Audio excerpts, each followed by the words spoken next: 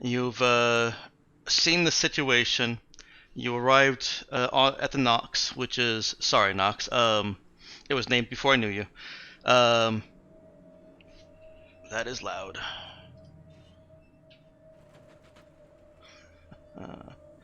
Um, the Nox is a Frankenstein shipyard, built by the Antaeans after their home planet became unlivably irradiated as a result of nothing else but war. Um, their planet is continuing to worsen and is expected to actually go black hole within a number of decades. So the Yarders, as they've come to be called, work tirelessly and for pretty much the whole sector, building ships for food and supplies, um, to basically prepare themselves for and turn themselves into a shipyard flotilla when their planet finally goes dark. And Um, I'm sorry, which planet was this again? this is the planet Anti in the system QT2 Hirti. Um, Also orbiting QT2 Hirti is the planet Thurit, the home base of Mercuricore.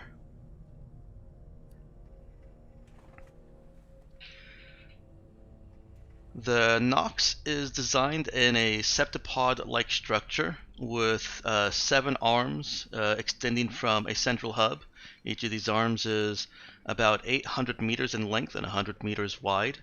Very, very thin vertically.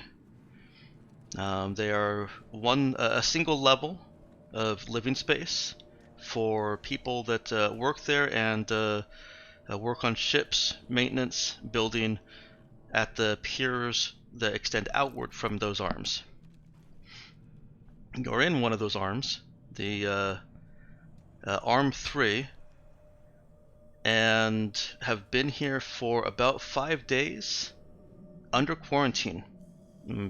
Barely minutes after you arrived, the all of the gates that would allow you onto ships have been closed, and there's a giant, massive door that would lead into the central hub, as well as a couple of smaller doors that are also sealed, locked and sealed.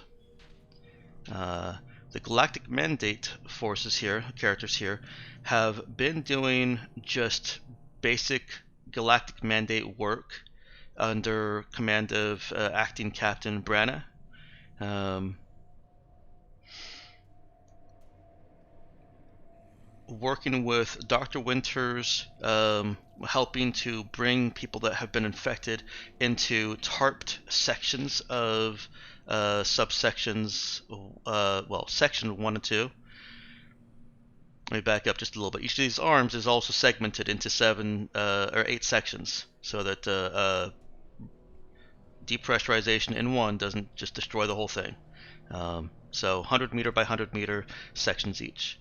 So Dr. Winters has been leading the research cause to find out what the heck is going on here, why this thing has spread so fast, and some of you may have been searching out and bringing infected back to arm sections 1 and 2, and they're taken behind black tarps, which have some sound dampening effect.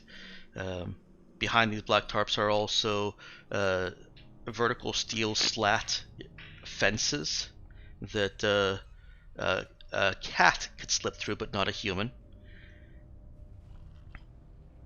These fences do not have gates, though. They're merely there just to mark a boundary in addition to the black tarp. Hmm. Others may have simply been working security, and the core players you saw in the mission situation also have gotten trapped here. Neither of you are Spectre Star, you're both Mercury Core, so let's just say that you guys were both on the same ship. I think that's right? Yeah, you guys are both Mercure. Sure, why not? Yep. And you actually did receive orders to aid Galactic Mandate in managing the situation. Defer to Galactic Mandate Command and maintain radio silence until the quarantine is cleared.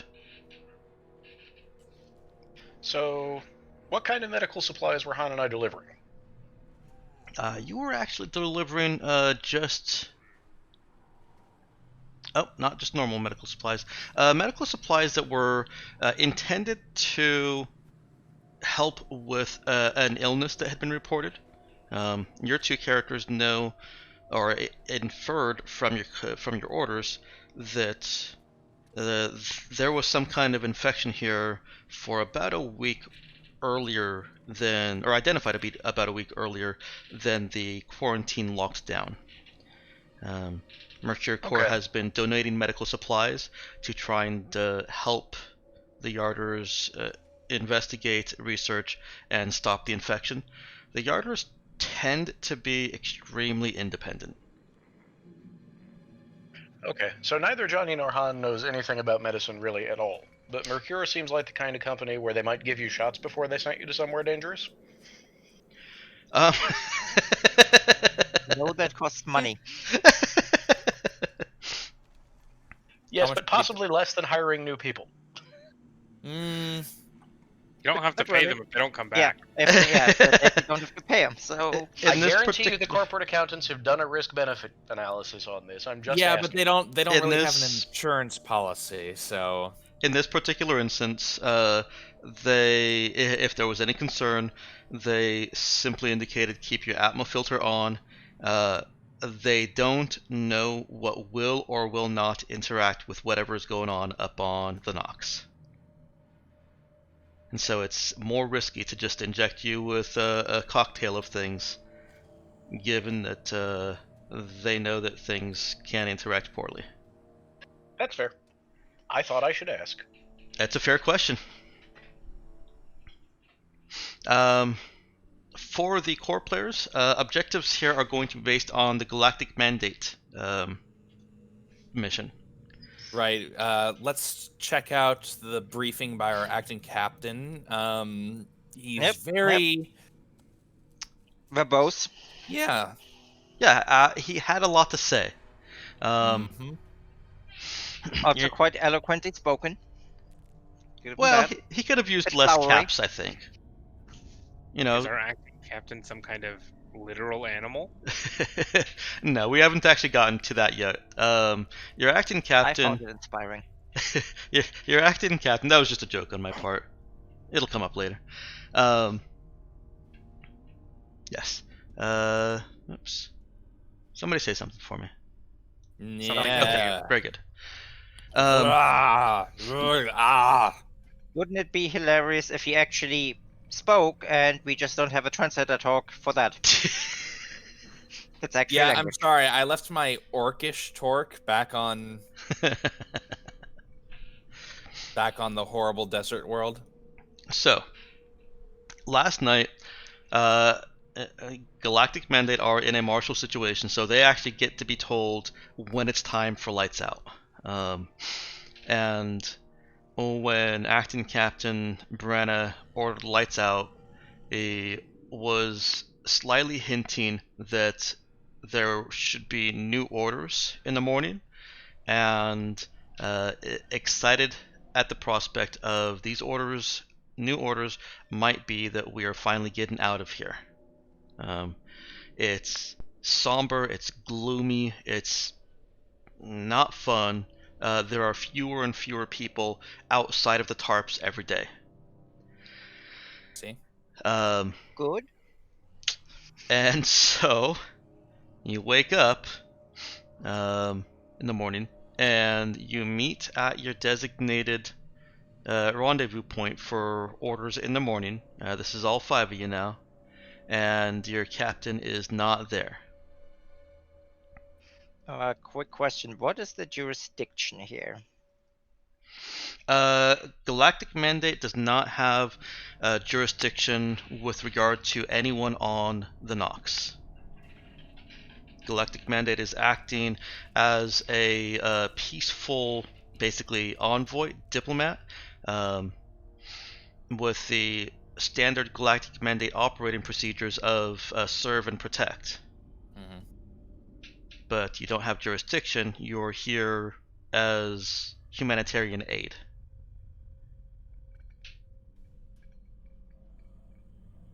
Okay. You do know where where acting captain was staying, who is not staying at the same barracks bunk as you guys. And I'm assuming you go to seek him out when he's not at the rendezvous point. Yeah. It is written I into this s- situation. Yeah. I was gonna say, I mean, we are aware of this plague, right? Oh yeah, yeah. Okay. And that's where we start. Is he is standing inside of his portable room. The door is locked, but you can see through the window. The privacy curtain inside is not closed, and he doesn't sound well. Now, before we jump into that, do you guys want to do a real quick intro? I mean, real quick intro of each of your characters. Might as well. Okay. It's Do the possible. old meet and greet. Yeah, sure. Let's go ahead and just go straight down the list. Lulu. Okay. Ensign Zidane reporting. He was the appointed leader of our operation back on our last planet, Camiego, who successfully, somehow, with the help of our other party members, managed to see all the cadets to safety in that situation.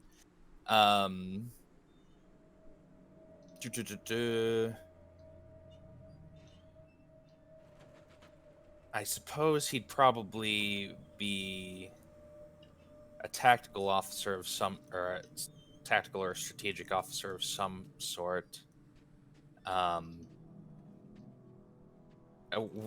Is there anything particular you're looking for in an introduction here, Dex? Mostly just what would the other characters, the Mercure Corps characters, have gotten from working with him for a couple of days. Oh, he's a serious, diligent sort, fairly straightforward. He doesn't seem super terribly thrilled with working with another corp, but if he dislikes you for whatever reason, he's not bringing it up. He's very much a professional. All right. Suyin Zhang. Well, she's in similar fashion. Mostly straightforward. Seems to be more of a stickler for certain regulations than others. She's also seems to at least be paranoid ever since she heard about the plague and is actually having her suit on all the frickin' time. She's not taking chances with anything. She clearly wishes that the station was under martial law, and especially under Galactic Mandate martial law. There might have been complaints there. But otherwise, she's just been directing people, making sure nobody goes on a looting spree.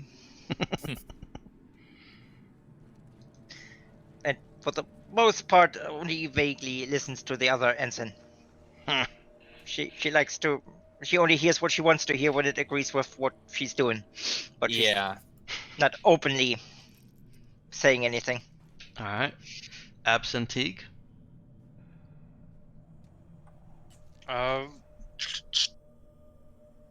Absentee is a straight-laced farmhand turned military, much better at taking orders and giving them. It probably hasn't come up, but favors a pistol instead of the standard carbine. Okay. That's about it. All right. Han Young. Yeah, Han is a psychic working for Mercer. Bit of a joker, but can be straight-laced at times. Okay. And last, Johnny. Johnny is a swarthy station guy with a very thin, down-hanging mustache, who otherwise wears a cowboy hat and a Sunset Mirage jacket whenever he's able. Johnny is from Camiego, so if you guys have said anything nasty about it, he probably doesn't like you, quite frankly. Although he's glad he's not there anymore. Yeah, there might have been stories about what a hellhole that is, and Yeah, he would have agreed with them, Shooting. but still been mad you told them. Okay. Thank you all. Johnny has a brand new mag pistol that he has been practicing fancy draws with, and he's quite good at that.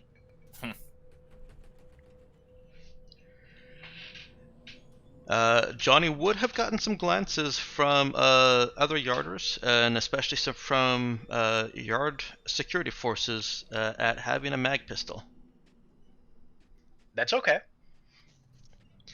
Now we are back in front of Captain's room here. And he is standing inside looking away from you, breathing. Well, he sounds like a zombie.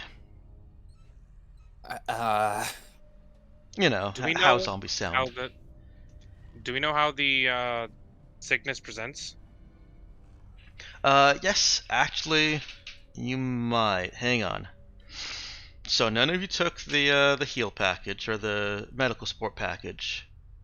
None of us have heal. Does anybody have heal at 0 at least? nope. All right. Well, Yeah. there are still some obvious signs there. The sick tend to be hot to the touch. They quickly have a fever. They start to waste away a little bit, suffer muscle loss and loss of coordination, and there's a clear and steadily decreasing cognitive function. You've heard other guards, yard folk, talking about unnatural impulses, and some of the infected seeking or expressing a desire for flesh, human flesh. But it could all just be rumors because you haven't heard or seen any of them actually starting to eat people. Well, it'd be against galactic mandate regulations to complain about cannibalism, probably. You don't know if it's a cultural thing. Yeah. Yep, it's culturally insensitive to remark on it. He is exhibiting the signs of an infected that you have seen. Right. So he seems pretty bad off at this point, right? He seems pretty bad off. Captain Branagh, this is Ensign Sedain and Ensign Zong reporting. Can you understand us? There's a twitch in his head. He's not turned around to look at you yet. Are there like medical response teams or something like that to whisk the infected away? Yeah. Well, since you woke up and reached your rendezvous point this morning, you're not seeing a whole lot of activity anywhere. Okay. Would there Would be we a have a hotline? galactic? Sorry. Would there be a hotline on the station to call for pickup Yes, or for a medical team? there would be. Yeah, Right. I pull out my comm pad and hit the emergency button. Your Yes. compad is no longer. Well, your compad has not been functional since the quarantine was dropped. As a general compad thing, the line you were given that connects to a comm server, specially designated comm server, is not showing that that comm server is available anymore. Okay. Great. Would we have a military or mandate specific channel we could try cutting into, like a military channel? You would, but you'll need something other than your compad to be able to broadcast on it. Okay. Basically, you'll So you'll we need don't have a actual radio line. equipment. So we don't have a line through our ship or to our ship. Well, no, you actually can't reach your ship through the airlocking procedures, or the quarantine procedures. So you can't use your ship as a makeshift comm server, unless you actually get there and go onto your ship. And Is the Mercer ship still around? no, the Mercure ship. Hang on, let me double check that for myself.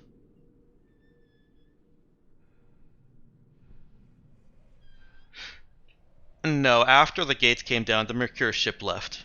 They gave you your new orders and basically told you leave when the Galactic Mandate leave. Okay.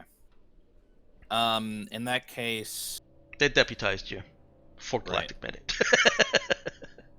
right. So, Han, what you want to do?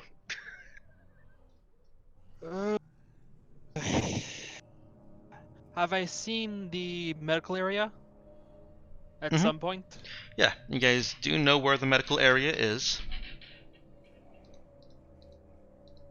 Well, let's make this quick. I walk over, grab him by the scruff of his neck, and try to take him with me. You're Oh, talking you're- about the acting Captain Brenna? Teleporting. Yep. Han, I wouldn't. Well, it's a bit too late now Well- to say anything. The door is locked. Are you teleporting through the door? Might as well. I'm in full gear anyways. Okay. I grab. No, I don't grab one of the cadets. I just teleport inside the door and lock it. Cadets? Okay. I'm referring to Officers. You can just call them officers. It's easier. officers. Yeah. Yeah. I guess I just teleport to the inside the door and lock it. Okay. Yeah, Han teleports in, disappears before everyone else's eyes, and reappears instantly inside. This does get the attention of Captain Branna. Han is able to unlock the door before we roll initiative. Right. Does anybody else have alert 2? No. Nope. Okay, it sounds like Johnny goes first, but the rest of you should still be rolling.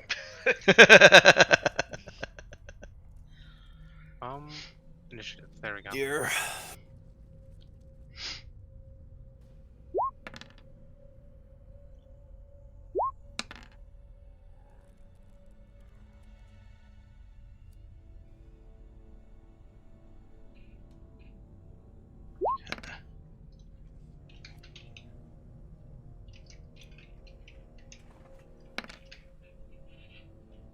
Well, I'm not last for once. no valid token was selected. Forgot about that. Just fix that. I guess I will roll with a token so you can put it in the initiative order. Right. Yeah, if you wouldn't mind. Should I just switch that over to the 1 then? Yes, please. No problem. Is that a reroll for me? Tap.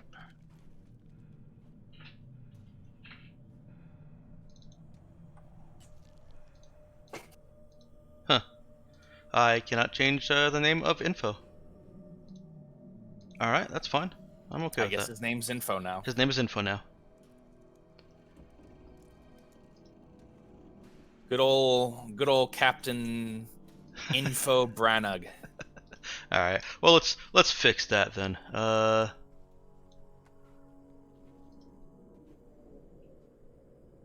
need to close some of these things. There we go.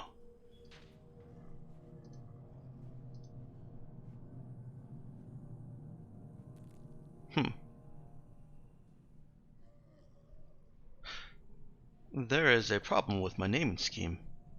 I realized the name I put on the pog is actually going to show up on the pog if I drag it over. Info it is.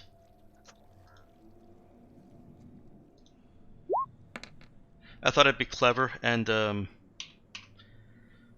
name the actual pog an easier way for me to identify it and be creative with the character name, but that turned out to be less clever than I wanted it to be. Captain Info Branna it is. Alright. Alright. Let's go ahead and order this. Descend in. Alright. So can I just start to like see this happen and just look past Han into this room like Han? I think I'm still before you. Yo, you are. Yeah. I just wanted to say something. Yeah, that's Johnny's got the alert too, right? Yeah. Yep. Okay. Yeah. He didn't have it before, but I hadn't picked focus, and it seemed like it was time. Congratulations for your initiative of 99.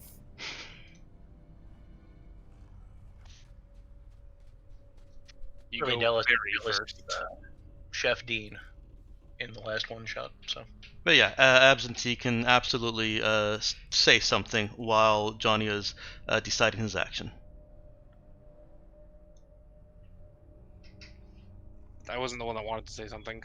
No, that was Sorry, me. not Absentee. Aria, the one with the one initiative can say something. Yeah. Han, get the hell out of there. Yep. All yeah, right. Johnny. Hang on real quick. So, as Johnny is taking whatever action he decides he's taking here, Branna turns. Han has just unlocked the door, and, well, you can see that Branna's eyes are sunken. His skin looks pale, and he bears much, well, not much, he bears different indicators of infection than you have seen previously. For one, So- he looks a lot more alert. Oh, so it's one of those types of zombies. Great. Okay. So Johnny is going to draw the mag pistol. Mhm. She has guns there, so he just does that.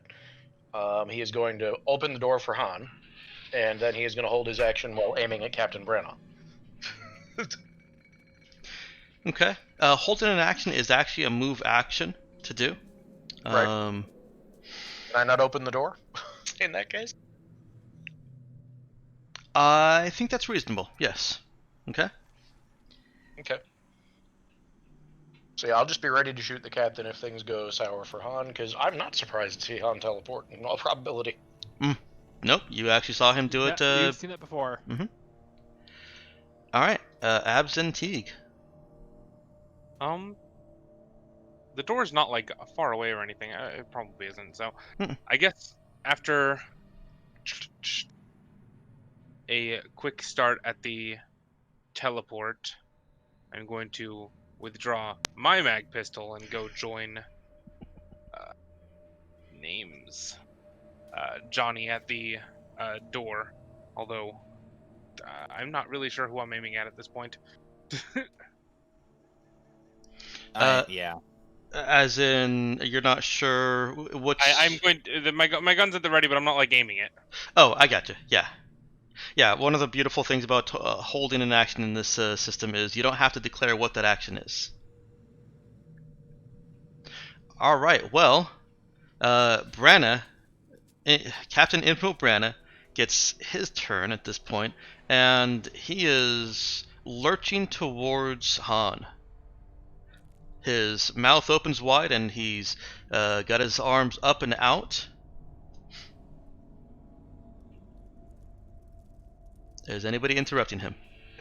I mean, Johnny really doesn't want to shoot these guys' commanding officer just for the hell of it, but on the other hand, yes. Um. I think I shoot him at that point, tell you the truth. Oh no. Well, this is gonna get interesting. All right. Go ahead and make your attack roll. You got it.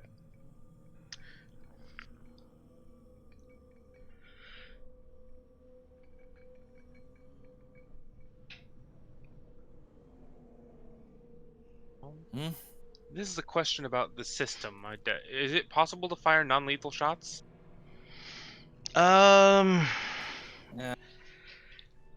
think there was a very specific no somewhere in there. Yeah. Yeah. It, Sometimes, I mean, basically, a non-lethal shot is a shot that hits and does damage, forces a morale check, which is failed. or you get like actual specific ammunition for it. Yeah. Stun batons do non-lethal damage too. Yeah. Yeah, no, blunt weapons, I I was think, in asking general. Yeah. about like disabling shots. As a default, the answer is no. As a ruling, the answer will occasionally be, okay, go ahead and make a check. I think a disabling shot with a mag pistol is just one that takes off their leg. Yes. Yeah, and I'm gonna Yeah. point out Johnny's a warrior. That's just gonna hit. Okay. I'm gonna go ahead and Oh use it. shit!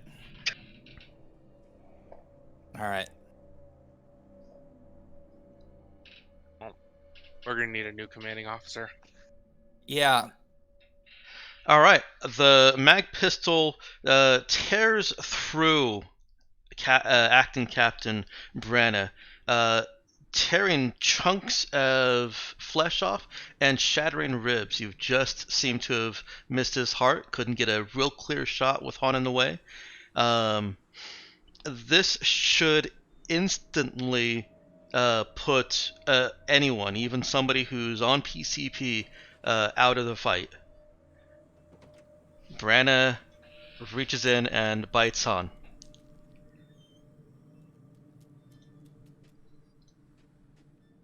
You can chew on my vac suit. Does a 15 hit?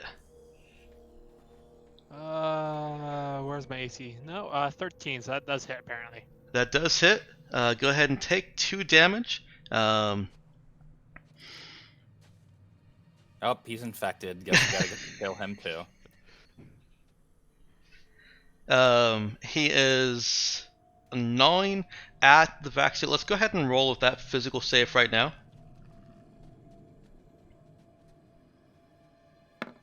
Okay. Narrating the success of that physical save, Branna has not actually made it through the vac suit. There's no teeth on skin contact just yet, but it is a grisly sight seeing Branna's flesh tear and what looks like parts of his heart are kind of, well, I guess I shouldn't say parts of his heart.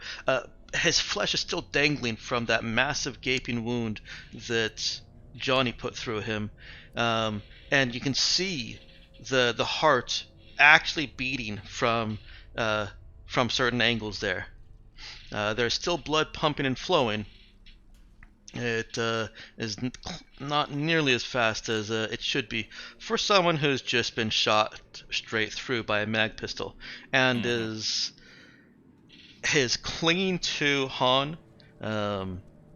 Now he's got him in a grip with both of his very strong arms, and he is going to bite through that vac suit if he's not removed. Would I be able to take that action now? You sure I'd can. like to make my shot. Mm-hmm. Mag pistol. Click on that. No modifier.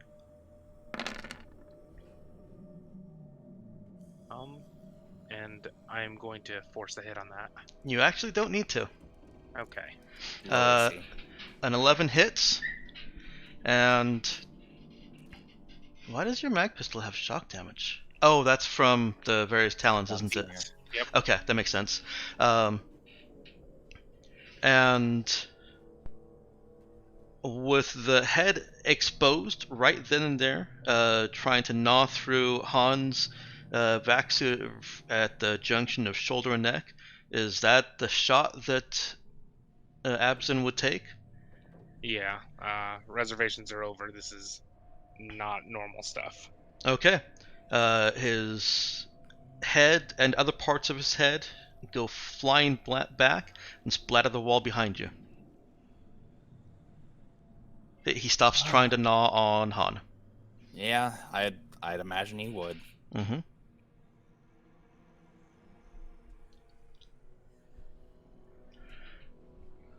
Shit. This is all kinds of fun, and I need a shower without taking out the vac suit. God, that hurt. No puncture damages. I'm looking at whatever he imagined on.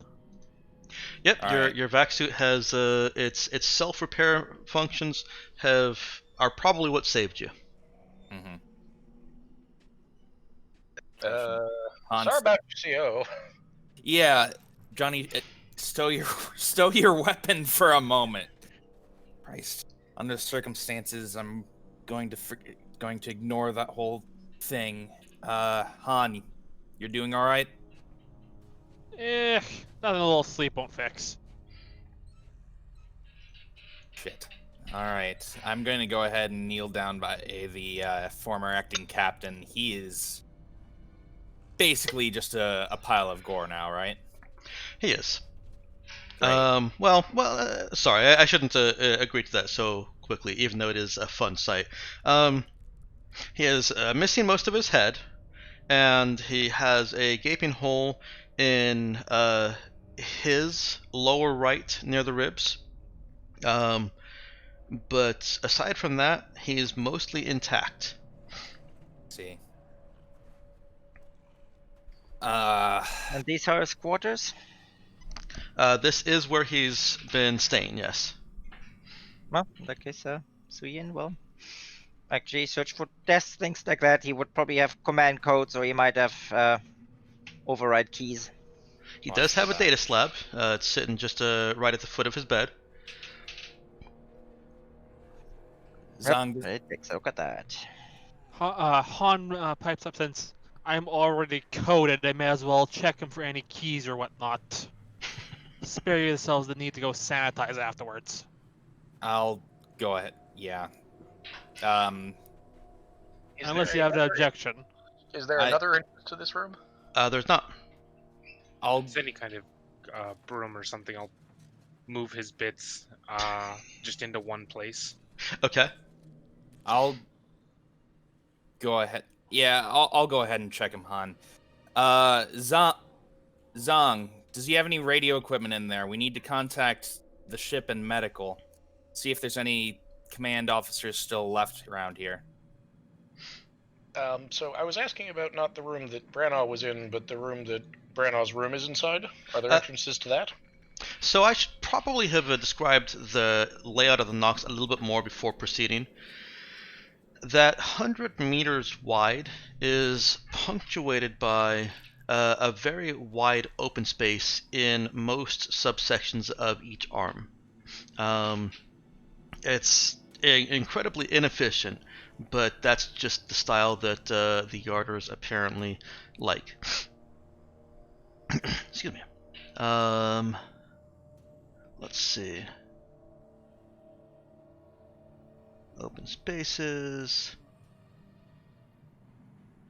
Didn't specify an amount, but it is a spacious open lane going up and down the entirety of the arm.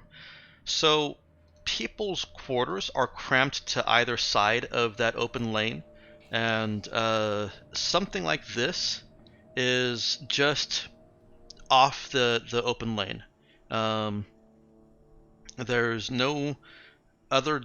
You didn't get to his room here by going through any other rooms.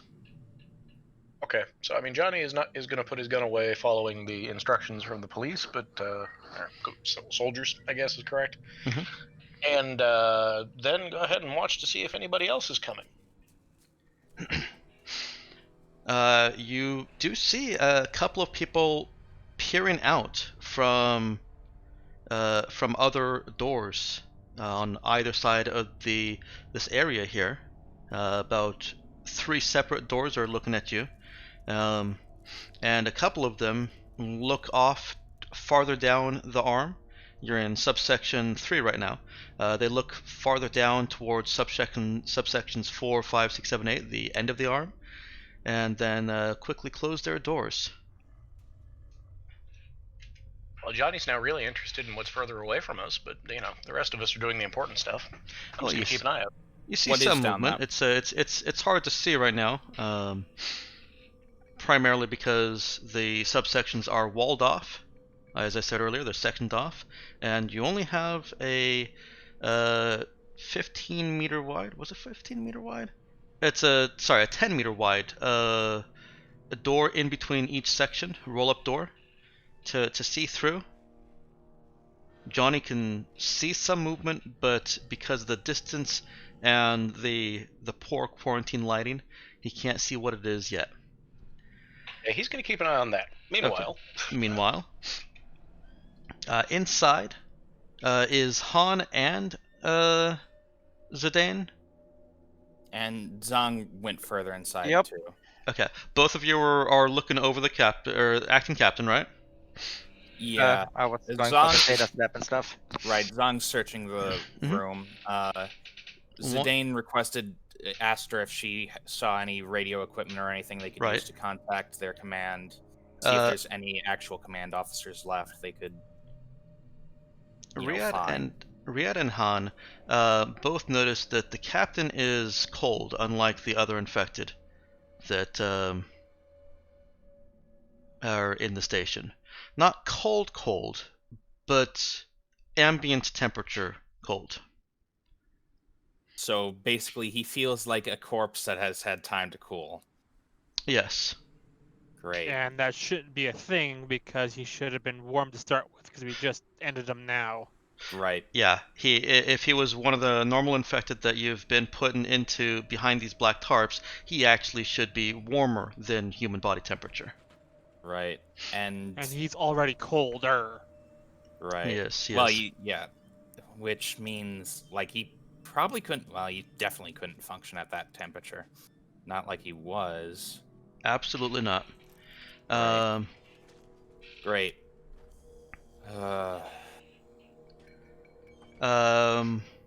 Dex, are we allowed to use the Z word? Yes, you are. I've just been saying not zombies as part of the running joke. I mean, actually, if there's no sign of radio equipment, Zian will actually just activate the distress transponder she has. She has a distress transponder. Oh yeah, Where'd she get that? survival kit. Oh, okay, cool. There's no sign of radio equipment. She Anything on the activates- data snap though. It appears to be genetically locked. Well, there is a thumb right there. Yeah, there's plenty of genes It's lying in the around. corner now. And the other corner, and that corner. Yeah, let's go ahead and unlock that. All right, you do the grisly deed of unlocking it, and you do see orders that have been received. Both orders from last night, which I'm going to put in Universe in-game.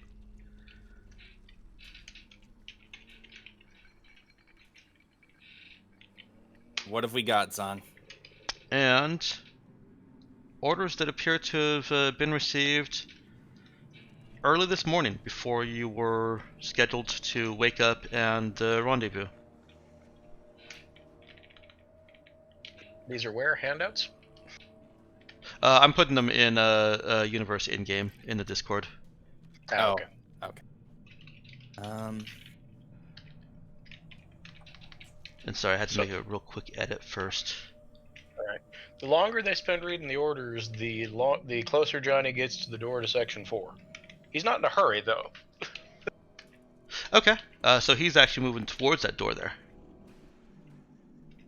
We should probably get. Oh, are they called medics here? Mhm. Okay. Probably get some kind of medic. This is new stuff.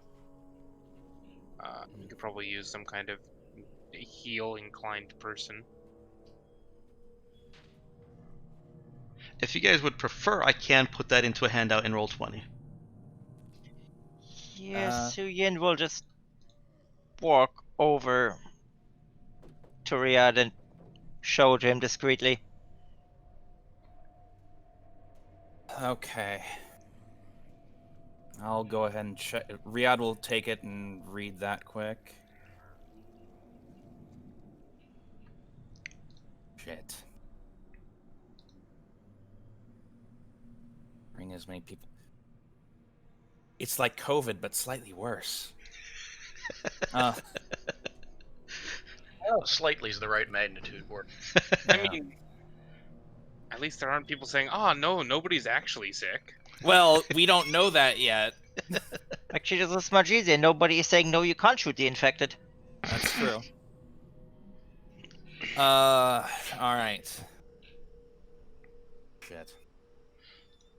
Okay. Let's see. So, Antian asset, Dr. Winters. Were you told anything about a Dr. Winters, Zong? You guys have assume heard that name, but where? none of you have worked with him. Okay. Is that maybe who took delivery of the medical supplies we brought? Yeah, actually it would be. Would we have seen her office? Yes. Shouldn't we know her because per your briefing we've been working under her for a while? Him. Him? Yes. Yep, the situation there was assuming that somebody would be more on the support side, or that somebody would be there. Yes, the information of Dr. Winters and where Dr. Winters is not part of this challenge here. So you guys know where to find Dr. Winters, and may or may not have worked with him at your own discretion.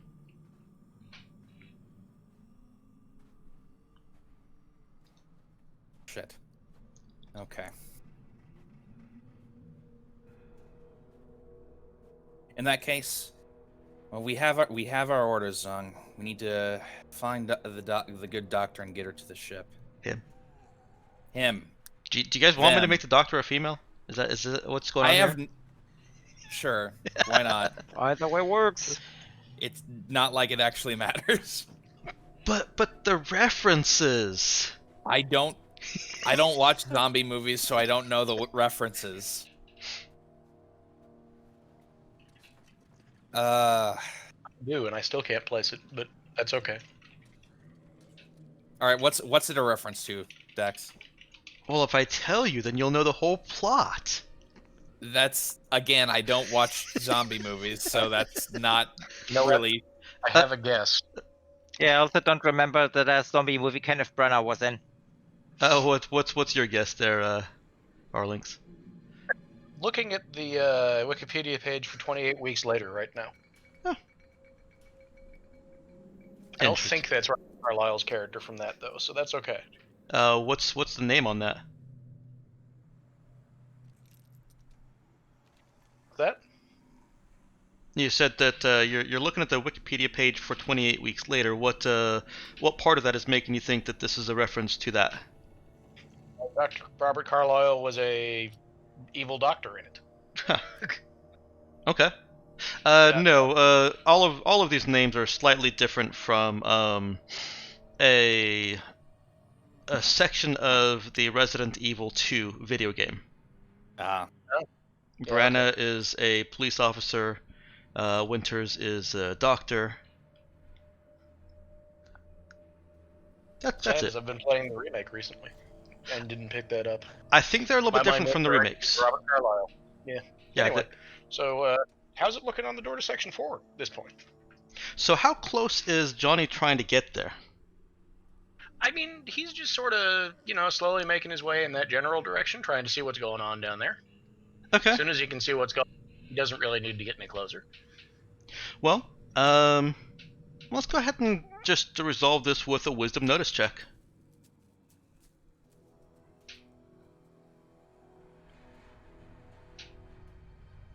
It's going to be a difficulty of 10 to get any kind of useful information out of it. Oh. There's your 10. What you see through that 10-meter wide roll-up door is what looks like a crowd of people milling about. The useful information you get from this is that their movements aren't that of a crowd of people that are just standing around and talking to each other. Where are the door controls? The door controls are next to the door. Now heading toward them, still in a really relaxed, calm manner. Okay. Is the door open? The door is open, and Okay. you're about 80 meters from it.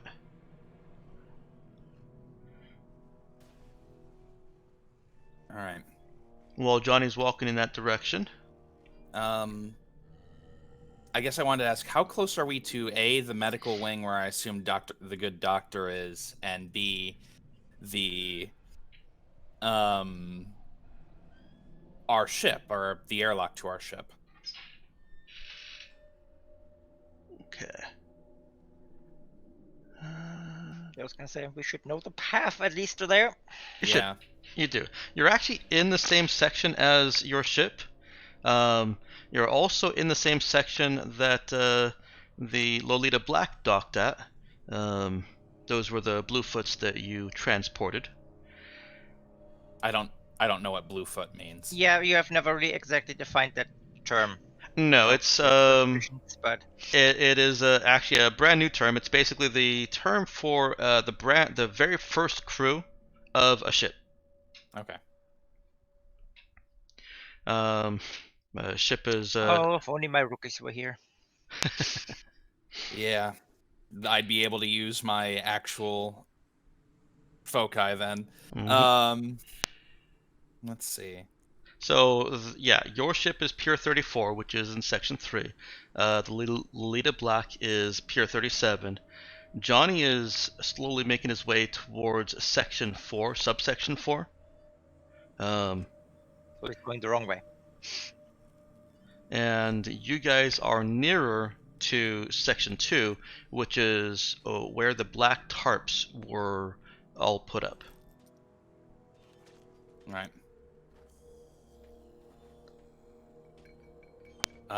Is Teague a corporal or a private? At the end of the last session, I had no idea what the ranking system and the military hierarchy was, so I elected to just not worry about it. I have no idea. Yeah, we all were kind of, well, not all of us, but I at least was uncertain about a few things. I'm not going to go into that much detail about it, except to say that you guys know that the chain of command is Riyad Zidane, and then Zhang, and then Teague. Okay, I got that, but I need to know what to call Teague. Oh, gotcha. Yeah, let's go ahead and go with Corporal. All right. Corporal Teague, see if you can gather all the uninfected civilians in this area. We need to guide them to the ship as quickly as possible. Zhang, do you have a route? Do we have a route to the medical sector? You guys asked about that earlier. The medical sector is Section 1. Well, not medical sector. Dr. Winters is in Section 1. Right. We might not be able to distinguish who's infected or not. The captain was fine. Yesterday. We have bioscanners on or I assume they have bioscanners on the ship, don't they? Wouldn't have bioscanners on the ship necessarily. You could certainly replicate its effects with the sickbay. What does survey scanner do at this point? I mean, we know a couple of things. I don't think a survey scanner would do what you're looking for. Let me look at it real quick.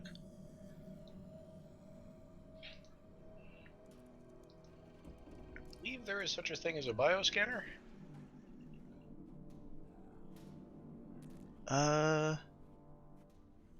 Clearly, I've remembered the name wrong. I'm going to look at the equipment list. But one of my characters in my game had. So pretty sure that's only the survey scanner. No, there is a bioscanner. There's a bioscanner? Mm-hmm. Yeah. It's Service under- scanner is really more intended for the long-term kind of science stuff or the atmospheric kind of science stuff. It's the Star Trek equivalent of when somebody holds up their tricorder and is saying, "The air is clean, Captain." And when they put a piece of dirt in it and it spins around or does something, and they say, "This has traces of plutonium in it, Captain." Okay, so if we wanted to use it for that, we'd have to get stool samples from everyone. Yeah, probably. The bioscanner is what you really need. A survey scanner might be able to be used in a pinch, but to be able to use a survey scanner like that, you would actually need healed knowledge or medical knowledge. Right. Bioscanner is case, supposed to be able to be used without the specific medical knowledge. Okay. Well, I mean, even the bioscanner says requires your 0. Yeah.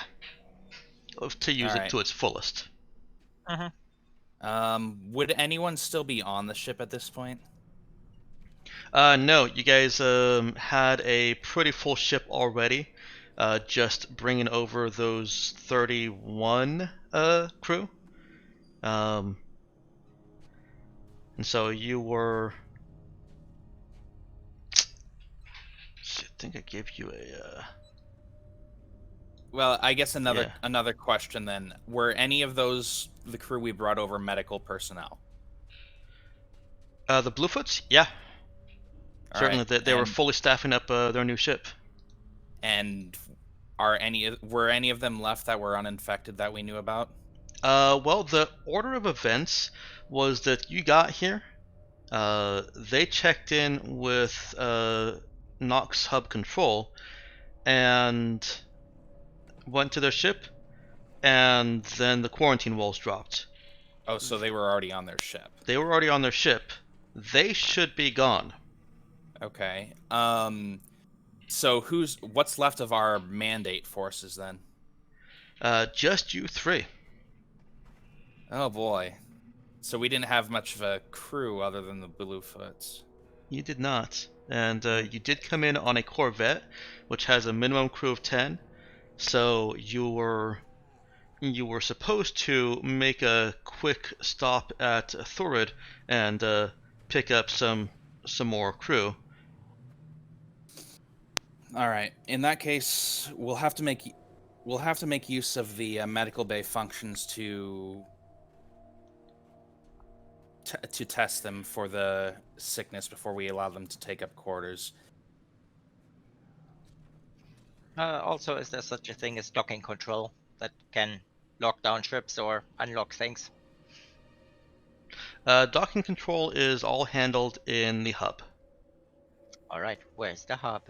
Well, the hub is past the first section of the arm that you're on. So past where Dr. Winters is. Yes.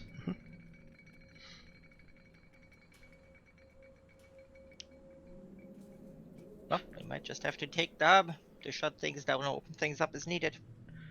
At this point, Johnny, you are seeing this crowd of, well, what you're clearly going to call them zombies at this point. Their attention is attracted by something farther away from the door, and they begin shuffling towards it. They're moving away from you. Okay. You're now about 20 meters away from the rest of the group. That's okay with Johnny. So long as they seem distracted, he's maybe going to go ahead and speed up going toward the door. Okay. I really want to shut that door before anything notices us. Okay. I've decided that's probably a good move. Probably. All right. Well, what are the rest of you doing? I'm looking around for some alcohol to douse my suit. All right. I guess I'm currently hatching out a plan to. Well, we'll probably want to collect Dr. Teague and then make our way to the hub to deal with the docking controls. I'm a doctor now? I was gonna say, you have promoted him to doctor? What? Oh, shit. Dr. Winters. That's Mr. Corporal Doctor to you. Yeah, congratulations. That's Dr. Corporal to you. Yeah. All right, sorry, that's my bad. I blanked. but we're going to make our way to Section 1, collect Dr. Winters, and then get to the hub, release docking controls, and get our way back to the ship, collecting at least apparently uninfected individuals as we go, and then to test them on the ship. Okay. Question: the people milling around the murder scene, the grisly murder scene that we created, those are not zombies? The only people that are milling around the murder scene are you guys right now. There were people who Are we poked their zombies? heads out. Yeah, Yeah. I was gonna say, you talked about people poking their heads out. Yeah, but they were farther along in this entire section, dozens of meters away. Yeah, Okay, but who... but they're not in the zombie section. They're not in the zombie section, no. Okay, in that case, Suyin will actually walk over there, kind of try to at least amplify things and give a general evacuation order. Yep, Okay. That's Everyone, what assemble. also what I'm doing.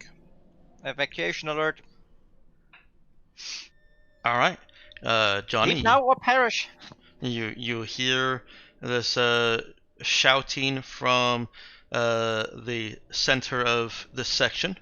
It's echoing down quite easily through the wide open space. And Johnny, the group of walkers or zombies that were walking away from the door have stopped and are turning towards you. I'm now really sad. Johnny frantically waves his hat back at the soldiers and tries to shush them.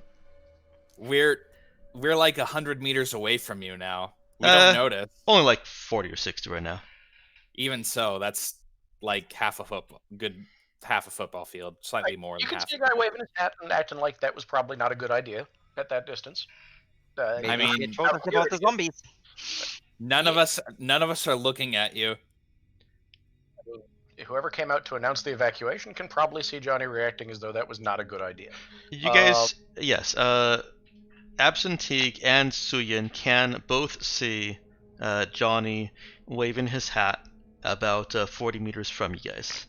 He is right between, he's literally in the middle between you guys and the door leading to Section 4. I mean, it's nice that he wants us to come over, but that is the wrong way. Make a really conspicuous shushing gesture. Can we see that the zombies turned around? Go ahead and make a notice check.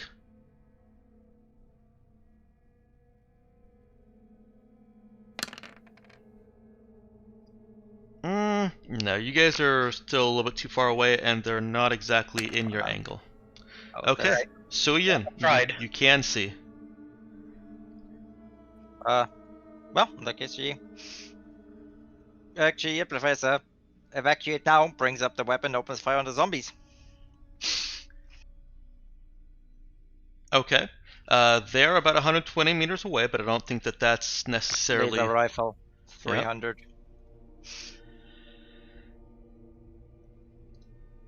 Yeah, that doesn't stop her. Okay, one moment, please.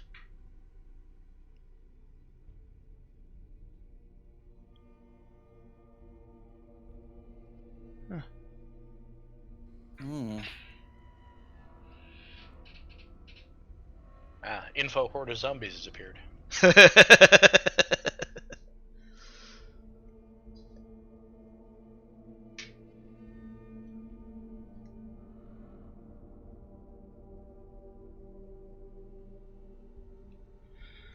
What section was medical in again?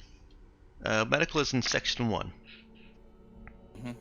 Yeah, in that case, she would tell other shout, all civilians evacuate to Section 1 medical.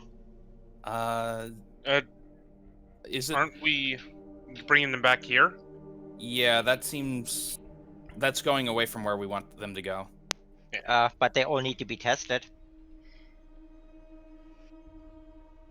I think it'd be a lot harder to escort an entire caravan of people. Not sure you have a lot longer to have this conversation. You don't. So there's a few different things happening. That the group that Johnny has been creeping up on as they crept away, is turning around and shuffling back. They're not very fast. You guys are going to be able to take shots at them for a while before they can even reach you. There is, however, a growing amount of guttural noise coming from the other direction. You guys are only about 20 meters away from the Section 2 wall, or the wall leading into Section 2. And it sounds like there's noise from the other side of that wall. All right. I'm going to. I assume I hear this. Oh, you hear all the gunshots, absolutely, Okay. as well as the shouting. Before you do anything, I'm going to take a quick check of who all is firing at the horde coming towards you.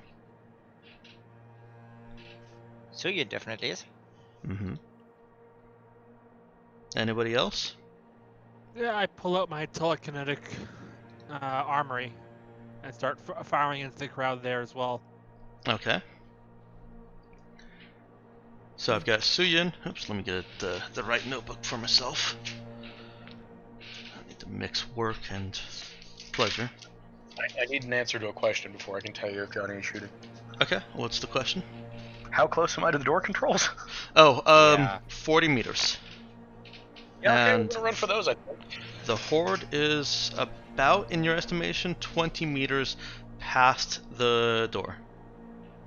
On the other side of the door. You said he was about 20 meters away from the door before, right?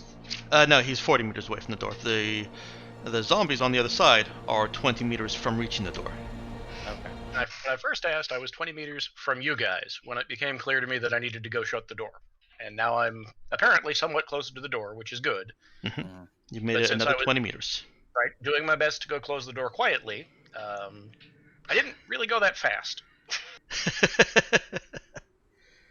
Just a question about telekinesis? Not telekinesis, teleportation. Mm-hmm. Is that something you do as a move action, or is that something you can do in addition to a move action?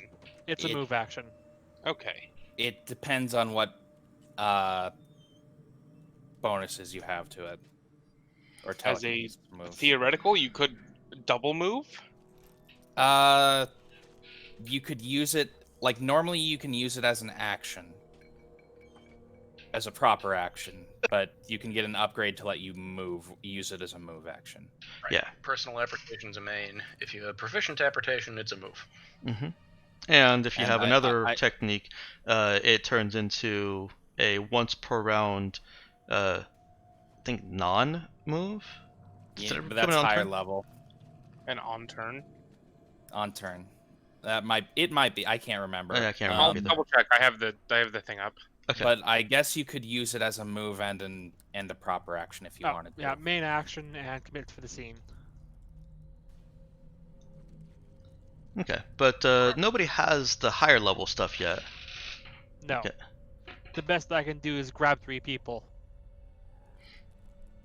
Anyway. Alright, so I've got Suyin and Han are firing. Johnny is booking it. And what are the other two of you doing? All right. I've taken out my gun, but I haven't started firing. Yeah. All right. I'm getting up now. Let's see. Teague, cover the other door. Johnny, Okay. hurry up and close that. No kidding!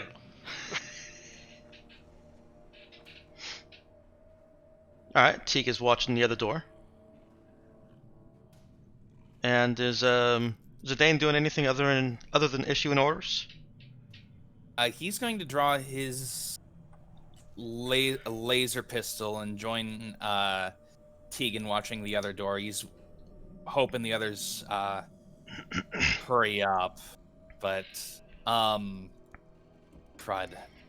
Okay. I don't think. Is anyone actually coming out right now? Like any of the non-infected people who are around us? They don't appear to be. but we'll good. get to that as we move on. Let's Okay. first get a Dex or Wisdom shoot skill check from Suyin and Han. Han, you can use telekinesis in place of shoot. Alrighty. Believe you can also use I would also allow you to use Con in place of Dex because of telekinesis. This is a skill check, not an attack roll.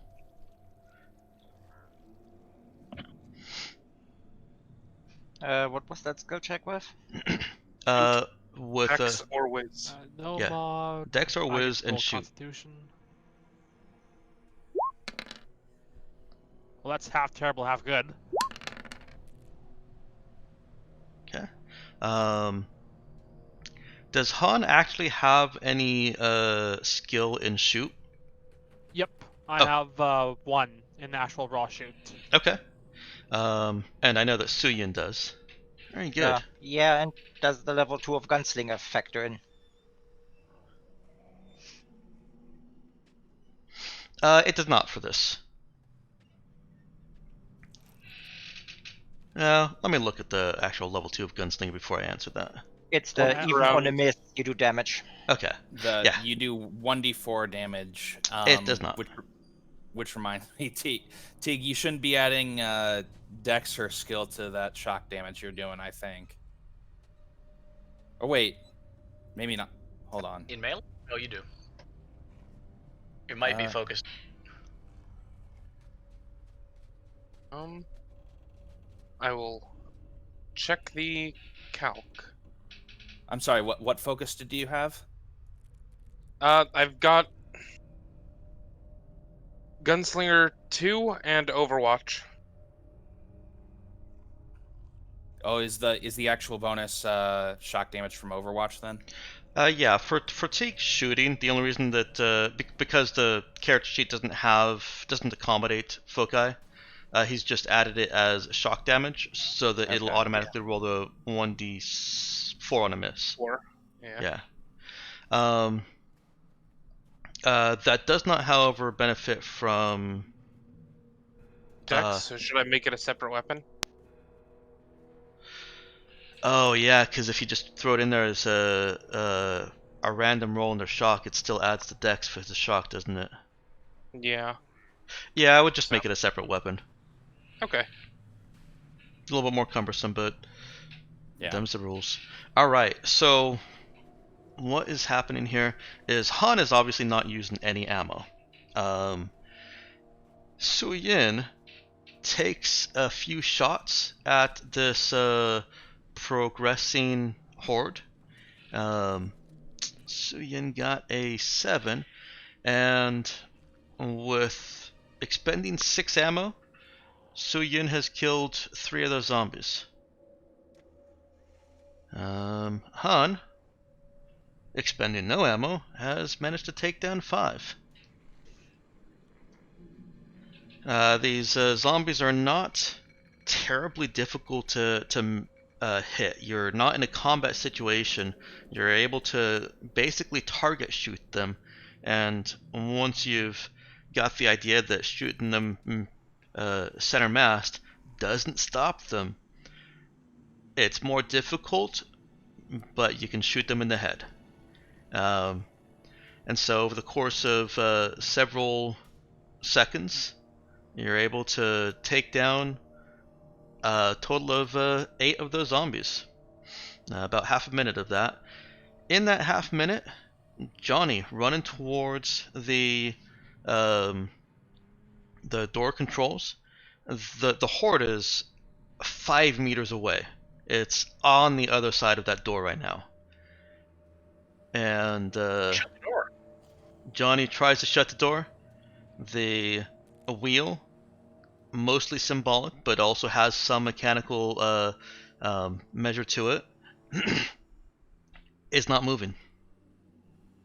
Mm. Is it jammed? Does Johnny have any fix? Or any other skill that you could use for him to make a quick assessment?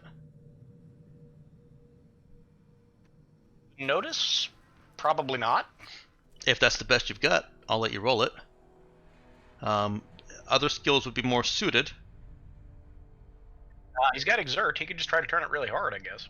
Okay. Or really fast. So skip the analysis and just put all his muscle into it. Yeah, I think that probably makes more sense as a thing I'm going to try right now anyway. I'll let you make that check right now. Go ahead and roll strength exert. It's not budging. And I'll give you some analysis from this effort. It's not feeling kind of more soft and yieldy, as if something was jamming it or if it was rusted. It feels like it's been locked.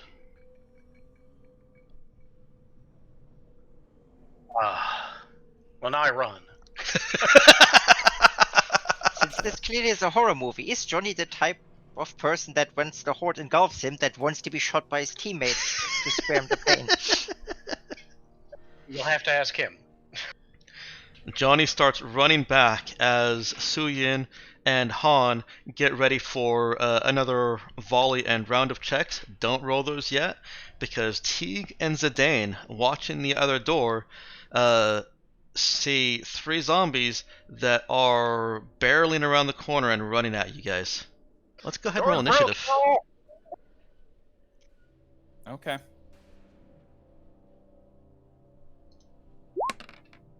And fuck it, I'll just put these out. It's not like it matters too much now. I keep forgetting that I have to actually click the token, which is the most annoying thing about this system. Whatever. Great. It is, actually, I agree. That's a frustrating... I don't know... Yes, I get it. I'll work faster. Please?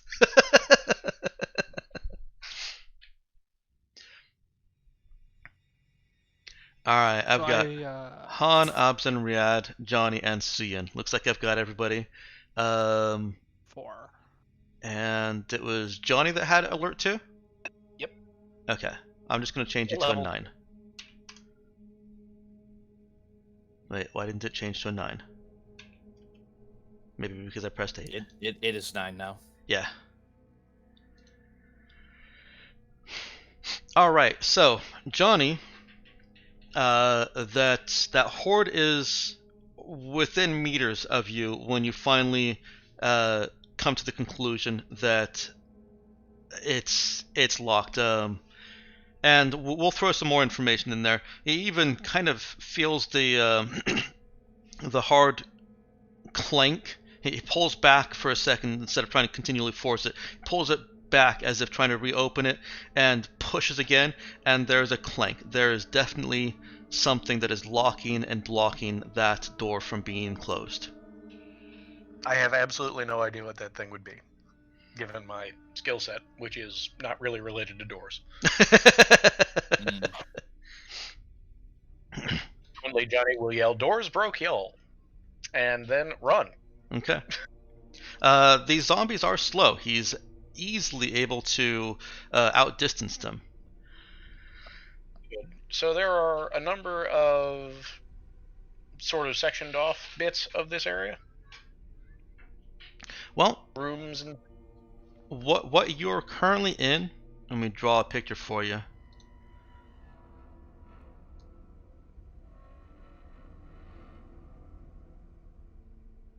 That is a section of this arm. That is 100 meters in each direction. About like this. All of that squiggle is living, working, and commercial area. basically a space favela, yeah? Basically a what? Favela, but in space. Yeah. Except if 6 people were to sleep in a space of 10 feet by 10 feet, so 3 meters by 3 meters. I stand by the comparison. Okay, Johnny perfect. has run through the space favela to the extent that that is possible. Oh, favela. I Yeah. missed that. I heard villa. Okay. No, I'm definitely thinking of hillside slums in Rio. Yes. Yeah. He's gonna weave through that to the extent he can to just try to be harder for them to catch. Frankly, if they're slow and not very agile, Johnny Okay. is neither of those things. So Okay. Let's go ahead and keep you in suspense for a round. I will ask for a check next round on your next turn. really, all he's gonna do at the moment. I understand. All right. Riyadh, you see these 3 zombies barreling. Oh, that's why. One of them did not roll. Oops. Okay. Oh, I know what it did. Damn it.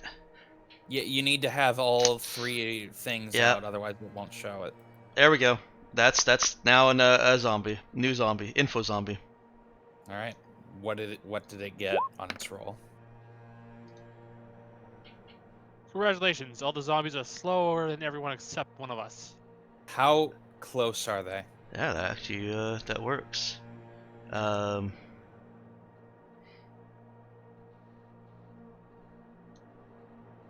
Dex? They are 20 meters away from you. Okay, and how quick are they moving? They look to be moving at full human speed. Which is 10 meters? Mhm. Alright. I guess I'm going to just raise my laser pistol that I'm not admittedly terribly good with. And take a shot at them. At one of them.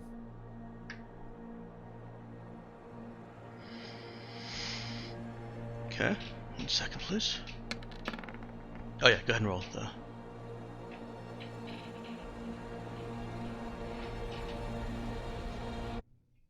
Alright. I got an 18.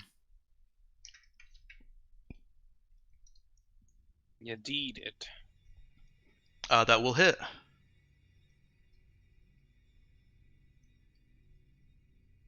And does 5 damage.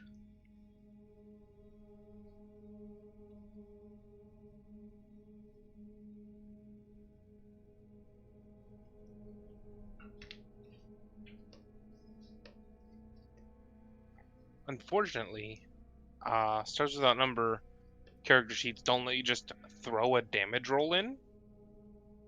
So it has to be another attack. Yeah. Doesn't really matter.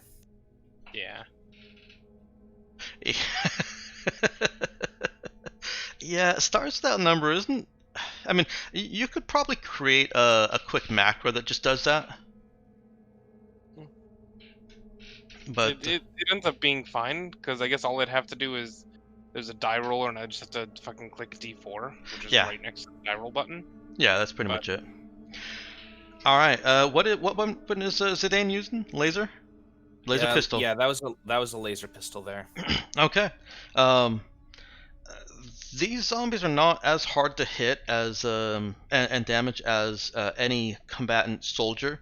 They're not trying to avoid your gunfire, and so Riyadh's laser carves straight into the zombies, trying to aim it up towards its head, but instead carves a searing and it's gonna smell great line right from his shoulder across his neck and up his jaw.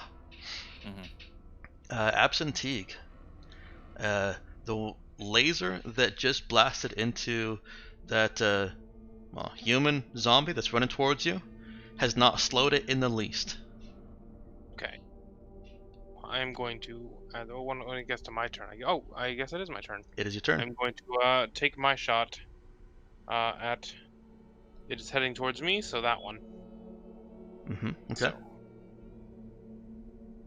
there's 0. It's an 8. That's a nat 1. I'm going to just kind of say that one's a hit. Okay. For 13 damage. Is that the same one that Zidane was shooting? If it's the one that was heading directly towards me, so yes. Okay. That takes the new non-info zombie out.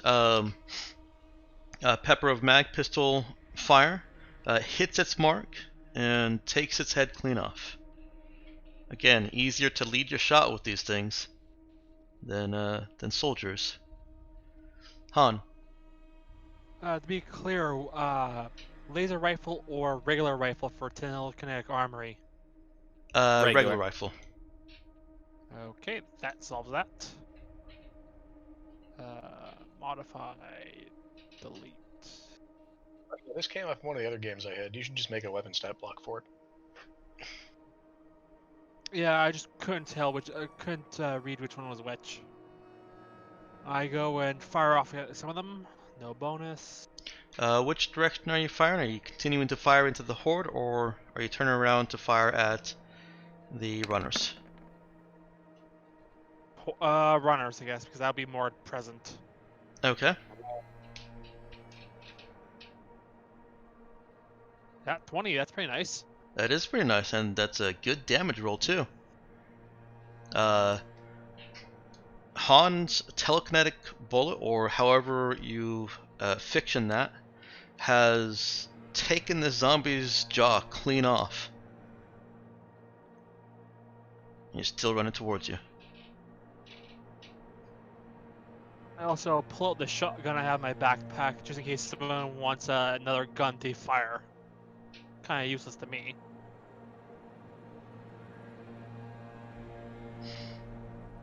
Alright, there's another gun available for anyone that needs it. Suit Yin. She hears the action at the other end. She sees the zombies sprinting at her comrades. She's gonna move further that direction away from the other horde. And then open fire on one of those sprinters coming at them. Alright. Guys, if you're not already, or if the roll 20 is not for whatever reason, please make sure you're keeping track of your ammo. Obviously, in a survival horror game, you have to keep track of ammo. Meanwhile, me infinite. Yeah, suddenly the backpack full of bullets, Johnny. Yeah. Not only did I keep track, I made specific notes that I removed the AE cell from certain things of the equipment package. For more ammo. Yeah, Johnny still has a lot of bullets, apparently, so should be good. Okay. Alright, let's go ahead and get Suyin's attack. There are 2 zombies that are running towards you, and... Well, them, but yes. Well, running towards them. At this pace, they will be in their faces very quickly. Is one of them closer than the other? Not really. They both tore around the corner of the doorway about the same time. Okay. I guess she just aims at the one that looks more vicious, I guess. Or more annoying. Well, there's one that is missing a jaw, and it producing this horrific whistling sound as it runs. It also doesn't have a jaw, though, so... Yeah, it can be excused for that. Yeah.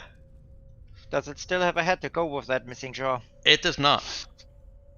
That finishes the job that Han started.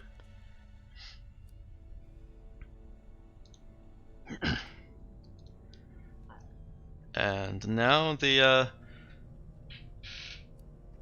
other zombie running towards you.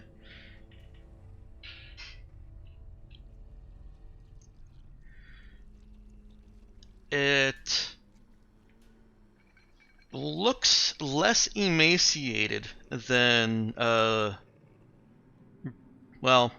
saying less emaciated doesn't really work, because Brandon didn't really, when you inspected him, didn't really look like he had lost all that much muscle mass like you'd seen on the warm body zombies. But of course, theoretically, he'd only been a zombie for a short while. It did take some time for that muscle loss to begin. This one actually seems like it has gained muscle mass. And it's 20 meters away at the start of this round. It's in your face at the end of this round. Fortunately, it can't actually make any attacks right now. Okay. But it is threatening Zidane. That's fine. All right, Johnny, moving through the favela. Go ahead and give me an exert check. Let's use dexterity for that. Sure. I'll do some cool parkour moves.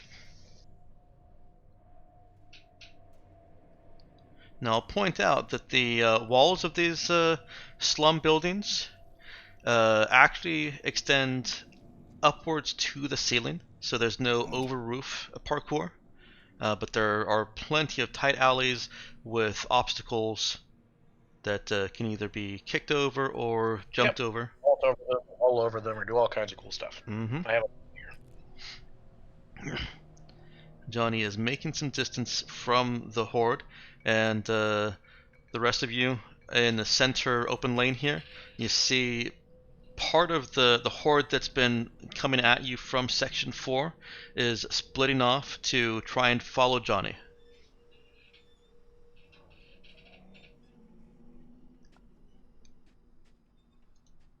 Riyadh. All right.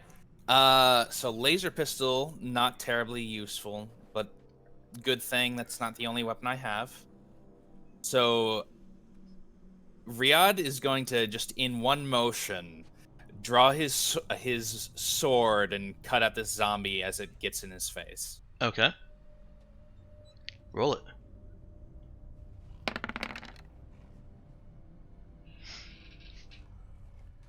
That does hit. And you've taken an arm off the zombie, as well as a few ribs. That arm managed to save it from getting its head swiped completely off. Mm-hmm. It is still coming at you. It's fine. I'm gonna take a... Well, yeah, that's fine. Okay. Yeah, a step back would give him a not an opportunity attack. I find it funny that Kevin Crawford has very explicitly not defined what an opportunity attack is. He just made an opportunity attack. Right. But yes, he would get an attack if you attempted to move away from him. I'm not gonna. Okay. It's fine. Abzin. There's a zombie that is currently struggling to overcome your new commanding officer's sword and bite at him. Quick question about the Overwatch focus, Mm-hmm. and I guess about covering fire. Would that allow him to move now, or would it be at the start of his next turn? Covering fire is supposed to allow his move now. And that's a situation that I surprisingly did not account for, of trying to get somebody out of melee. I think covering fire should allow that under normal circumstances. I'm going to go ahead and do a covering fire. Yeah, I think I'll allow it even here, because you're wasting, you're throwing away an attack. Using normal covering fire rules. I can't remember what the focus gives you, but normally you'd be throwing away an attack. So I will also let that avoid any attack that Zidane might have taken otherwise. Yep. I do have the Overwatch focus, so I can make an attack with it. But it's at -4. Right. Oh, let me just real quick drop 6 ammo. And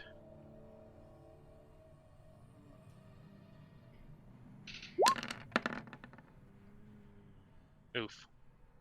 But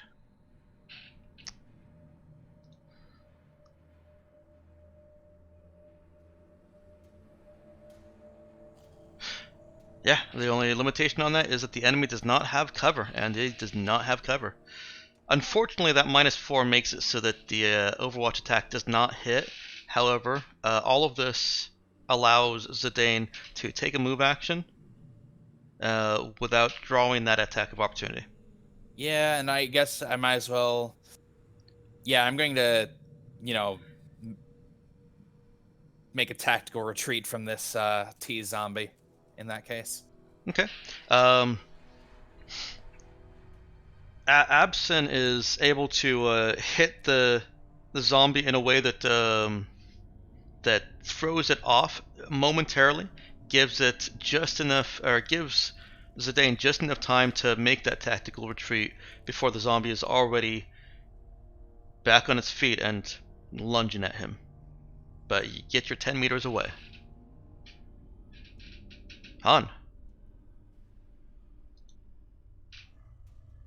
What's the closest zombie to me, like, distance-wise? The closest zombie to you, distance-wise, is definitely the zombie that is was trying to gnaw on Zidane. That one's within 10 meters of you. 10, 20 meters. I'd be free to make a move around, right? Mhm. Yeah, I choose a path that gives me more distance between me and all the zombies in general, and I take a pot shot at it on my way out. There's no path that'll give you more distance from all the zombies. There's zombies coming at you from both ends of this open lane here. Shoot. The ones at the top are slower and farther away. Then I'll probably move close to them because they're less of a risk. And I'll fire at that one. Okay.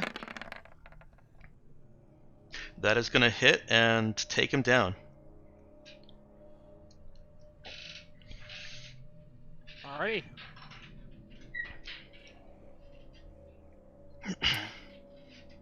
Let me see who all is left. Just Suyin. Alright, Suyin, you've seen the last of those faster zombies dispatched, and you see what looks like 20 plus, at least, zombies coming towards you from Section 4. That's okay. She keeps moving away from them. Now the captain's quarters. What exactly was that privacy screen? Was there a window that you can just make opaque? How large is that? That's just a curtain. Just a curtain. Yeah, okay, a curtain over a window. So yeah, it's basically a window that you can make opaque with a curtain. How large a window is it? Set in the door? Is it like taking up the entire wall? It is set in the door. It is enough that you could get a hand through, but it would take some acts of contortion to be able to get an entire arm through and stretch your fingers towards the doorknob. It's like it's basically a bathroom window. Like that. Excellent. That Excellent. thin slat. Or you just yell at Han and ask if he can do anything. I mean, you could also just go inside, lock the door, and then just shoot through the window. I mean, they're zombies. There's a door that's locked from the inside. How far away is the horde? The horde coming at you from Section 4 is... Let's see, you guys were 80 meters away, so from the wall. So that horde is now 90 meters away. Sorry, not 90 meters. I went the other direction. 70 meters away. Shouldn't it be still 80? Because on her turn she moved back her 10 meters. Yeah, I'm just going from your central point, from your 20 meters and 80 meters point. They have made it 10 meters past the door. I guess she moves towards the rest of them and keeps shooting at the horde. Okay. I mean, they're just more than 20 people. That's okay. It's just a Camiego shooting those people. Alright, this is just shooting at the horde. You're within your first range increment of the weapon, right? Rifle, yeah. Okay. I don't see them being outside of the 300. Yeah. Go ahead and make that skill check. This isn't a horde shooting skill check. This is just a these things are slowly moving targets skill check. And that succeeds. You take down one more zombie.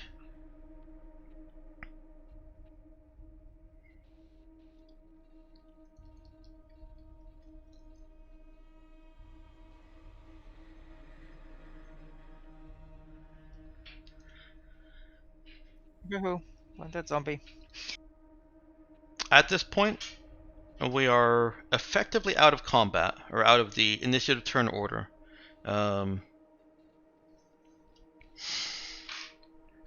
There are several things going on. We've got Johnny still parkouring and at some times busting his way through the maze of alleyways that make up the shops and homes off the clear aisle. Johnny is going to be able to outpace the zombies, and has also separated them so that there are a few of them coming at you guys. You've got about 30 that you can see, zombies that are coming at you from about 75-ish meters away. 75-ish meters. And you're also starting to hear not just louder, but louder by number, louder by quantity, sounds of moaning and zombie noises coming from section 2. Remember, you guys are in section 3. Okay. So I am crashing through the shantytown over here. Mm-hmm. Have I run into anybody that isn't a zombie? You see some people that aren't zombies, and they quickly close their door or window. I'm going to be shouting at all of them to run, which hopefully the torque will translate. Okay. Let's go ahead and get a little bit more narrative on that. How is he trying to relay this? Is it literally just running as he shouts, "Run, run"? Or is there anything more to it? I don't really think he's, got a complicated plan here or anything. He's just trying to warn these people that they should run because there's a problem coming, and possibly they'll see the problem as things continue. Okay. Let's just do a lead roll on this. Charisma lead with that -2 from the torque.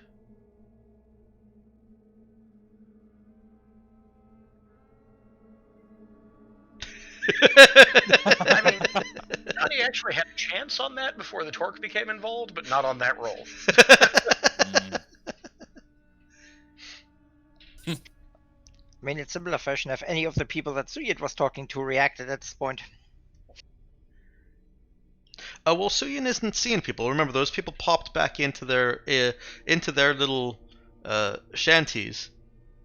So did definitely shout about an evacuation order, and now I'm telling these people to run. Although yes. Apparently they don't believe me. Suyin did shout an evacuation order. That's right.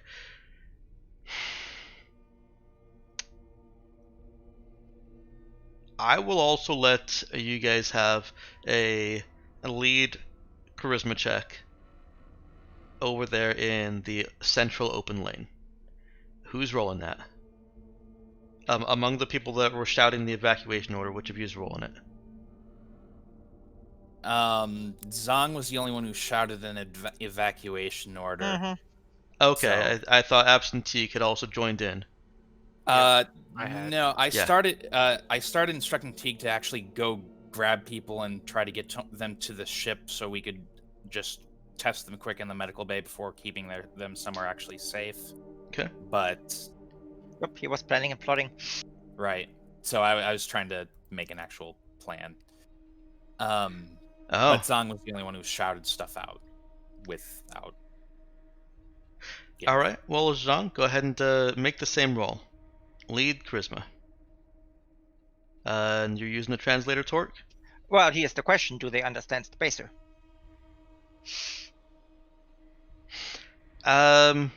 Not well enough from your guys' interactions with the uninfected.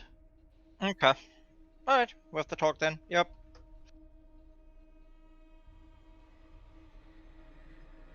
But do the infected understand Spacer? Oh yeah, they've had plenty of time to learn it. Mm-hmm. All right. I mean, they're not doing anything unless you guys shoot at them, right? Yeah. Well, it explains one thing: all Spacers are brain dead. Mm-hmm.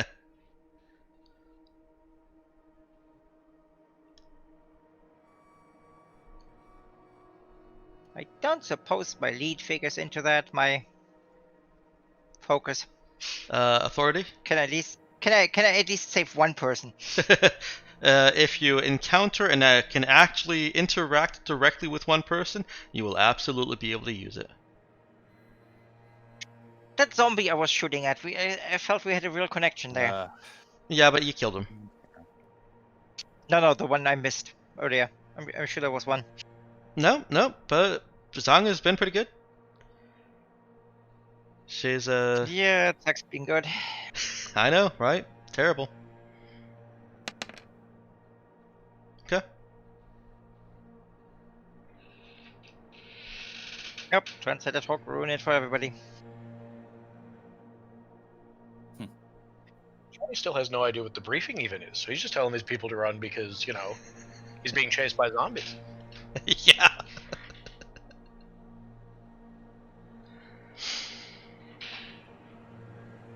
Okay.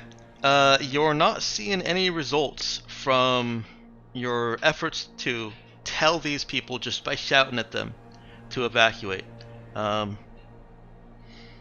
You're seeing in action some of the stubbornness that you had seen of Yarders already, kind of entrenching itself. It's unfortunate. It's also approaching the point where asking them to come out will mean they're opening the door right into the horde, so we tried. All right, Dex, how close are we to the ship? So if you guys are basically back here,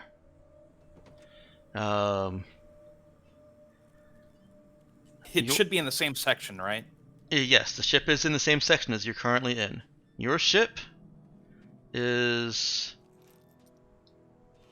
over along there. The Lolita Black docked closer around here. Yeah, depending on where the door controls were, I might be really close to your ship. All right. In that case, and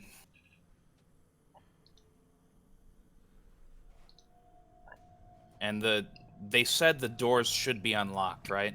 From the orders. Well, Those they only are. said it wasn't welded shut yet. Mm-hmm. Okay, so the doors aren't unlocked. Well, the only information you have is that they're not welded shut. Right.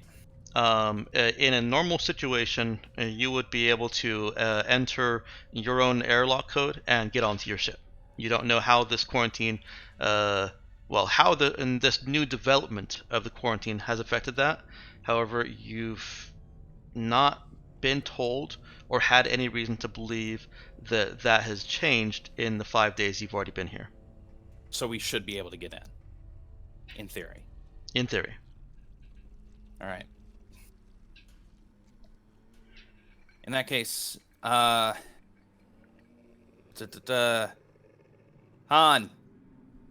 Yo. keep suppressing the zombies. You too, Zong. Let's see.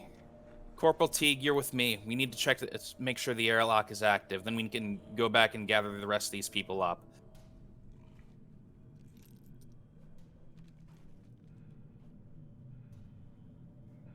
Where the hell did Johnny go? So Yin might be muttering under her breath how impossible it is to actually suppress zombies. Well, kill them then. Helps to have Do we infinite actually ammo. see as I Johnny spend anywhere? more. You don't see Johnny, but Assuming at Do least we hear him Sunan cursing in the background? probably disappear into the shantytown somewhere. But in keeping with training, you at least know what he did and where he went. Okay. So you're not All right. completely unaware. You know that he popped into the shantytown area right around here. Okay. In that case, we'll just hope we run into him and he isn't dead. Let's go. The Galactic Mandate folks do know where the... sorry, not Galactic Mandate. The Mercure Corp folk do know where the Galactic Mandate ship is docked on this side. They're not aware of the ship on the other side. So Johnny could be going towards that if you want him to.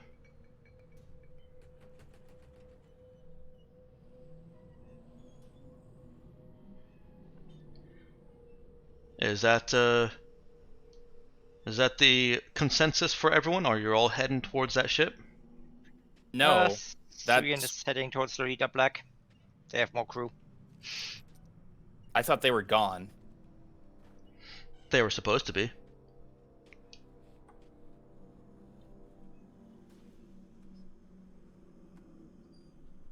And did I miss part of what you were saying there, Lulu? Yeah, I told Zhang and Han to stay put and Right. suppress the zombies as much as possible, or kill them as much as possible. Okay. While Teague and I went to check out to make sure our codes still work on the airlock before we could gather up as many people as possible and get them to the medical lab in there so they could be tested, and then we could go get Dr. Winters. Does that make sense? Yeah. Sorry, I heard that and then kind of jumped my own gun. I was going to say. Actually, never mind. What's up? No, it isn't something important. All right. And Johnny, were you heading towards the Galactic Mandate ship that you're aware of? I know it's there. Yeah. Yes, you know where. You know that this one is here. In a general sense, sure, but mostly I was just trying to avoid the zombies. Mhm. I mean, do I feel like I've got enough distance between me and them that I can stop, breakneck running along, doing cool flips and stuff? At this point, you do. You don't have to stop doing the cool flips, but you do have enough Yeah, distance. if I can slow down, I'm going to slow down. That's fine. And I'm going to get out my mag pistol, and I'm going to look around and try to figure out where the hell I am. It's very difficult when you're in the midst of these favela alleys here. There's not a lot of reference to go on. There's obviously no compass or magnetic north. You really only have familiarity and any kind of internal direction sense that you may have to guide you. I'm going to try to get back to a point where I can sort of look out on the rest of the section, then. Okay. Well, that could be a survive check if you have any skill in survive. I do. Let's go ahead and roll that. Survive wisdom. From a really unpleasant planet. It's kind of hard not to have some survive skill from there. That is true. This is not a That's what difficult the check. I say that's what the last people from that planet thought. Johnny does have a clear sense of how far he's gone from when he entered the slums. Probably shouldn't keep calling them slums. It's just the way they live. Shanties, whatever. And he's a little bit less certain of where exactly the Mandate ship is, but he can easily get his bearings, find an exit towards the open lane, and get his bearings from there. That's what he's going to try to do then. Okay. Along continuing to have a gun and, try to encourage people to leave. Alright, Johnny pops back out right around here. The horde has marched its way down. Coming that way. I make an unhappy face and quickly look around for the others. Well, among the others, you see that as long as Suyin and Han are doing as told, or as we're ordered. I assumed Suyen doesn't do as told from what they said. All right. Well, let me get a little bit more information. So it sounds like Suyin wanted to do something else. What was Zhang doing? She's somewhat doing what he suggested. She is shooting at the zombies, but they can't kill all the zombies before they run out of room, so she is basically moving towards the Lolita Black.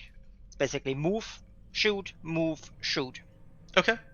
Just a steady pace of moving and then plugging the zombie. Yeah, with actual skill in shooting, that is not a difficult task. You're able to move towards Lolita Black. Han, is he staying stationary and shooting at the oncoming horde, or? I'd be following. Okay, so then getting back to Johnny, what Johnny sees as he pops out is horde coming on slowly but quickly. Suyin and Han moving up in this direction towards the favela, while Teague and Zidane are moving off in this direction towards their ship. Okay, so I think, although Johnny considers Han a friend, he also considers trying to catch up with Han at this point maybe not the best move. Johnny is going to fire sort of, occasionally at the zombies while moving toward Teague and Zidane. Okay. All right. I'll add you to the not Teague, counters here. Johnny.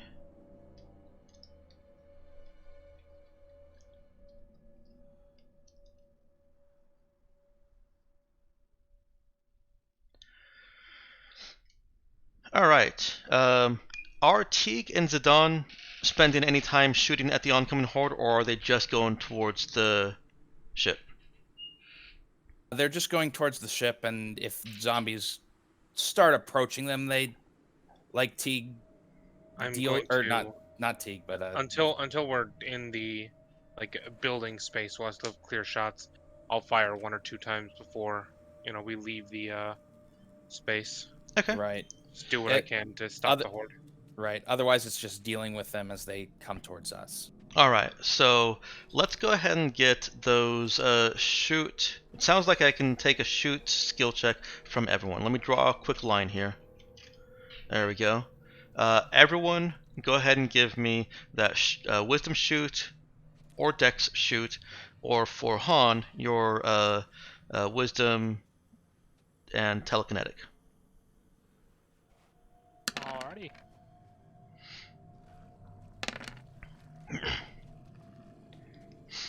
All of you except for now I'll give you guys a full one. So all of you except for Han expend your 6 ammo. A magazine on the mag pistol is now very empty. Yeah. Don't worry about magazine size. Just worry about ammo count when we're doing the horde shooting mechanics here.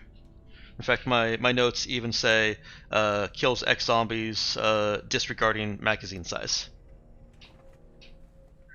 And if anyone runs out, I'm just offer the shotgun I've been carrying around while using my TK armory. I own a lot of guns, although most of them probably aren't on the station. I don't think I'm going to run out. All right, Suyin, you actually end up killing 7 zombies there, and so you use 7 ammo, not 6.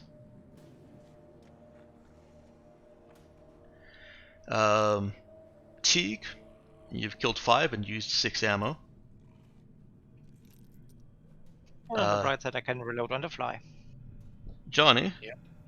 You have killed 6 and used 6. So that's 17 right there.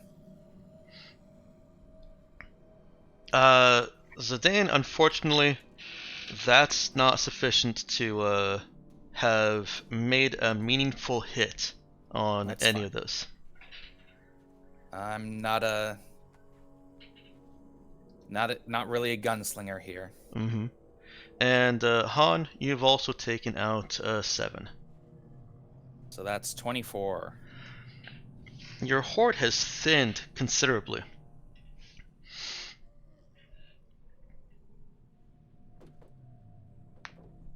There are maybe 10 left.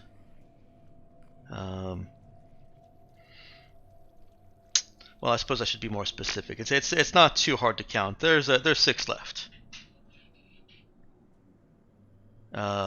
You are, however, hearing more motion and more noise coming from Section 2. We're so close to this door. Could we close it? To the Section 2 door. Yes. You might be able to try, but nobody's moving off in that direction. Can I see the controls? Who is speaking? Sorry. Han. Okay, thank you.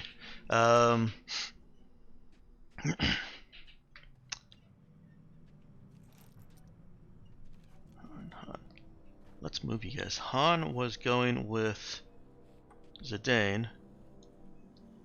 Nope. Nope. Han Han was going with Suyin. Actually use the hogs to keep track of the groupings at this point if you want. Yeah. Yeah. Teague was going with Zidane. And Johnny is right about here. Johnny is trying to catch up with the rest of the with Tegan's Zidane. Yeah. He's doing. I'm actually gonna move you guys here. A little bit more like Shouldn't this. it be the other way? Because the 2 of us were going to the Lolita Black and the rest of them were heading for the Corvette. Yeah. I believe this is correct.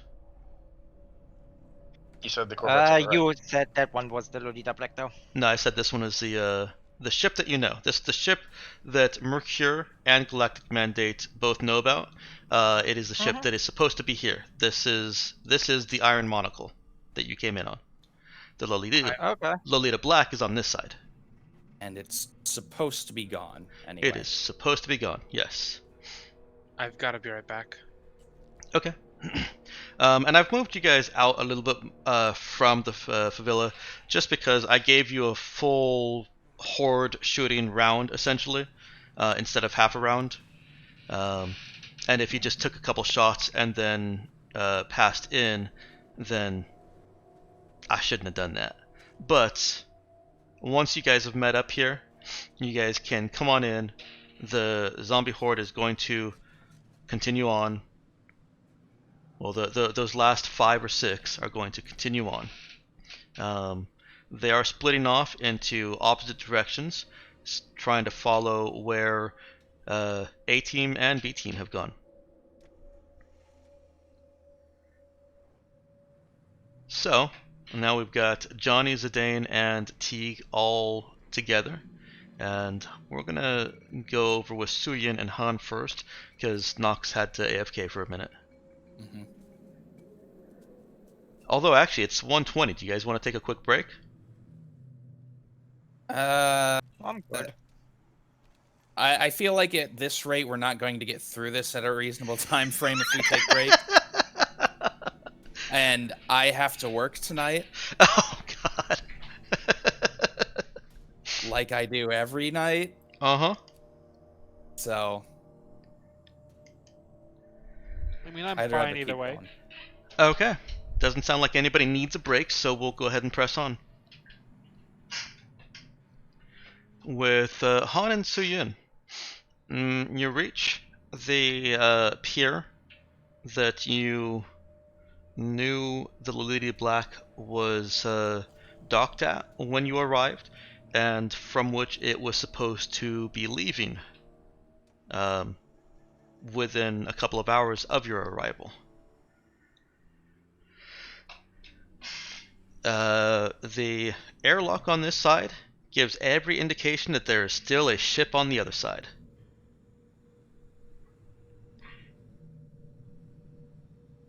And how many zombies are left, or rather after us? You can't tell because you have passed well through favelas. There's shanties and buildings in between the two of you. Well, in between you and the zombies that we're pursuing. But never fear.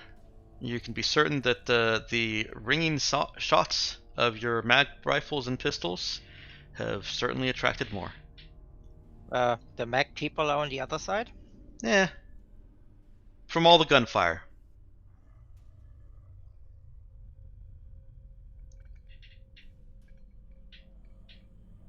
I mean, my gun's silent. That's because I'm just throwing kinetic force. Yeah, I was gonna say, and I just have a laser rifle. Laser rifles are also noisy.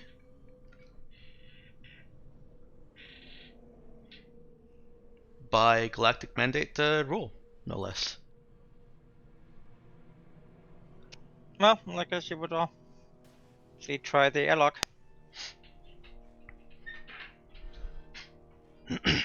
Okay. Yeah, you deal with the airlock. I'll keep watch, since I had essentially infinite ammo, so as long as I'm conscious.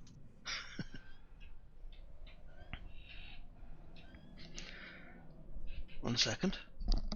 She might be muttering under her breath in Shao Wu how she'd like to see him try to override a Galactic Mandate airlock on a ship.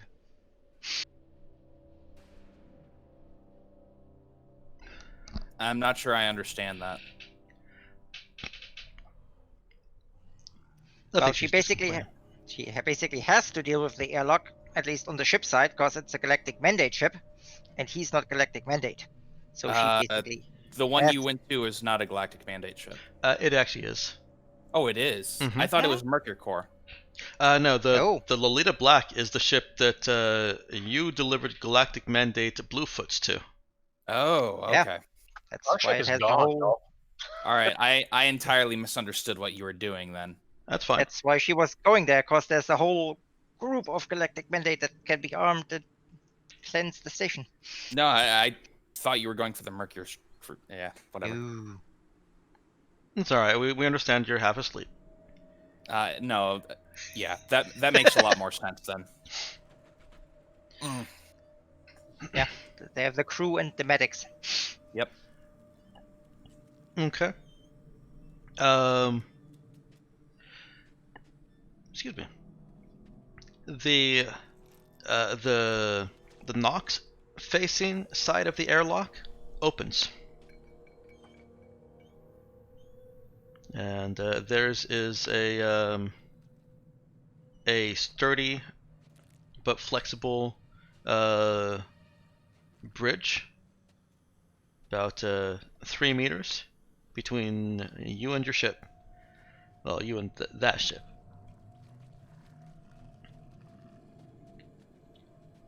Well, close airlock behind us and walk over to the ship. Okay, so both Han As, and Suyin yep. are on the bridge. Assuming if she's got comm details for the local range for her companions, the other officers, or if their stuff's completely can't be communicated with at all, even at local range. It should be able to. The way I read the Kevin Crawford's intent with compads is that they can't even communicate with each other without some kind of comm grid or a comm server.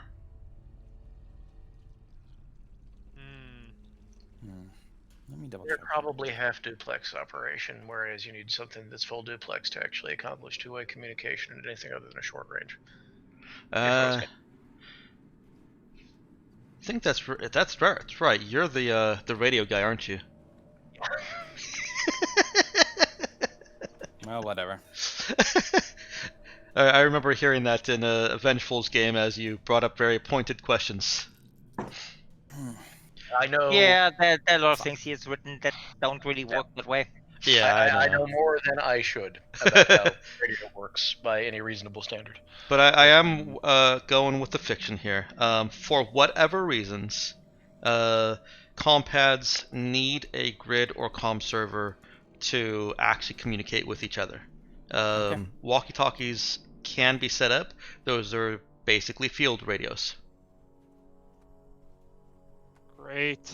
So much for Alright. coordination. Let's. So what's going on? Normally, you can use your ship as a comm server, so being unable to use your ship like this is unusual. And what's going on right now is Suyin and Han are on the space bridge between the Nox and the Lolita Black. You guys move towards the Lolita Black outer airlock. Peer inside. And, See anything interesting? well, let's go ahead and get a notice check from both of you.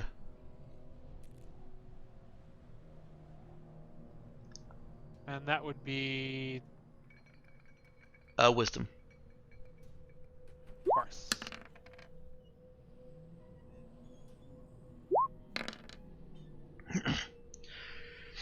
Okay. It's not hard to notice, but it takes a little bit more discerning eye or a better angle to see the detail of this. Han, it just looks like there's like the far wall is reflecting light, weird, or is dirty. Suyin, that's blood. There is blood on the far wall through the double airlock windows that she can see through. It is still difficult to pick out because there's still dust accumulating on the windows, and she's having to account for that. But with the various glints, yeah, it's either red paint or blood, and it's not in a pattern that would be any galactic mandate paint schematic. Yeah, I was gonna say, we're not in the habit of painting things red. Yeah, not really. You prefer We're soothing more colors. of a blue and silver sort of people. Mm-hmm.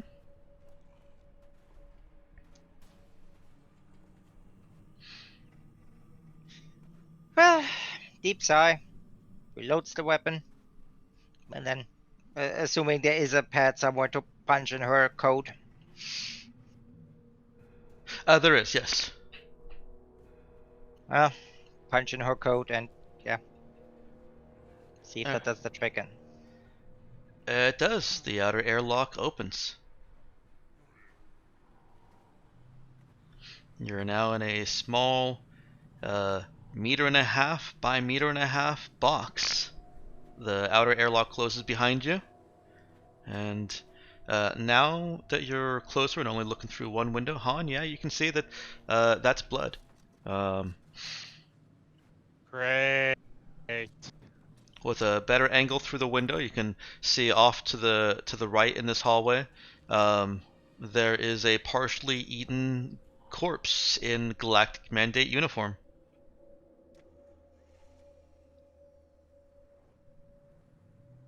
I think Han says, "Do we just want to write this off?" no, we have to get to the bridge, bring the comm server online, see if we can reach the other ship and the others.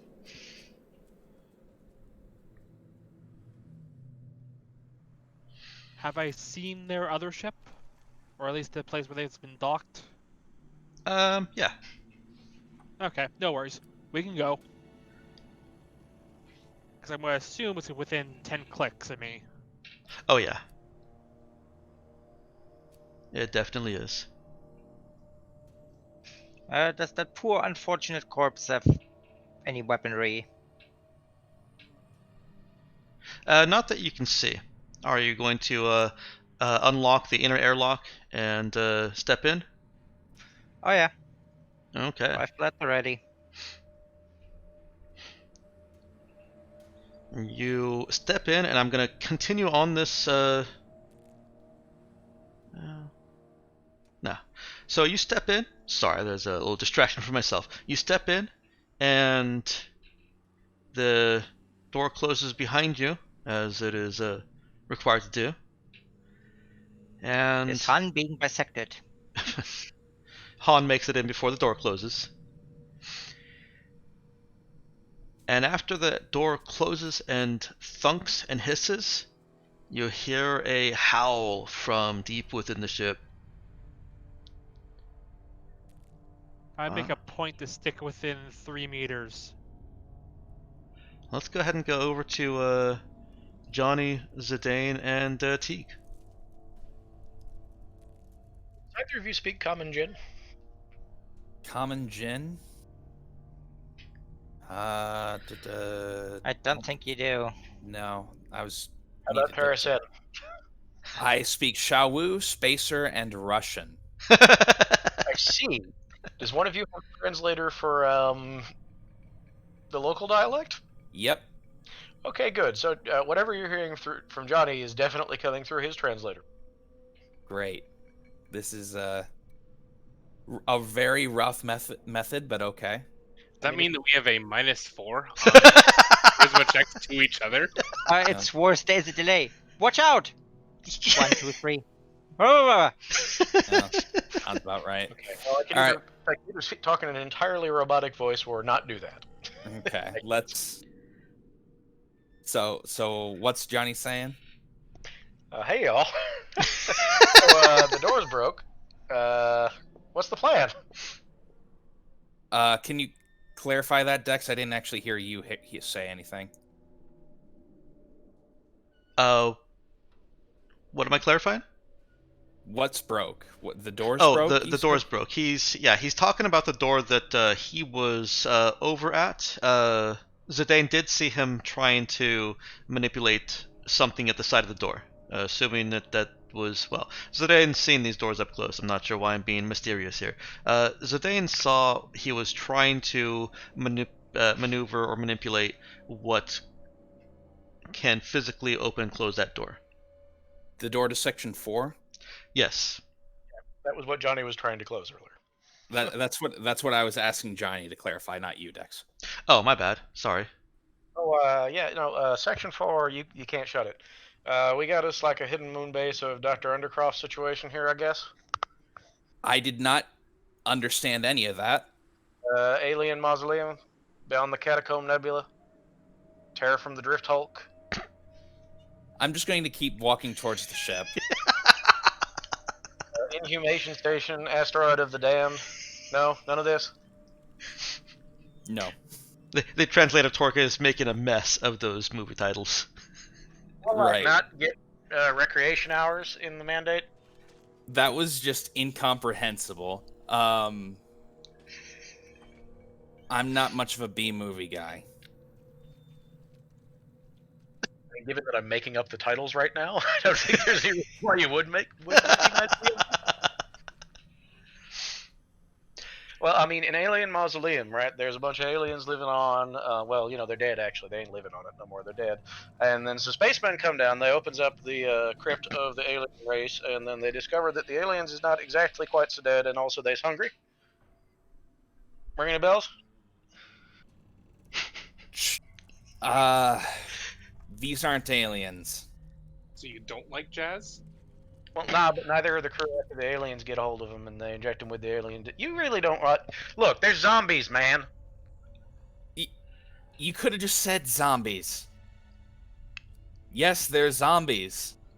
We can all agree on them being zombies. Well, yeah, you don't yell if I... All right, look, what's the plan? Because I don't know what the plan is. All right.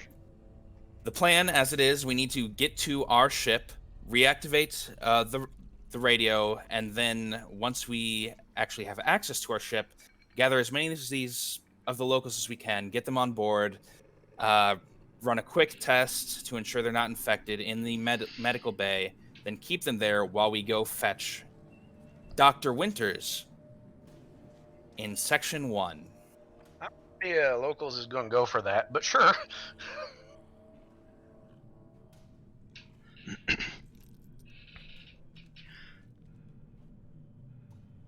Well, we'll do what we can anyway. That's our job. All right. Okay. You guys are at the Iron Monocle. The Nox side airlock opens at your request. All right. Can we get into our ship? You can get into your own ship. All right. Johnny, stay out here for a moment. Keep an eye out. So I know I'm not, in command here, but shouldn't we scan ourselves? In the medical bay, yeah. Okay. I'll watch the airlock. Is Johnny staying on? I missed it. Is he on the inside of the airlock, or is he still on the Nox side of the airlock? I'm wherever the soldiers left me.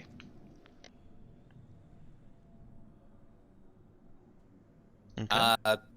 He can be on probably the outside of the air. Well, we'll say he's on the inside of the airlock. Okay. You didn't want to just dangle him out there for the zombies to. Yeah. Dinner. Okay. All right, now that we're in the ship, we can just leave. Yes, you can. I you- thought that was the brilliant plan. Leave the corporate stooge outside, fly away. Mm-hmm. You you cross the space bridge into toward your ship's outer airlock. Pass through that. Wait for it to close. Wait for the inner to open, and you have fresh air.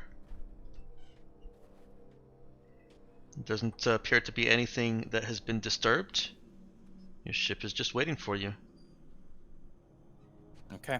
Can we reactivate the comms? You can certainly head over to the bridge. And who among you has the program skill? I have program 0. Okay.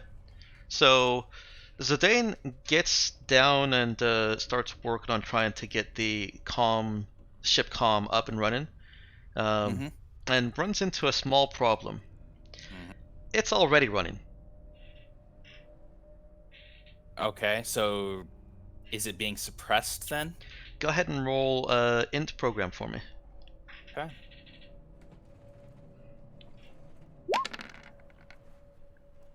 That's sufficient. Zidane can tell that yes, comms are being jammed. Okay. Any idea what the source of it is? Yes. It's not the Nox. Like all of it, or? Yep. Great. Is there any way to circumvent this jamming? Yeah, you could certainly try to use a frequency that's I'm gonna get yelled at by Oralinks here, but you can try and use some frequency that's not being jammed as well, or do some science fiction type stuff that is basically going to amount to another int program skill check. Actually, the first half of that stands up just fine. Jamming is not hard, but frequently kind of unreliable if you wanted to try to jam literally everything. Okay. Yeah. Cool. So we'll just find a frequency that works then, and try to get in contact with the other party. Okay. Who are you trying to contact? The other party being The rest Zhang? of our party. Okay.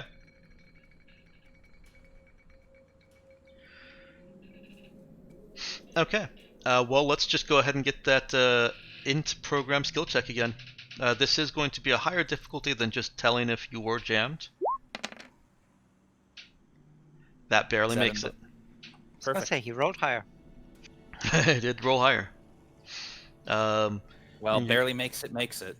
You're able to establish a short-term communication with Zhang. As Zidane is setting this up, he also is able to recognize that the jamming signal is variable and it's variable, so you'll be able to set up short communication windows. Okay. In that case, we'll set this to change at we'll set the frequency to change at irregular intervals, and then I guess I'll send out a communication to her. All right, got back to the ship. Communications being jammed. Have to vary communication frequency to stay in contact with you. What's the situation? Moving over to Suyin. You guys have just gotten through that airlock and started making your way towards the bridge. Being inside this hallway, you can see that corpse you could see from the window, it had all of its intestines eaten out, and quite a bit of just straight meat torn from its legs and fleshiest bits. Oh yeah, bit of long pick. And as you look away from that mess, you receive a notification or indication on your compad that there's incoming communication. Well, I'd should make open sure the to channel. flip my compad on to vibrate, but pull it out. All right, Zidane and Suyin, you have an open window of communication. I continue scanning the room and sort of pass Alright. it over to let her deal with it. Repeat. Repeat. Communications being jammed. Have to vary frequency to stay in contact. Believe someone is attempting to actively jam it. Johnny mentioned the door being locked when he went to close it. What is your situation? Over. Casualties on Lolita Black. Presumably hostile presence. Commencing sweep. Clarify. Lolita Black still connected to station? Yes. Noted. As Suyin is saying yes, on your Zidane hears through Suyin's connection another howl. That's kind of gargly, and it's much closer than it was last time. Noted. We'll have our team move over to assist. Over. I would recommend bringing over ship for ship-to-ship docking. Understood. A lot of Alright. hostiles outside. I'm sorry, what was that? A lot of hostiles outside. Understood. Alright, we'll go ahead and I guess get doing that. All right, let's go ahead and have Running across the station. oops, sorry, Suyin and Han, roll initiative for me. Alrighty.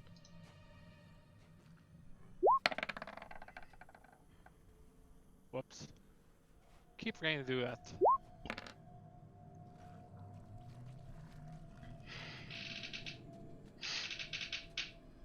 For once a decent initiative roll. What the hell happened?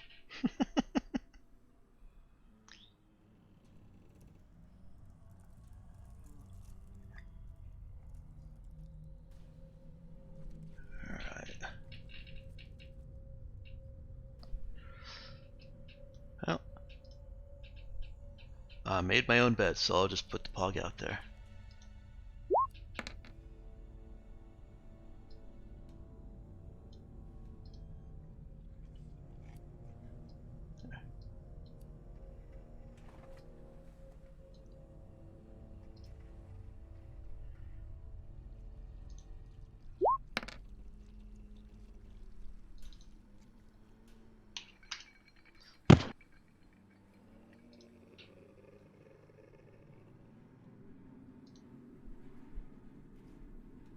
All right.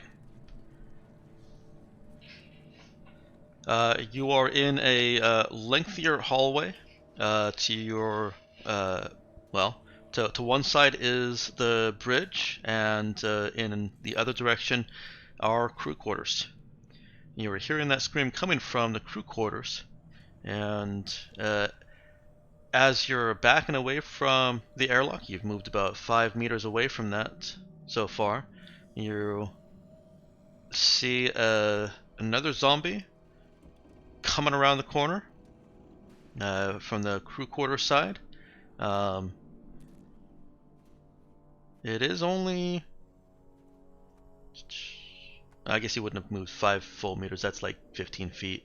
You've moved about 5 feet away from the airlock by this point. Well, she was going for the corpse, if that helps. Oh, well then you moved towards the crew quarters. That does help. Around the corner, about 10 meters from Suyin, is a zombie. This zombie clearly has increased its muscle mass to such a point that its skin is showing stretch marks from rapid growth, and has even torn in places. It is extremely bloody. It's got blood on every part of that Galactic Bandit uniform, as well as every bit of whatever exposed skin there is. Suyin, it's your turn. Alright. I guess she moves towards the bridge, away from it. Ideally past Han. Oh, God. Hey, he has displayed great ability so far. With the zombies and everything else. Oh. And an ability to get himself out of trouble. So it's perfectly fine to use him as a human shield. I mean, a valuable companion. Okay. And then she opens fire. All right. She's not too much farther past Han. About 5 meters behind him. That's fine, as long as he's between her and the zombie. Nice. That's what we want. Certainly is. You do know my powers only work within 3 meters, right? That it also says willing. Yeah. Go ahead and make her attack roll.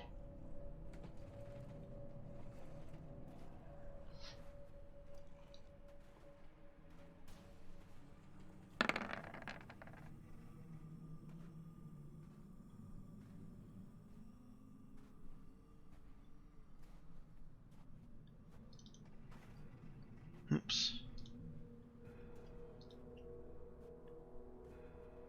Come on. Open up. Oh, that's why it's not opening up, because it's already open. That would explain it. Yeah, it's just minimized. Okay.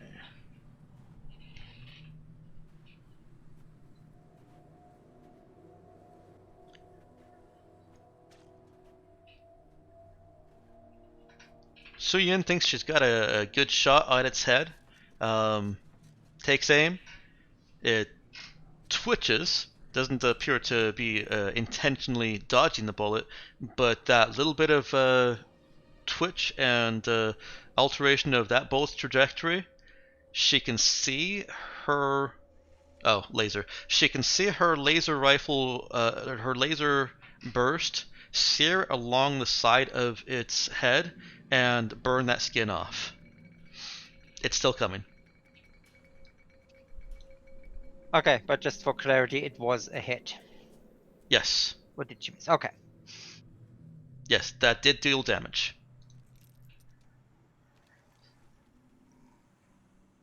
Okay. Oh yeah, I mean, a Galactic Mandate zombie would be better than an ordinary station zombie. We knew that. Oh yeah, of course. Well trained. The zombie races up, gets up in Han's face. It can't actually make an attack at this particular round, but it is fictionally grabbing at Han and trying to tear him apart and expose some juicy bit of flesh for it to bite. It is very strong, as is indicated by its name. That's all kinds of nope. But I'm also very strong myself, so. That's right. Let me, I actually may be able to give you some comparison here. Well, I mean, I Oh, believe it's Jesus, strong. Look at how much protein it's eaten. Yeah, it has had its protein shake without even blending it. Mhm. It's strong on par with Han, which is very uncommon. Han is extremely strong, and humans don't tend to get as strong as he is. This thing is as strong as he is, if not maybe a little bit more. So It I is. assume he, Go ahead. I assume he's close enough that makes using a gun impractical. Yeah, he's in melee range. He actually had another 5 meters of movement he could have taken, and so he is right up in your face. Alright, switching to large advanced weapon and telekinetic armor. You hear more zombies and shuffling. Sounds like more the moaning type zombies from behind you.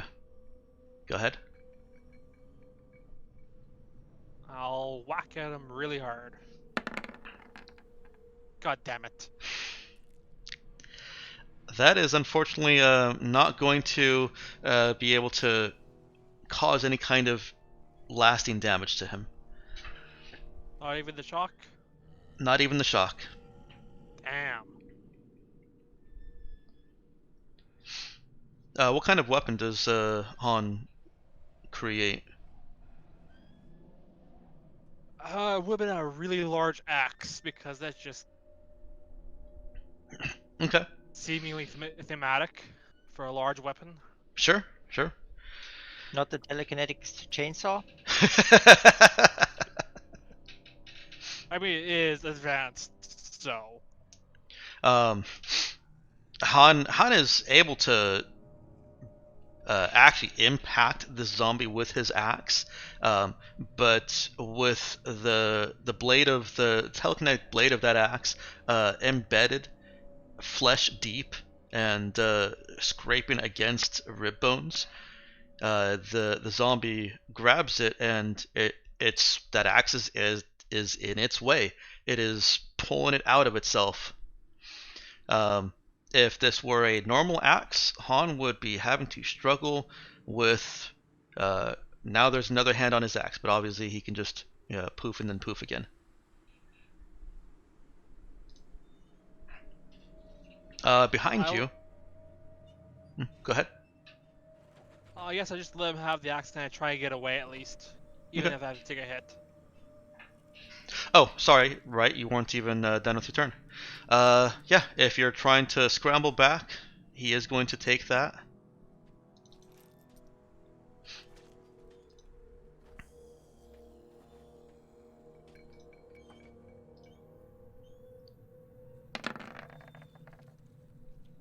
$15 because I have TK armory up. Okay. His claw scrapes right up against that TK armor, and I did forget to. Oh, I didn't forget. I can't create shock damage on NPCs. But what is your armor class? 15 exactly? 15 with TK armory up. Okay. Shouldn't it be 15 plus your telekinesis skill? Oh. Plus your It is dex if you 15. have it. Yes, 15 plus TK, so that's 16. Okay, then he does not do any shock damage to you. I will go adjust that right away. It might be important.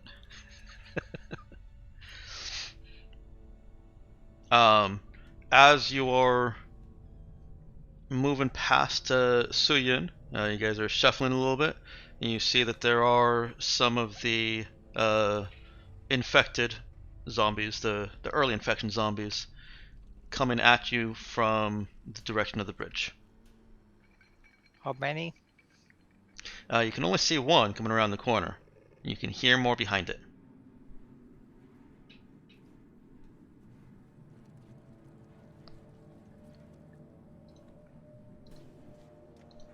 And there's only that one nasty thing the other way towards the crew quarters. Right. Okay.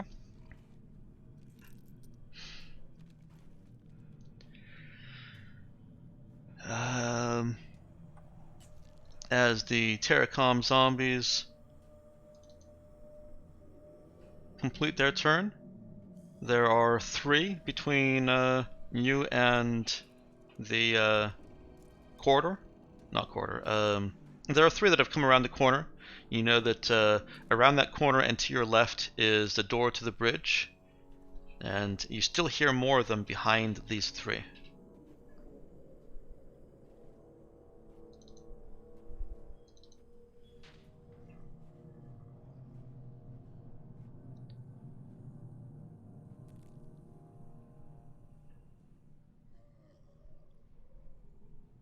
Alright.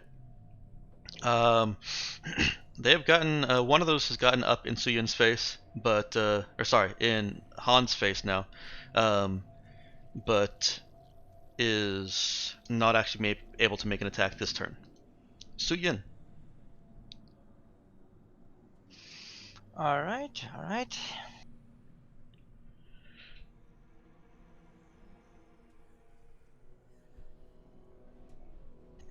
She's gonna shoot another salvo into the nasty one. Okay. Might as well clean the way towards one direction to retreat.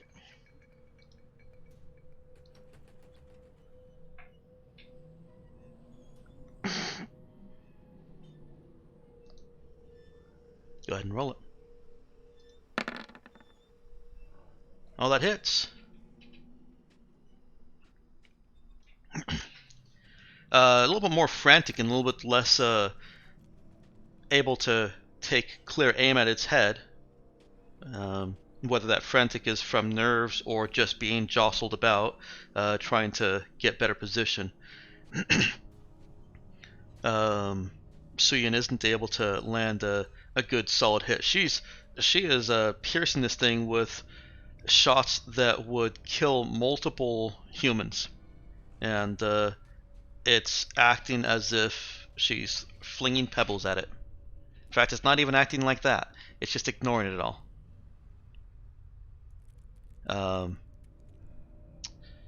She and Han are essentially back to back now, with Han facing the Terracom zombies and Suyun facing this larger, stronger zombie. There's not very much room for her to move. How far is that nasty zombie away from her? 5 meters. 5 meters. Alright. Is there enough room for her to get past it? She would take an attack, but maybe. Well, yes. Yeah, she would just tell Han, take the big thing out. And she rushes past that thing. Okay. And just dodge, run, roll past it. Yeah, it's not actually trying to stop her from getting past it, with the exception of it wants to eat her, so it's going to make that attack. I feel that counts as trying to stop her. Well, if you want to nitpick about it, alright, fine.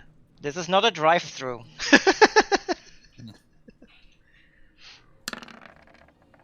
Oof. This time, ringing true. You know what? No, it Okay. doesn't. She negates it. Okay. Yay, I'm a warrior. The zombie grabs hold of some piece of her clothing and is scrambling for a better grip, a better grasp on something meaty. Do you want to describe how she gets out of this? I mean, how is he, since it says crush, is he just kind of making a large swipe? I just gave it different attack adjectives so that it wasn't all bite, bite, bite. Okay, well, whatever he does, he lunges, she basically, it's a fake out. She moves that one way, he goes forward, and she just ducks the other way, just spins around and ducks under and dashes past. Okay. I'll go with that, but I feel like you may have missed part of the narrative that I had set up with where it actually grabbed a piece of her clothing. But I don't mind him fake out. I mean, he might have basically brushed against her. I'm fine with that. I mean, it's still close quarters. Okay. And it goes.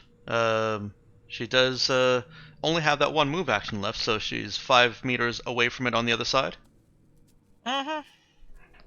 Well, it's gonna spin around the rest of the way, frustrated that it couldn't get a good grip on her, and comes at her, arms extended, claws out, well, bones out. It has literally worn away the flesh from its fingertips. Although I guess not completely, since this isn't magic, it doesn't have magical skeletal powers. Unless. No, it doesn't. But it could.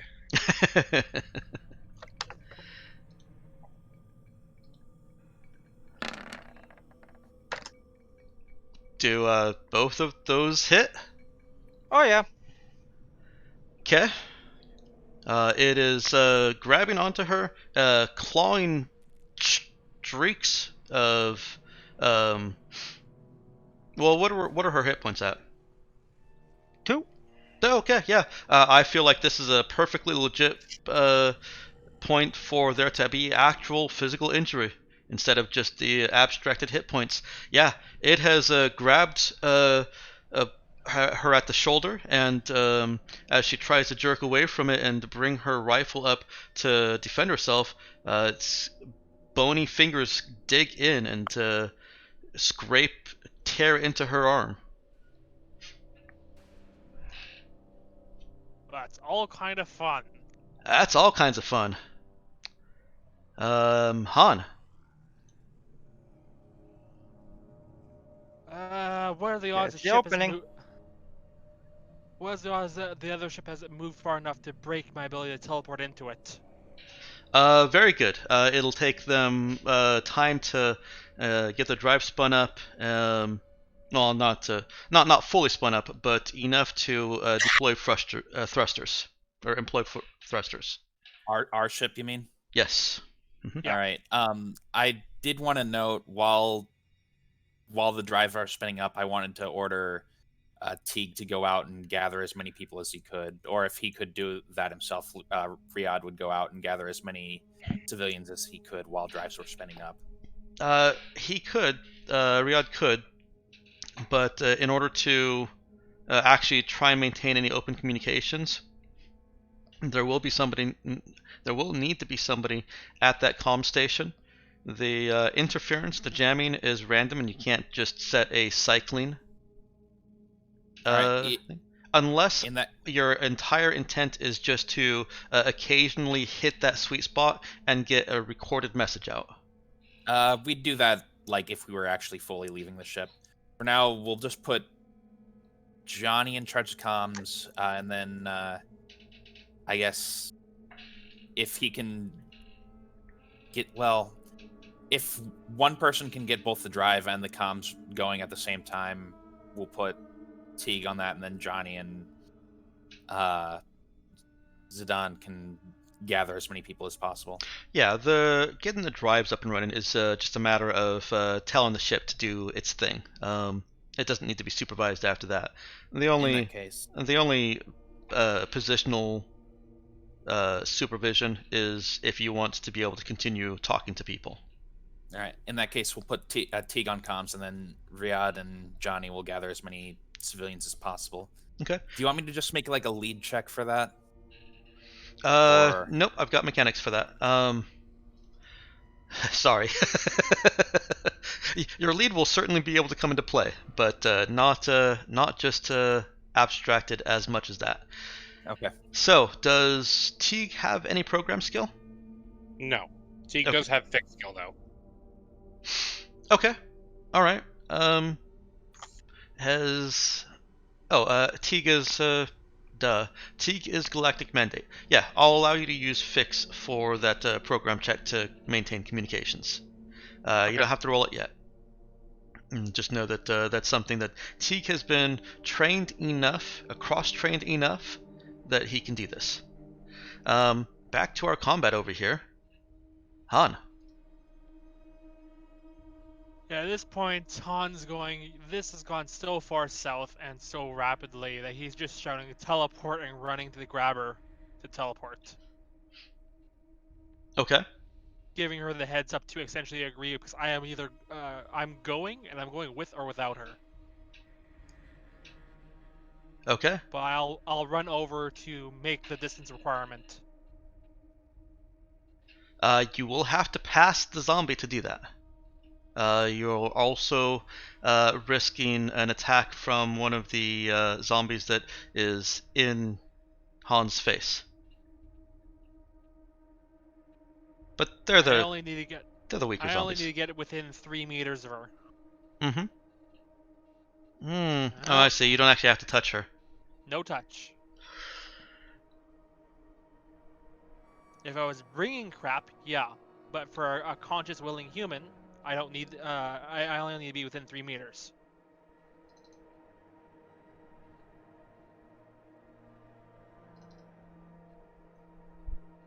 So if I can take that with only one swipe at me, I'll do it. Well, let's resolve this with a dexterity / teleport roll. Skill check.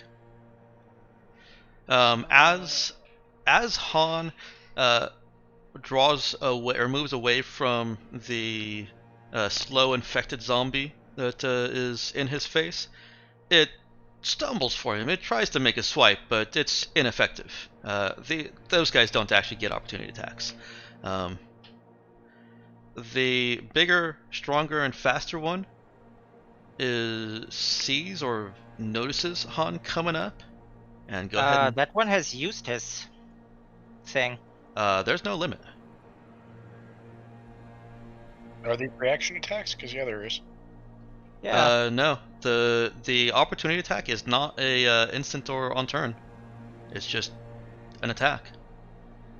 And this is a slightly different mechanic in that Han is trying to get within 3 meters, and he's essentially engaging himself and risking this attack.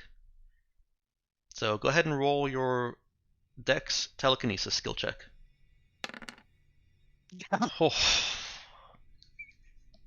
It takes the attack. Guy.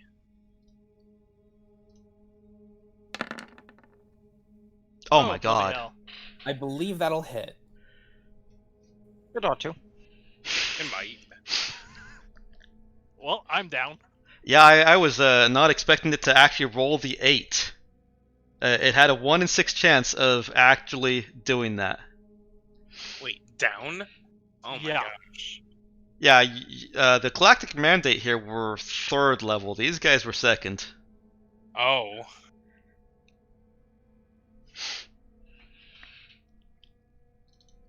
Well, Shit. Does he look tasty though? Like very, very tasty. Like more tasty. Um, Throwing barbecue sauce on him from where you're standing. Just... he does look tasty.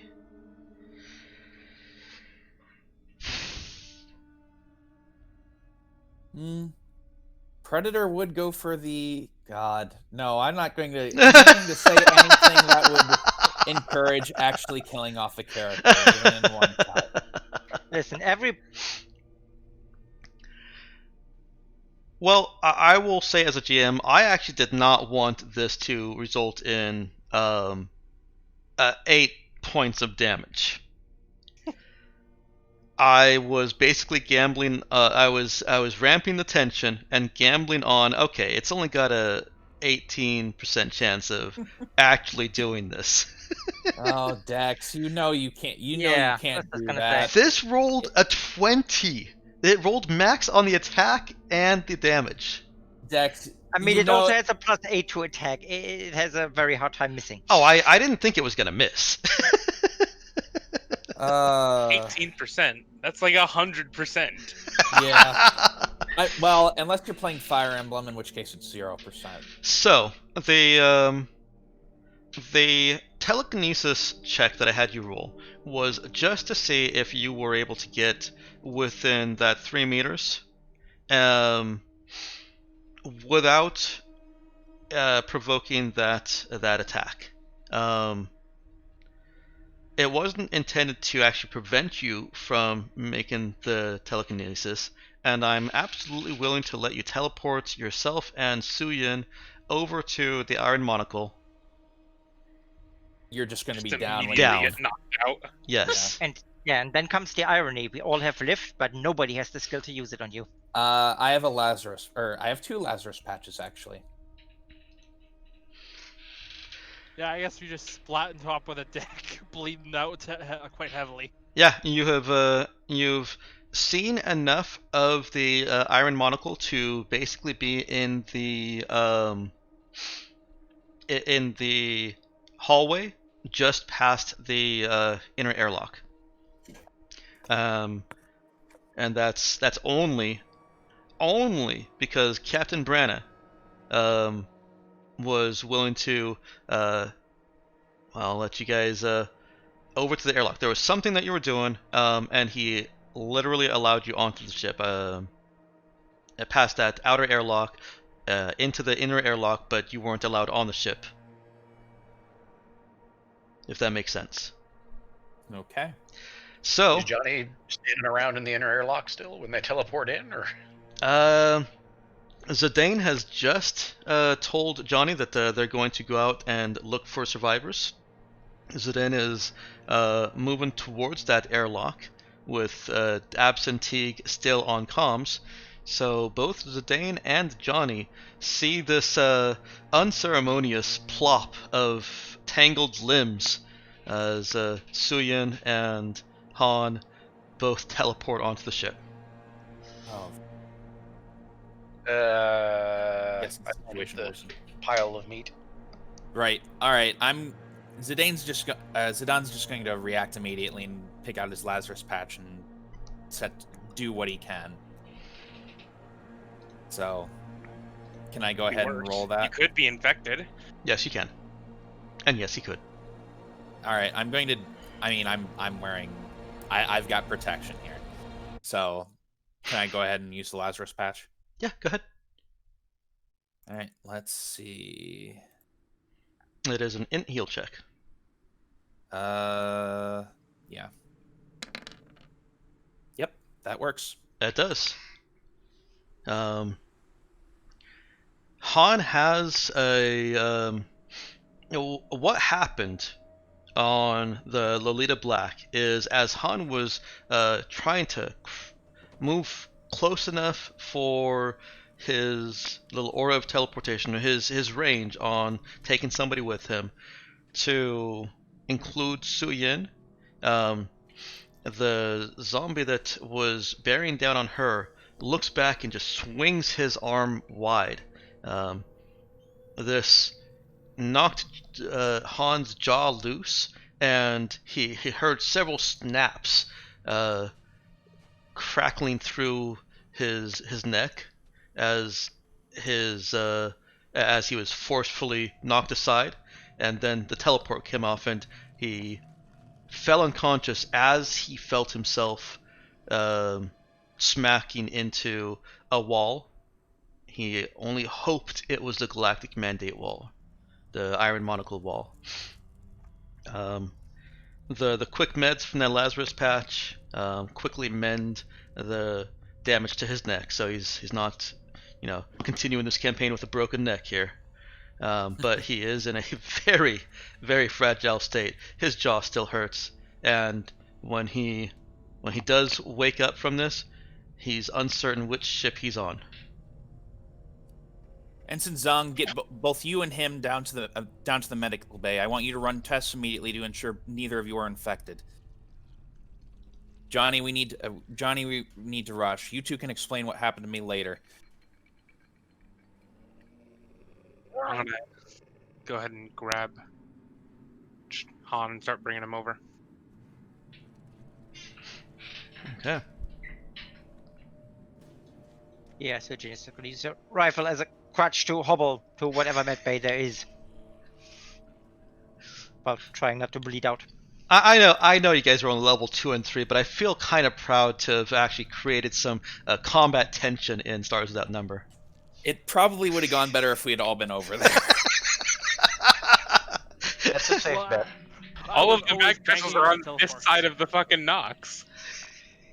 All right, and we still have our primary mission to deal with, but we've got to get these people to semi-safety first, and then we can figure out what to do with Winters.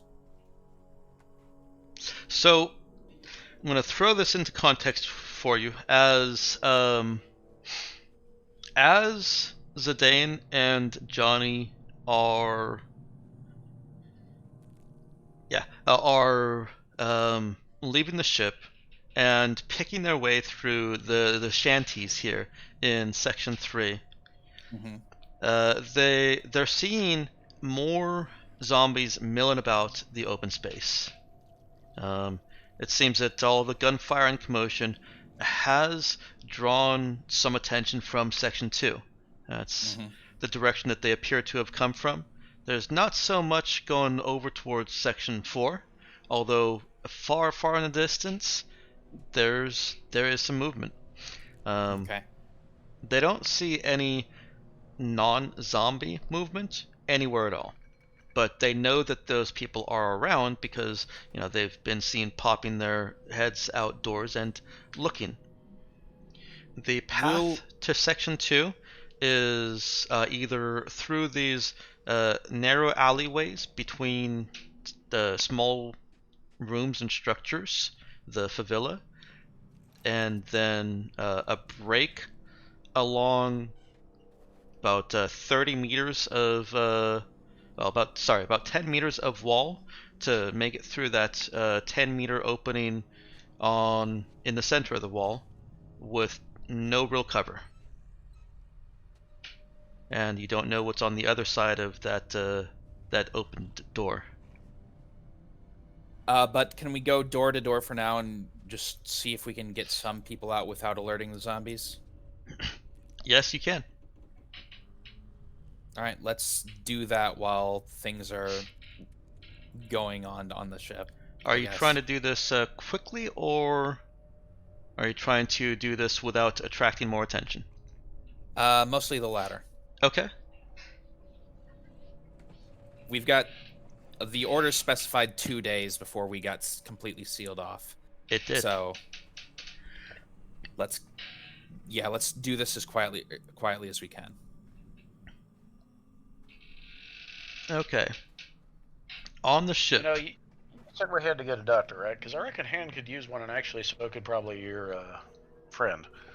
Yeah, let's hope someone around here has medical training. You got it, boss. All right. On the ship, I'm not going to go ahead and I'm not going to bother too much with the heal check unless, or the heal mechanics, unless Han is trying to bring himself back into action. I think with some degree of consciousness, he would want to get back in action, but he's going to be staying out of combat. Okay. I mean, given the high amounts of adrenaline of what he just did. Yeah. Okay. The urge to forcibly reawaken is high, because it either worked or it didn't. Okay. So let's do that real quick. Han and Suyin have both been taken to the medbay by Teague. Suyin is conscious. What is she doing? Is she just laying down? Is she trying to detect infection? What is she doing? I mean, is there anyone who actually has medical knowledge on the STEM ship? There is not. In that case, she's just gotta bandage herself up, reload, and hobble back out. Okay. Really prefer everything else. All right. Han comes around as she is bandaging herself up. Absentee is also present.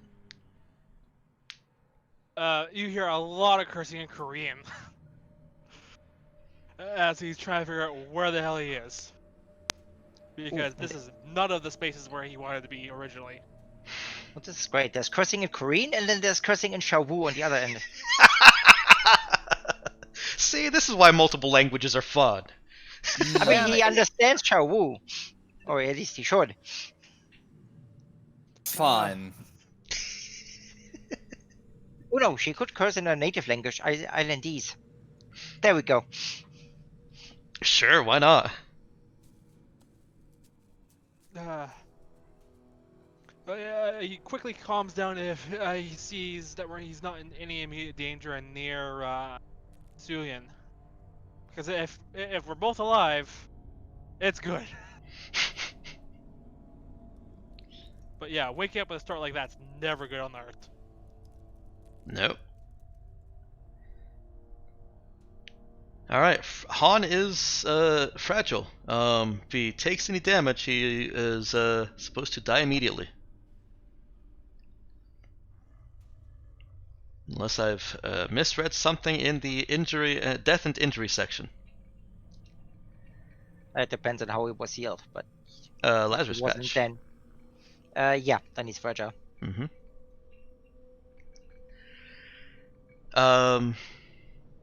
And you said that Han is wanting to get back out there. Absentee, is he staying on comms or is he joining with these two? Join the fray. Okay. And Han wanted to get up because panic zombie, where am I sort of thing. Not so much to go back out. Right. That was my impression. My impression was it was just Zong going out to do something. Okay. Why don't I just openly ask? I know that Zong is going out, and I'll get more information about that in a minute. What is Han actually doing with, say, the next 4 hours of time?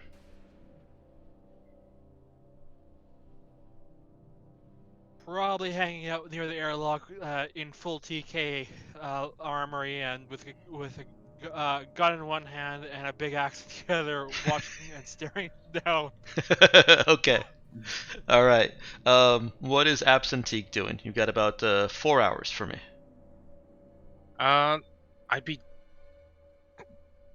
We're by the ship, correct? You guys are in the ship right now.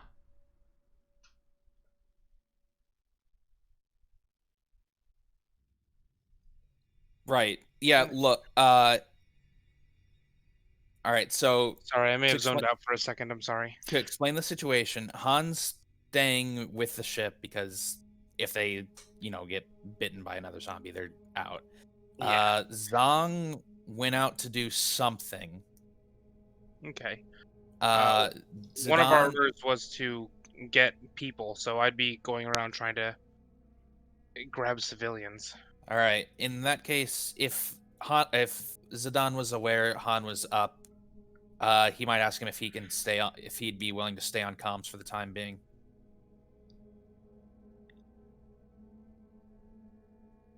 They don't really have enough of a crew that keeping it solely to Galactic Mandate is a viable idea. Okay. Yeah, I'll let Zidane have, knowing that Zong wasn't going to stick around. I will let Zidane have told him to do that. Yeah. Right. It's Zong. Zidane is well aware that she doesn't listen to anyone, which is frustrating, but it is. She does listen, but she has no medical skills. She can't run any checks, so she does the next best thing: get out and help with the evacuation. Oh, we were talking about the comms right now. But yeah, she doesn't have any skills for that either. Right. So Han then. Okay. All right. Does Han have program or fix? Neither. Psychic. Right. In that case, crud. Teague might need to stay on the comms unless he really wants to help out here. What are the comms going to be good for right now? So we can talk to one another. Right. Keep in contact in case anything comes up. And coordinate. Right. Coordination's probably the most valuable thing right now. Okay. Though, yeah.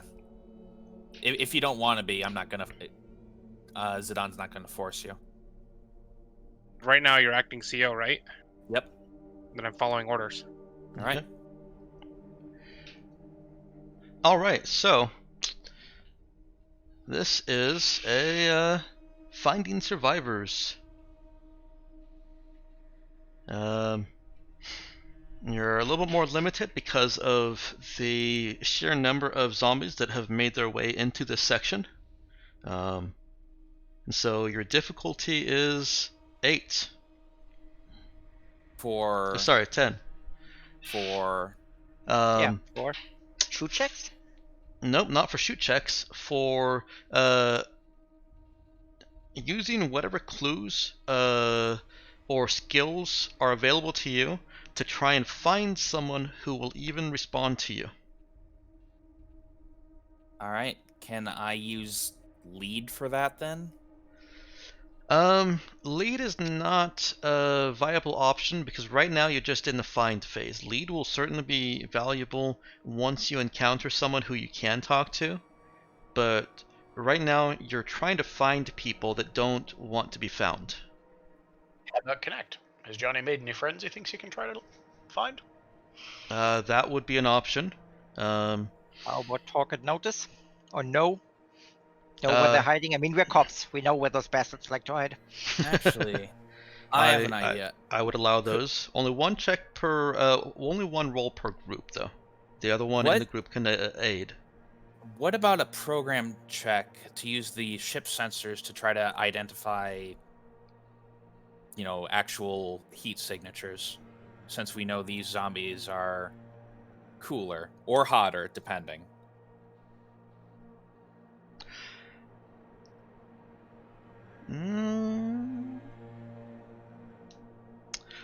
You are literally right next to the section. Ship sensors don't typically penetrate more than a meter into a hole, but that's also kind of an assumption of you're 10,000 kilometers away. Right. I would certainly allow you to try and reconfigure those sensors for extremely close range sensing. This is absolutely not how they're supposed to be used, but it may be just enough for you to find someone that's not hot or cold. All right. I'm going to go ahead and... Well, hold on. What skills do we have here? If we're only allowing one check. Oh, the connect idea is not a bad one. Johnny has +1 connect and a positive charisma modifier. He may actually have made some friends. It's only one check per group that is searching. So if you guys want to split up into singles, that would be a check for each of you. Okay. Well, if I'm going to go on the ship anyway to do this, I'm automatically in a separate group. So. Okay. Let me just make another page here. So Zidon sensor programming. Which means I'm going to roll like 2, but it's sensor checks. It is a scan check, yeah. Johnny is using Connect to hope that some of the friends that he's made are still are not zombies and can either join him on the ship or lead him to where they know there are other survivors. Dex, I'm going to interrupt quick. Can we make this into a proper plan since we've had time to actually go through what we're doing here? If you want to spend a little bit of extra time making it into a plan, yes, you may. 15 minutes. Let's do it. 15 minutes is the minimum there. Can we make it half an hour? Is there a reason for making it half an hour? Oh, yes. Time to recharge a Type A power cell. Yeah. It doesn't super matter, I think. I was actually going to put it at an hour, so you're fine. Cool. Let's do that then. And I would allow this plan to extend beyond just this one section if you want to move beyond this section, but you'll have to tell me what the plan entails beyond this section. So, all right. Basically, it's reconfiguring the sensors to identify people, and then using Johnny's connections on board the station to try to find and identify people who might still be functioning Mm-hmm. with their higher brains. Where is Suyin's place in this plan? That's a good question. What's her skill? What's her skill set other than violence? She is a really great leader. All right. Yeah, she's a a good She's also good great leader. at noticing things, at talking to people. All right. In that case, let's see if she can use her plans to get up somewhere where she can actually spot signs of life, and then once we get things going, we'll go door to door to the places where we think there are viable signs of life and try to talk them quietly and escort them back to the ship. Beyond that point, I'm probably going to do a separate plan later to deal with Dr. Winters, which is a whole nother can of worms. Though I do have an idea for that later. So you want this plan to just include searching for survivors in this section, or do you want to extend it to multiple sections? The program plans can certainly go to multiple sections. We'll be able to move around to different parts of the ship, or parts of the station. I mean, let me be a little bit more specific about that. I'm just talking about the plan itself, not any one component of it. So, oh, in that case, yeah, we'll do it section by section if we can actually move off to different sections without alerting the zombies. Okay. Ian is actually going to suggest to make the doctor priority because A, we have nobody with medical knowledge, and there's no way of filtering out any infected that we might bring aboard.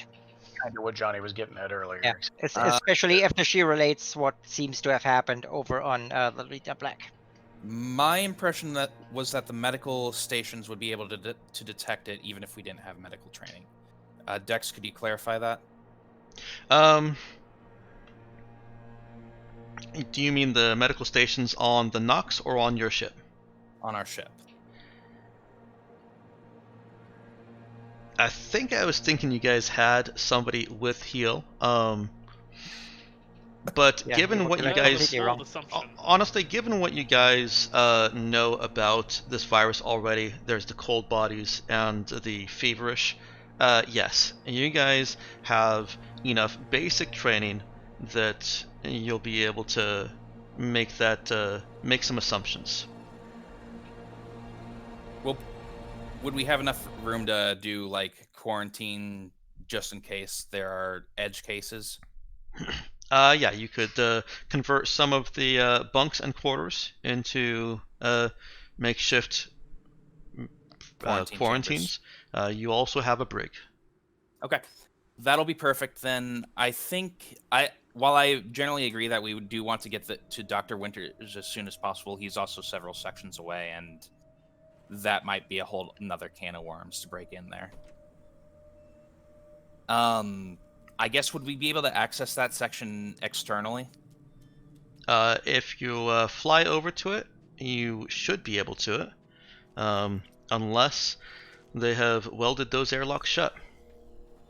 Well, there's ways to get by that, even so. I mean, I was going to say, can't we exit our ship and just walk across the tunnel on the outside to the station, and then walk across the station? Right. To that section. Yep. Possibly cut. I'm not following. Are you talking about spacewalking? Yes. Okay. Spacewalking out, and then, if necessary, cutting our way into the hull. Yeah. I'm trying to think if you would have the tools for that on your ship. On a military corvette? That needs at least an engineer somewhere. I would assume there's a toolkit somewhere. Yeah. Yeah, but a toolkit isn't necessarily enough to cut through armor, I don't think. It should have stuff for welding. I mean, we have armor. That's true. You could just unweld what's been welted. I think it might take like a bit of work, but I think it's perfectly viable. Plus, what I'm looking for is Corvette has boarding tubes. Therefore, it's not a problem if you move the ship, and even if you don't move the ship, you have this ship is equipped with boarding tools. Right. So that's good. Yep. Perfectly viable. So we can include the boarding tools in our section by section movement, and we can certainly use that to basically spacewalk across, get into section 1, and try to locate Dr. Winters. Okay. In that case, I think that does include everything, all that in part of our plan. Okay, So all so those parts. your plan is actually the spacewalk over to Section 1 and break in where you know Dr. Winters is at. How are you going to handle the potential decompression? I mean, if we're using We have mech suits. for Dr. Winters, I think he means. We have a And spare mech any suit. other survivors. Right. We're going to have. I mean, we can just use the boarding tubes for it, can't we? If you bring the ship over, yes. All right, we can just bring the ship over and do it then. Okay. While you're planning this, Teague is on the comms, right? Using Fix. Yes. Go ahead and roll me int Fix. Oh boy. Okay, that is sufficient. You receive a message. It is not an open broadcast. It is just an audio.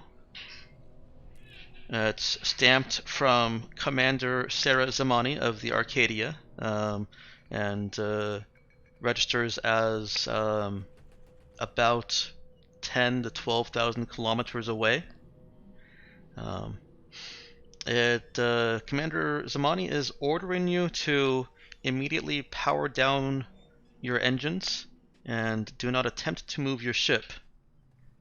This is a volatile situation that the Nox and the Anteans are carefully controlling so that this infection does not have a chance to spread anywhere else. The message, once again, it actually says, I repeat, power down engines and do not move the ship. Oh, how unfortunate that Nox has been jamming us. The Nox will fire upon you. The Nox will, or their ship will? She identifies that the Nox, the space station that you're docked at, will fire upon you.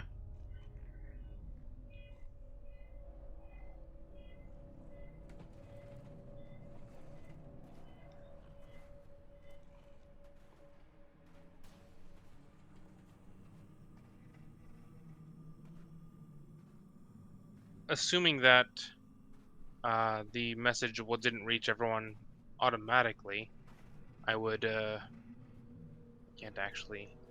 Yeah, it doesn't. It's with Teague at the comms control there. He is actually having to basically be a manual switchboard. Okay, so then I'd relay it over to.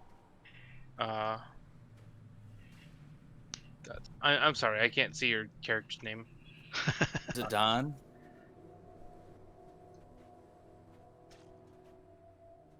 I guess Sure. I'd just relay it over to the commanding officer.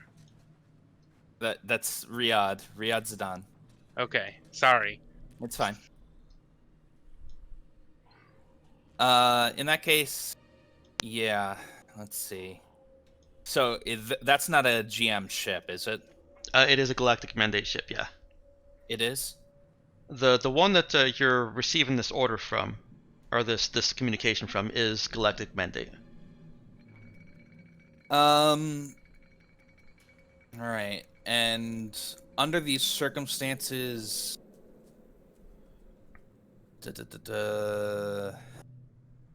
Operation...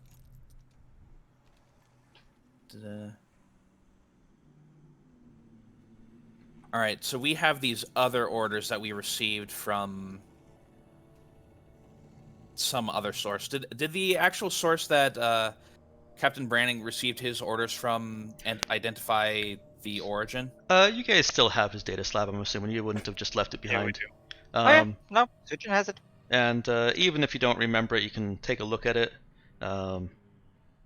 It was from Captain Zamani of the Arcadia. So it is from the same source. Okay. In that case, we'll contact her again if we can and ask for clarification because of the Captain Zamani. This is would I identify myself as ensign or acting captain in these circumstances? You're acting captain.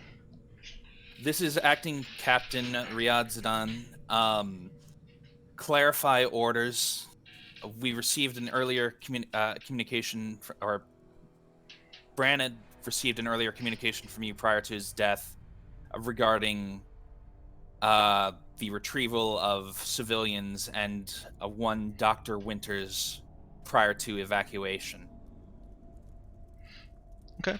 It takes a few minutes as Zidane continues to work out this plan and possibly modify it, but you receive a response. Again, it's just basically like texting back and forth or audio texting back and forth.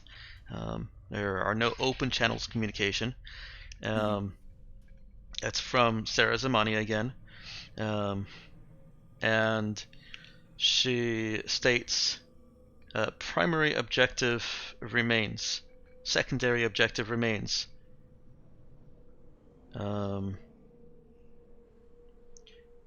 Upon completion of objectives, send message and remain stationary in your ship. In that case, I'm going to try to communicate the plan as it is. We're not going to leave the station. We're just going to move our ship over so we can use the boarding pods to retrieve Captain Winters without, or not Captain Winters, Dr. Winters without going through most of the ship. We will then return to docking with the station until further orders are received. And you receive a response. Oh, sorry. Go ahead. If that meets her approval. And you receive a response again a few minutes later. It's a negative, and you can kind of hear a little sympathy in her otherwise hardened voice. She says, "I'm sorry about Branna, and I'm sorry that you're in this, but you know the uniform. Serve and protect. The Nox and Antaeans are not playing around with this, and Galactic Mandate does not have full jurisdiction here. We are at under their control here."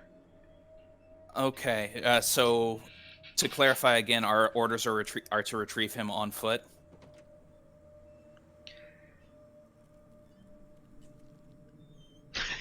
The hard edge in her voice comes back, and says simply, "State of Dr. Winters is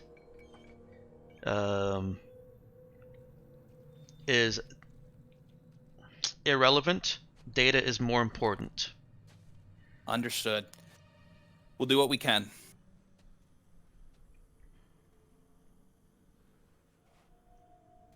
All right. In that case, we're not going to be able to use the boarding pods. We'll have to. We'll try to exit the ship somewhere near where Dr. Winters is, or we'll try to break in through the outer hull somewhere near where Dr. Winters is, but not near enough to cause depressurization of his likely area. Okay. And then make that rest of the way on foot. We'll still do the spacewalk thing. Okay. And we'll just try to gather as many civilians as we can in this area and possibly other areas we reach. To make it clear, depressurizing this section will have detrimental effect, death to living people in all other sections until such a section as has that breach hold closed and locked. Okay. Great. So basically the only viable option is to go on foot then.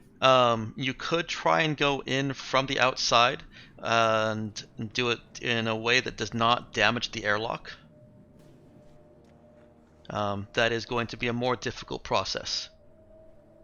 Okay. And by more Very. difficult, I mean that as long as you have somebody that has fix and knows what they're doing, you've got the tools to do this. I'm not going to make that a check. You will succeed at that. The difficulty is in how much time it takes. All right. We'll have to make a go of it then with breaking in without causing major depressurization. Teague, I hope you're up for that.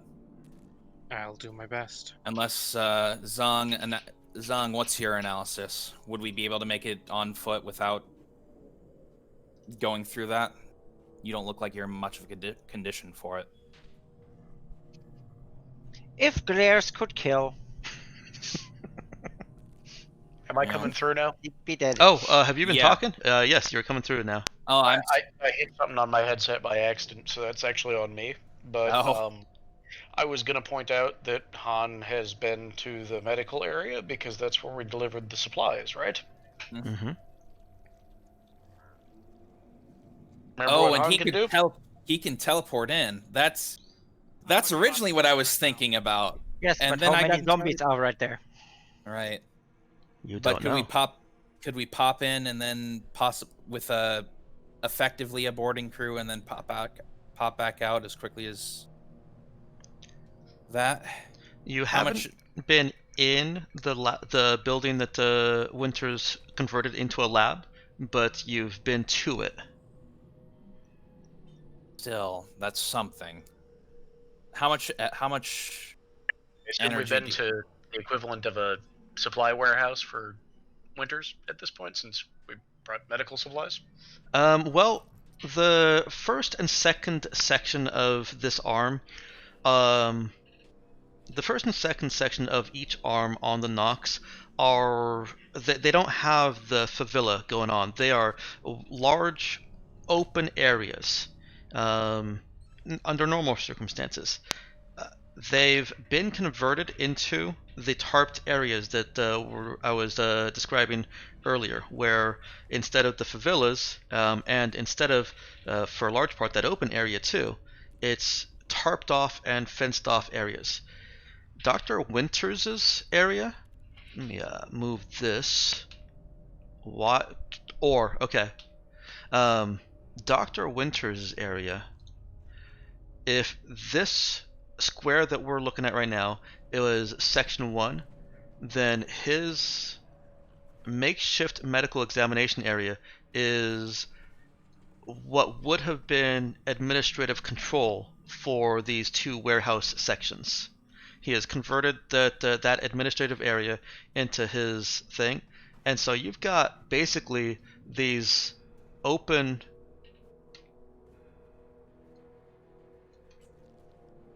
Dex? Yes, I'm still here. You cut out. No, I just stopped talking. Sorry. You've got Oh. these open kind of space over here where it's not tarped.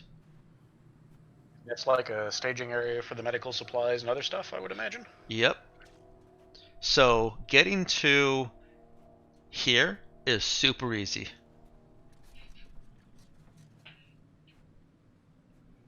You know that this first section is where the most infected were taken. Right. They should be behind the tarps. You'd think they wouldn't be in the supply staging areas because you don't keep infected people next to medical supplies for treating them. But who knows, right? Mm-hmm. It seems like this was a do what you can with what you've got kind of situation as soon as it became a situation.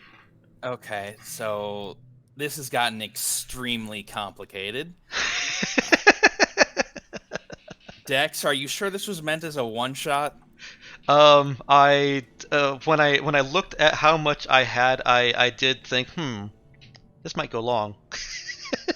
Yeah. Let me think.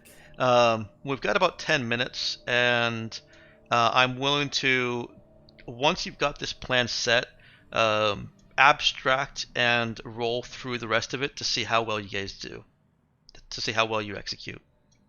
All right. So what are we going to do now, though? So right now your plan is pretty quick and easy. On section 3, you're looking for survivors. That's that search is going to take 4 hours. Where do you want to put the Winters action? Do you want to put that before your search? Is that are you moving that up in priority, or are you trying to bring the people in first? We'll bring the people in first. I don't know Okay. how things will go once we try to get Winters. Okay. At least that's my view on it, unless there are I mean, the major Winters protests. was declared to be the primary objective. I mean, That's All else. Winters was clarified to be not as important as the research that Winters has. right. All else fails, we can grab the papers and run. And I feel like we can do the gathering survivors thing a lot more stealthily than, or a lot more subtly than we can with Winters. I feel like once we get Winters thing, or once we try to go for Winters, all hell might break loose, and I don't know how many of us will be still functioning at the end of that. Does that make sense?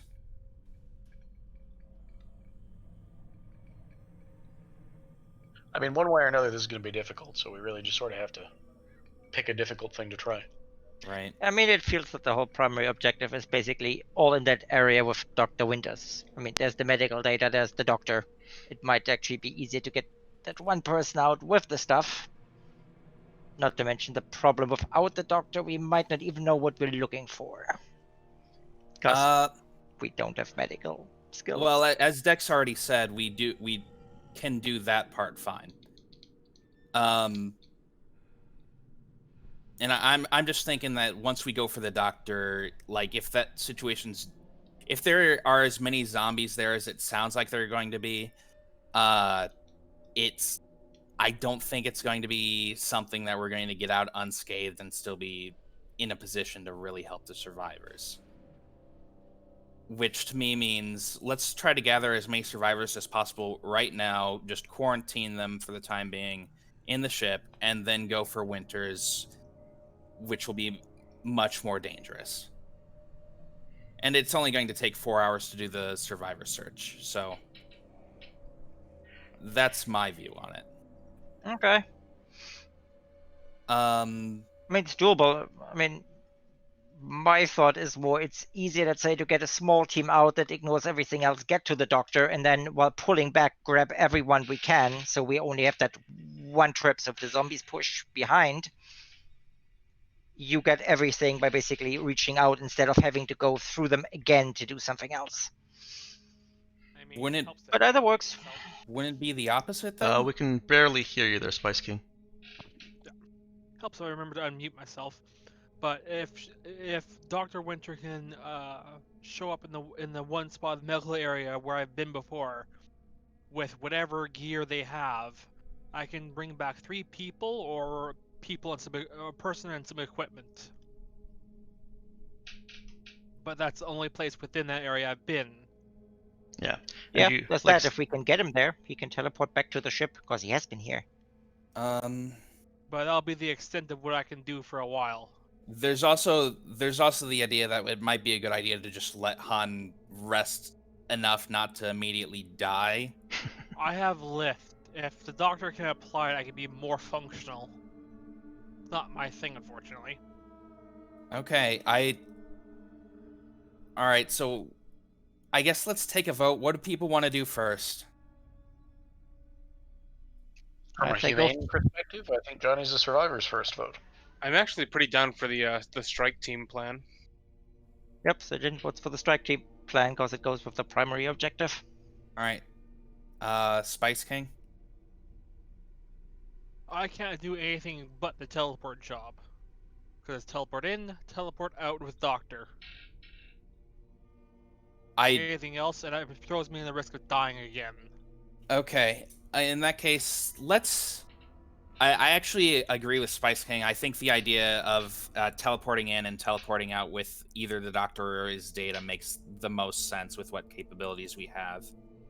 I mean, we can mix that with the strike team plan if Teague Yeah. and I mean, I love the teleporting idea, except my only objection is in this case, you don't know what you're teleporting into. well, that's We can send people in first to the area, because Johnny's been there too. We can go to where Han could go, and then, hopefully, communicate with Han and tell him, okay, now, if we wanted to. If we Well, want to do that too would work if you can do it. to stay here. Keep in mind, I can bring back 3 people, or how many kilograms of stuff? is that 3 people including yourself? That's 3 people, including myself, So you can bring 2 other people. or not including myself. 4 Okay, people full, myself and 3 others. Okay. In that case, we can probably send 2 people with Han. Yeah, we could do that. The worst, and this is, I know, a little more dangerous, but if we send Han out with, I think it was 2 other people, we can head there, get Winters and the research on trip 1, and then if need be, we could head to adjacent land with another small group of people just to grab survivors. How would you do that? I have enough juice to make 3 teleports with people. All right, so that's there and back. Well, there, That's- somewhere else, and then back, I guess. It's 2 in, I was 1 going out, I think is I was- really the way to look at it. I was going to say travel by foot 2 and then port back. Okay, That also works. that's an option. And then use the teleportation because the people that are trained can move back on foot. I worry a lot more about the civilians. So I would say if porting stuff is going to be the resource here, we use that to get the civilians out. Mm, all right, I think this has gotten a lot way too complicated for me to think about right now. Fuck. All right, so wait, what are we doing then? I'm sorry. So, what do you want to do for? So, do we want to break in through the hole then, and then what are we teleporting to then? I figured we could get radio confirmation that All right, my I'm going to zone turn was off the safe. music. That's getting really annoying. Sorry. What are you doing, Spice? If I can get radio confirmation that the doctors can get that area clear with whatever gear they want to bring, or up to 3 people, I can make 2 jumps back and forth, going with no one on the entry. Because I can teleport myself easier than teleporting myself and a bunch of crap or dead weight or people. I can make 2 back-to-back trips. But that's provided I'm bringing no one with me one way. Okay. So I can haul 6 people out, or I can haul about 400 kilograms of equipment. All right. In that or case, some combination. So the goal is to have 2 people break in, try to scout out the area without getting killed, and then have 1 person back here to maintain comms so we can get confirmation and have you port in and port back. We can Is send 3 people in. 2 people. Nope, 2 people. Has to be. You're counting wrong. If we only have to get Winters, and he can go in cheap because it's just him, and out at more effort twice, right? That's what you said, Spice King? Yeah. Myself is 1. Then If I'm we can bringing stuff, extract it's 2. up to 6 I people. have 6 points total. Okay, so we can extract up to 6 people. Okay. Up to 6 people I can extract. Right, so 3 people can sneak in, and provided we don't find more than 3 doctors, everything is fine. Or Except equipment. the people we leave back there are going to be stuck there for 2 extra rounds. I'm willing to risk 2 rounds.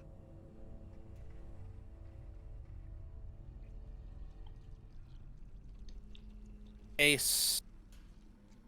who wants to volunteer for the scout group? Oh, Suyin volunteers.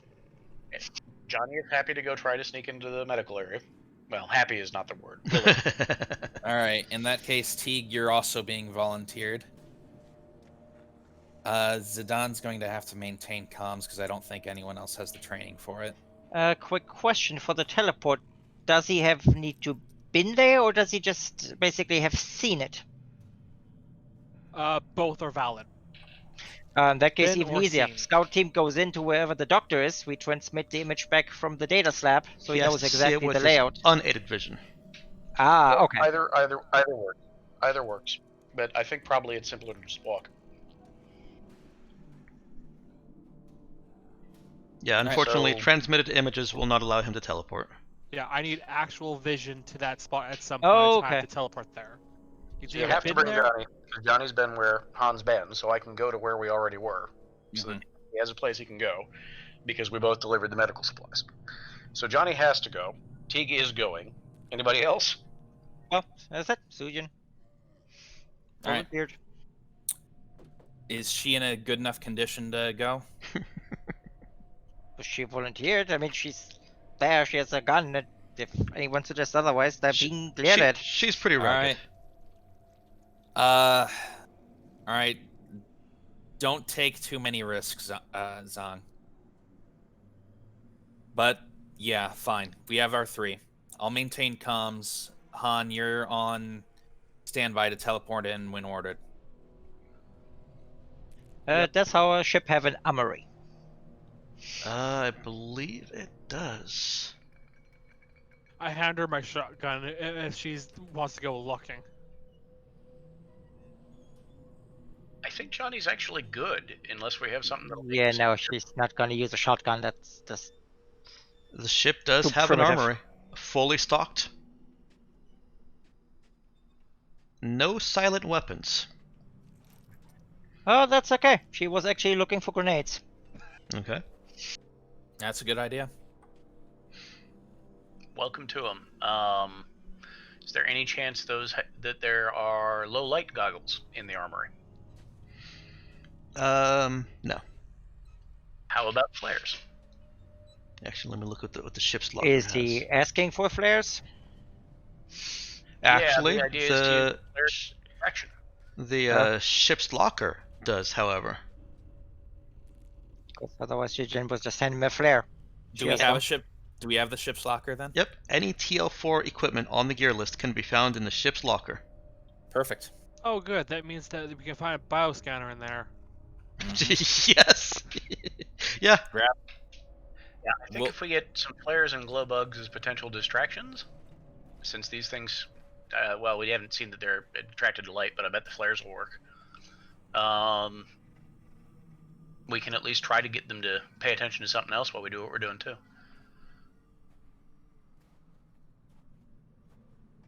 All right. And the the worry armory about low includes light. armor, doesn't it? It does. Okay. Up to TL4. No, it doesn't actually have any specifications on that. So I will just. You're not getting TL5. Yeah. How armored is? You've got up to combat field uniforms. Well, it's a slight That's upgrade fine. on what Johnny's wearing if he can have one, but if not, that's okay. Yeah. There certainly are enough. We'll hand out whatever equipment you need. It's not like there's anyone else who's going to use it right now. Okay, combat field uniform it is. All right, so it is 3:05, and I would like to know. You guys have done a great job setting up this plan. I can go for another hour if need be. Okay. Does anybody else have any time restrictions? Or does anybody have time restrictions? I've got another hour. Okay. I An mean, there's hour that thing is in fine. 3.5 hours. But other than that, no. An hour is fine. I don't want to just rapid pace abstract it, but you guys are at the point where we don't need to go blow by blow. And as long as you're okay with not going blow by blow, That's my preference.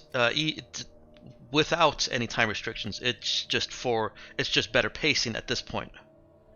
Yeah, sure. Yeah. So, Han pinches one of the combat field uniforms because he's going to be giving up TK armory, and straps a couple lustrous patches to the front and back. they won't do him any good. Well, Like, they're it means for that us. if I That's it should true. make it easier for everyone else when I drop in dead or something. Okay, so you have a team that is either sneaking through the sections or spacewalking and drilling in. That's the one point that I'm not clear on. So spacewalking would seem to oblige us to wear the vac suits and maybe take longer, but it's really up to the soldiers. Johnny's okay with either plan. I think it might be better just sneak through, because the danger of decompression is kind of there. All Yes. right. If you feel like you're capable of sneaking through, then sneak through. That's the best option. Hey, Sujin, sneak. No, she doesn't, but she thinks she does. Alright. If you identify any survivors as you go, give me their locations, and I'll add it to our plan for pulling them out when we do. All right. But your priority is indeed either pulling Dr. Winters out or pulling his data out. Whatever's viable. I don't want you risking yourselves to too much on his account. Are we understood? 10-4, good buddy. You guys All right. leave the ship and make your way back out to the open lane, just so that you can get an eye on what you're looking at. Dex, there is one thing I want to ask. Can I configure the Can I still configure the sensors to try to pick out where zombies would be as they go, and try to feed that information to them? Actually, yes. At least for this section. So let me backtrack then. I mean, I guess I've got the plan going anyway, so it might not matter if I can help them either way. No, I'll consider this part of it. It's information that helps you make decisions before we actually start getting to the rolls. Zidane does reconfigure those sensors and can see that. Okay, I'm gonna need to draw more. Come on, get out of there, Crook. There we go. So these aren't very good squares, but they represent well enough, and I'm saving space. Talking to the Arcadis? Arcadia. Arcadium? Arcadia. Mhm. We could have probably asked them to drop the jamming. That would have been nice. Yeah, I mean, Zidane's still at communications. If you bring that up, he's probably going to send a message and ask them if they're the ones jamming the comms. Well, we know that the Nox is jamming the comms. Well, if they're involved in jamming the comms, rather. You don't get a response. Okay. Okay, so you guys are over here.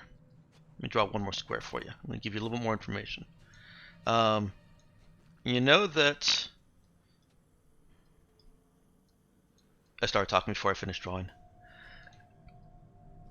You know that this section and this section are wide open areas that have been converted into quarantine using black sound dampening tarps and steel slat vertical bars as actual corral walls. When Zidane reconfigures the sensors, you're going to get a little bit of information from these two opposite, and what Zidane sees is that there are hundreds of zombies in this section. Mm-hmm. There are several hundreds in this section, and they seem to be fairly interspersed throughout the bottom half of that. Okay. It is very thick with zombies in those open lanes. Okay. You Those- can extrapolate that all the zombies that were in these tarped areas were probably drawn out by a locomotion. Step 1 of the ground plan then is to fire one of those flares into Section 4.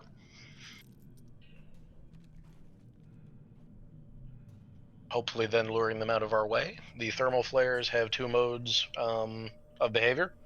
We're going for mode 2, where they have guidance fins, and you can launch it up to 200 meters. All right. Okay. So we'll launch a flare either really deep into Section 3 or all the way into Section 4 and see if that draws their attention before we try going anywhere, I think. Okay. Let's go ahead and get to the mission abstracting. So, Zidane, Suyin, not Zidane, sorry, Johnny, Suyin, and Teague, right? That's my ground team? Yeah. Okay. Yes. Are making their way out of the favelas.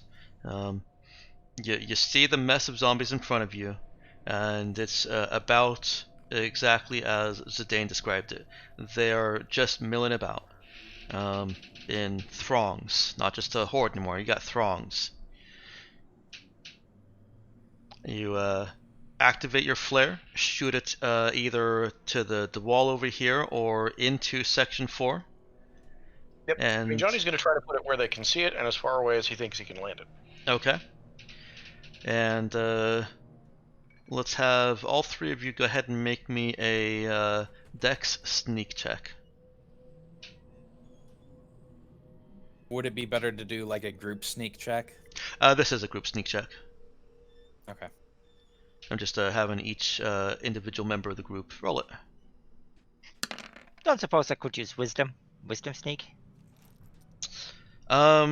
For this, well, how would you justify that? She's not basically the not saying the sneakiest, but the dexterous. But the wisdom is more knowing where to step, as a training as a cop, being unobtrusive, as in knowing how to lurk, how to walk, instead of being dexterous and, let's say, doing it fast. Basically being more meticulous about it instead of just natural agility. No, the dex in this is representing more flexibility and agility and being able to not make noise as movement during movement, as opposed to any kind of agility or speed. Camouflage or anything? Yeah. But this camouflage, he was trying to move basically smarter, the smarter path instead of traversing what's there. Well, the smarter path would be intelligence. I understand what you're saying. Those tactics don't work as well on the unthinking that are just literally looking out for movement. I would allow int. Yeah, in that case, let's go with Dex. Okay. Galactic Mandate doesn't recruit for intelligence. They don't. With the distraction of the flare and waiting some time, you are able to make your way through the sections, or at least this section here. The sections ahead are much more difficult because despite the flares, it's impossible to pull all of the zombies out. You guys are literally going to have to make a break for it at some point, and there's no favelas to try and maneuver through. So you're sneaking along, and you're making my screen won't drag down because it's at the top of the screen. You're making good progress, but by the time you reach here, you do have zombie attention. They are looking at you, and you've got a small following moving towards you. You also hear that there are a lot more zombies in behind these tarps. They've not moved from behind their little quarantine areas. Okay, so about how close are we to the medical area? You've made it to the medical area. You are Are here. there doors or anything? I'm sorry? Are there doors into the medical area? Or There is one door. barriers? Yeah. I feel like we go in the door. Okay.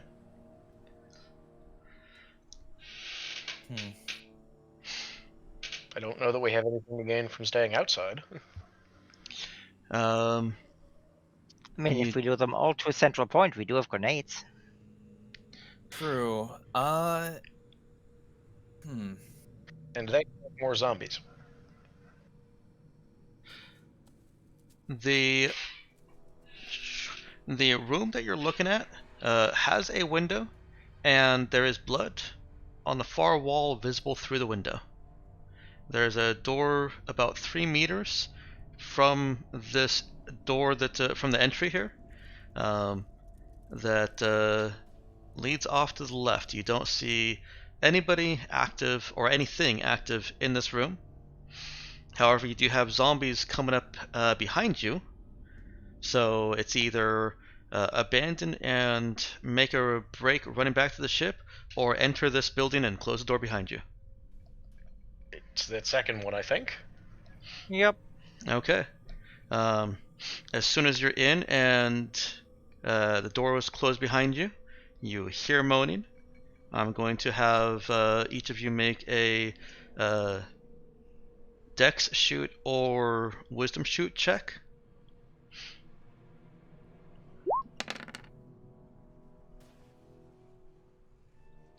So for reference, although it's probably not relevant to this check, Johnny has a knife in one hand and the mag pistol in the other. Okay.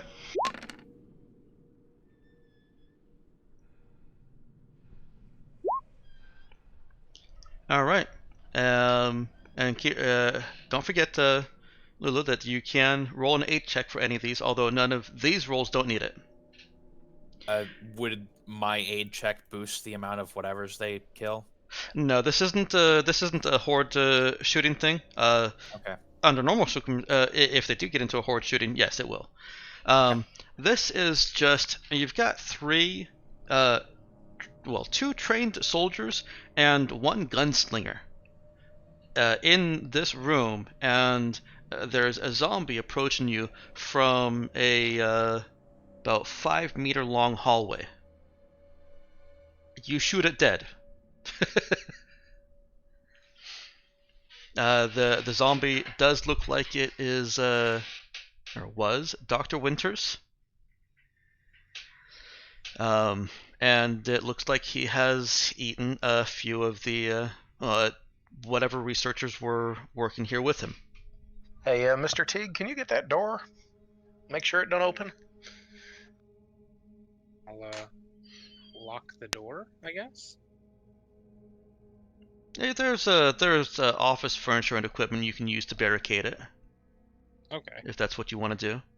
Yeah. Well, time to search the ex-doctor. Alpha, I'm getting sounds of gunfire over there. What's your status? We cool. Oh yeah, that actually is something I should have asked. Did you guys want to stab him or gunfire him? I assumed gunfire. No, John's gonna shoot him. I mean, it's late for the zombies not to notice us. Yeah, that's The knife is for other shooting purposes. there. The zombies know we're here. Okay. We're done putting Winters on ice. All right, move quick. I'm getting more signs of movement here on the sensors. You really are. You move into the room that he came out of, and it's just an office room, L-shaped office room that has been repurposed into a lab. There are computers and monitors all over the place. The doctor himself doesn't have anything on him. Well, we do the classic. Mr. Teague gets to pull the hard drives of everything that's there. Do I know where the supply closet was? Yes, it's in that hallway. It's actually kind of a working hallway. It has some cubicles and some storage. Okay. So while the soldiers figure out what it is they're looking for, I'm going to go look and make sure that we're alone in here now. Very good. You are.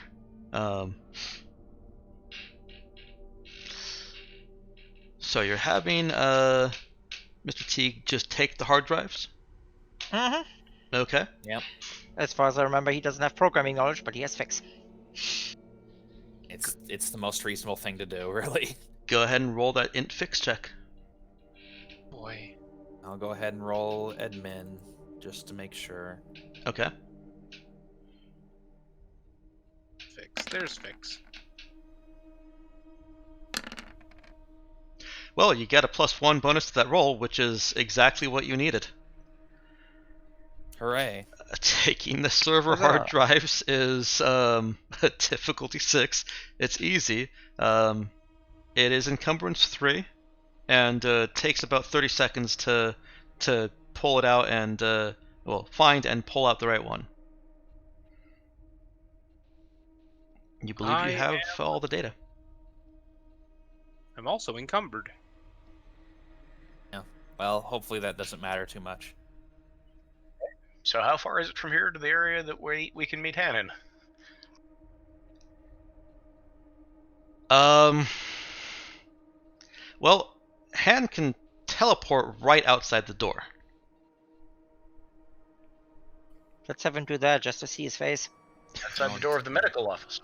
Outside the door of the main door here. Just he Right. can teleport The whole to building. That's what the whole building. Yep. Yes. He can get himself there. That window, is it open? You can see through it. It is a glass window, but you can see through it. So How door big really and quick wide. and launch the other flare. I mean, there's Okay. the alternative where you could just stay in there and we could just cut through the hole now. Because it's not like Winters Matters, and the door's closed, so hopefully it's locked off. And it wouldn't decompress the rest of the station. No, there were no locks all the way up through. You didn't see it all the way over here at the end of section 4, but that is still 4 sections that would decompress. Okay, never mind then. Are they the equivalent of service tunnels anywhere in this wing? There are. There's infrastructure both above and below, but you guys aren't familiar with exactly where those are, or what their maps are, basically, what the schematics are. Okay. No, I mean, let's clear the landing zone for Han and just have him come in and get out. You said this is the sort of control office for the station too, right? It's an administrative office that was converted into this medical lab. It's Okay. Is there like a fire alarm for the wing or anything like that? It doesn't even need that's not even a control office thing. There's just, you could certainly pull a fire alarm at pretty much any point. Okay. So that might be an okay distraction for some of the zombies at least. It might also drive out some of the civilians right into the zombies, not to mention chances are the alarm will go off everywhere. Right, no, I'm kind of counting on it going off everywhere. Well, let's take these one step at a time. You were smashing the window and firing a flare gun through it, right? I'm going to open the door instead if the window's already... Okay. Can we also open the window? Does it need to be smashed? Oh, I suppose the window can actually just open. I thought it was cooler to smash it, but if you just want to open it, that's fine. I mean, if it can be opened, why don't we, just clear the landing zone, throw the grenades? Yeah, okay. I mean, we'll use the I have flare to try to plenty. draw them off, and between the grenades and the fire alarm, hopefully most of the zombies will be too busy going "Brrr" and reacting to sound and light to notice us. I think is the plan at this point. So are you throwing everything, flares and grenades? Yes, we're shooting the flare, we're pulling the fire alarm, and all of that will mask the grenades. Yeah, probably would. I mean, not completely, because grenades are pretty loud. Yeah, well, I mean, hopefully we don't have to throw any grenades. Depends on how many zombies are farting around outside the office at the time. Okay. So immediately out here at a clan at Han's proposed landing zone, you're looking at 500 or 600 zombies in this lane. So I'll launch the flare back over, I don't know, toward section 2? Real quick, was somebody trying to talk? Because we heard something.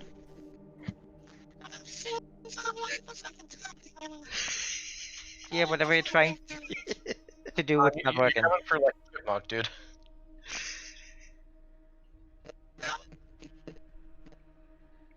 Yeah. Nope. No, it's no. You sound like a squeaky robot, really squeaky. More squeak than actual word. Yeah. You might need to just type. Sorry, man. Can you try popping out and popping back in?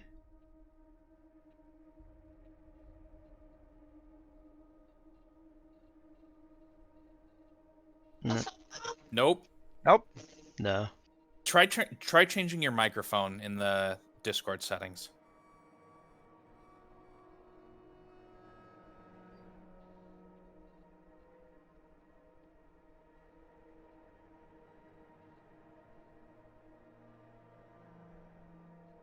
Why don't you type what you were trying to say so that we can respond to it while you try to, or before trying to resolve. Nope. A little bit louder, but that's it.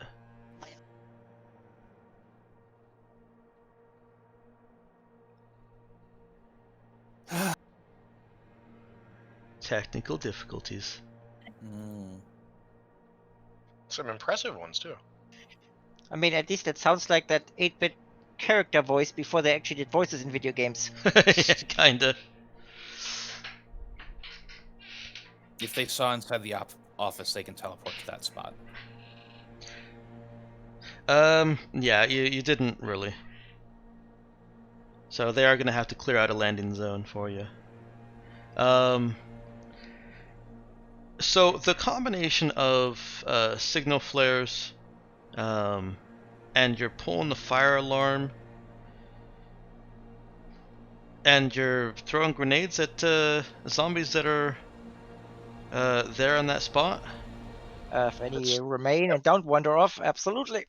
Okay. Yeah, we have guns, too. Okay. Yes, and then we still have guns. Well, you've achieved more or less your goal. There's a landing spot for Han, but it's going to be a tense landing because with all the extra noise and commotion, now there are zombies pouring out of these tarped areas. It's like you've excited all of the atoms in a box, and now some of them are escaping through little slats in their box. Okay, so whenever Han's ready. But yeah, Any there's better now or no? a landing spot. Well, You you're can not transfer- squeaking anymore, Han. Oh yeah, that's better. Yeah, I unplugged and replugged my headset entirely from the USB. Okay. Well, that did it. Yeah. Turned it Yeah, off and on I did again. it. I mean, it's better than rebooting the computer. Yeah. Yes. Okay. But yeah, you're Fine, gonna have. I want to propose one improvement to our initial plan. When Han first arrives, we pull him in through the window. It's not that large of a window. You'll have to open the So door, you but dislocate some arms. actually, I don't even think that you need to pull him into the window. He doesn't need. He just needs to teleport you guys out, right? I was gonna say 3 meters. He just needs to be on the other side of the window. Yeah. Yeah, Right. if I would need to be aware of you. So you can see them So as long as you window. can see them all through the window, though, right? press your faces on the windows so I can clearly see you. All The right. Kirkens box scene. Hands. All Hands right. on Yeah. my circle window. Han teleports, and despite whatever he was told, this landing spot is very dangerous. There are zombies within just a few meters because they're milling around all over the place now. In addition, he sees some of those zombies that look stronger and faster and have less of a reduced spark of intellect. They zero in on him and are starting to lope towards him. I would assume we're giving cover fire. Don't that's really need absolutely to. what our guns are for. Yes, you can, but he's able to teleport you back out to the ship before any of that really becomes a numerical threat. There you go. Harder, better, faster, stronger. But it's I lost the reference I was gonna make, but it's definitely an oh shit they're coming moment. Mm-hmm. Now let's do some checks on searching. All of this has taken a couple of hours so far. Since you set the plan in motion, was about an hour before that. Excuse me. But a question, Dex: would all the activity down in Section 1 have drawn zombies down there from the other sections? Well, yes and no. The fire alarm isn't. I can't imagine it being throughout the entire 800-meter long arm. No. It would definitely be sectioned. Yeah, I think it would be sectioned. So that has drawn quite a lot of the zombies to that section. So it's making things temporarily easier for you. The long game of it is that now that those zombies are out of the tarped areas, they will start just filling up all the sections. They will make their way through the open lane between sections and eventually be able to mill about the entire arm. In that case, we'll have to switch to moving quickly then. All right, let's make our searching checks. So Han's like, no, doctor? You're going quiet again. So Han's like, no, doctor, holding his left patches. He about as dead as the captain. Sorry. Yeah. And more cursing in Korean. Well, you're just be glad I managed to get that patch on you in time. Let's hope someone else around here has some first aid training at the very least. Let's do those search checks. Zidane surveyed. All right, there's the administer check for Johnny. I don't think Johnny met any friends who lived with that role. Nope, he sure didn't. Was that just one roll for the entire group again, or? No, you guys are searching separately, is what my understanding was. Mm-hmm. And then there's, for me, there's an administer check. Actually, a question. Could I have just used, like, the station logs or something to identify infections using administer? No, I don't think so. Unless you can describe that differently. I mean, we'd have a bunch of contact tracing records. Presumably, that'd be filtered through the GM ship if we're participating in it. So, like, we'd have contact. No, it wasn't actually being filtered through the GM ship. Okay. You're gonna run into the same problem I did with expectations from competent emergency management conflicting with what actually happened here. Right, that's and fair. and a lot of that conflict was created by the Nox being very, very insular and private. They did not want anybody else involved with their shit, and well, here we are. Well, I didn't see anybody. I didn't hear anybody. I stayed No, on the it's worse. Come with me, slightly old woman that looks hungry and emaciated. yeah. All I right. leave you to safety. Even yeah, sorry. Well, let's go with Su Yin. Let's see what Su Yin found here. Yeah, Su Yin rolled a 12 on her notice, and then I am abstracting these single rolls over the course of the next 48 hours because I'm assuming that you guys are going to continue searching for as long as you can. Right. Oh, 40 hours. That means I have time to actually recover. You do have time to actually recover. So let's go ahead and get from the 3 people that are searching. Go ahead and give me some kind of social check along with your fictional your RP argument as to why these people should not come with you. Why they shouldn't come with us? Or should come with you. Sorry. No, shouldn't. Let's. All right. See. The station's essentially lost. We're with the GM. We're here to protect and serve, and we can get them both checked up and get them to safety before this entire place gets condemned, which it's pretty much on the way to. Is Zidane actually on the search crew at this point? Yeah. Once he got the programming check to scan things down, he'd move out to actually bringing people in. Ah, okay. Okay.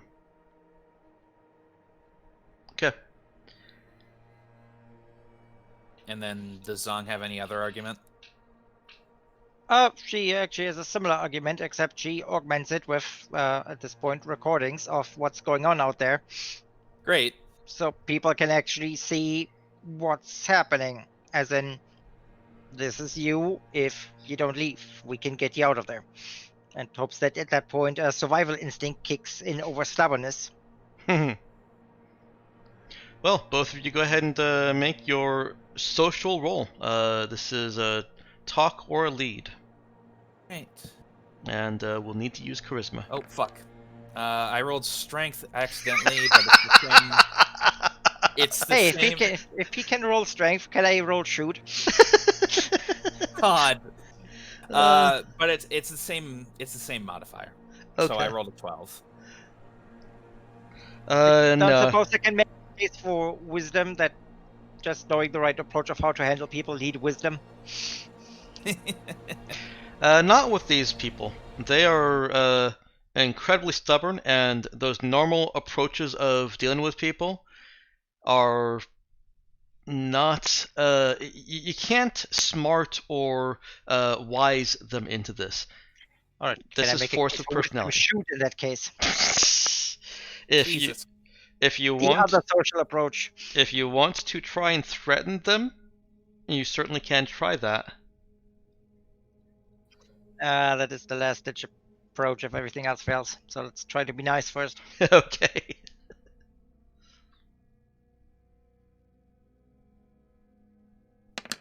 Zhang has to put her leadership skills to test. Do you want to give her an A check on that? Yes, I do. Actually, in that case, at least for one of them, if there's like a family or something like that, I would totally use my level 1 of authority.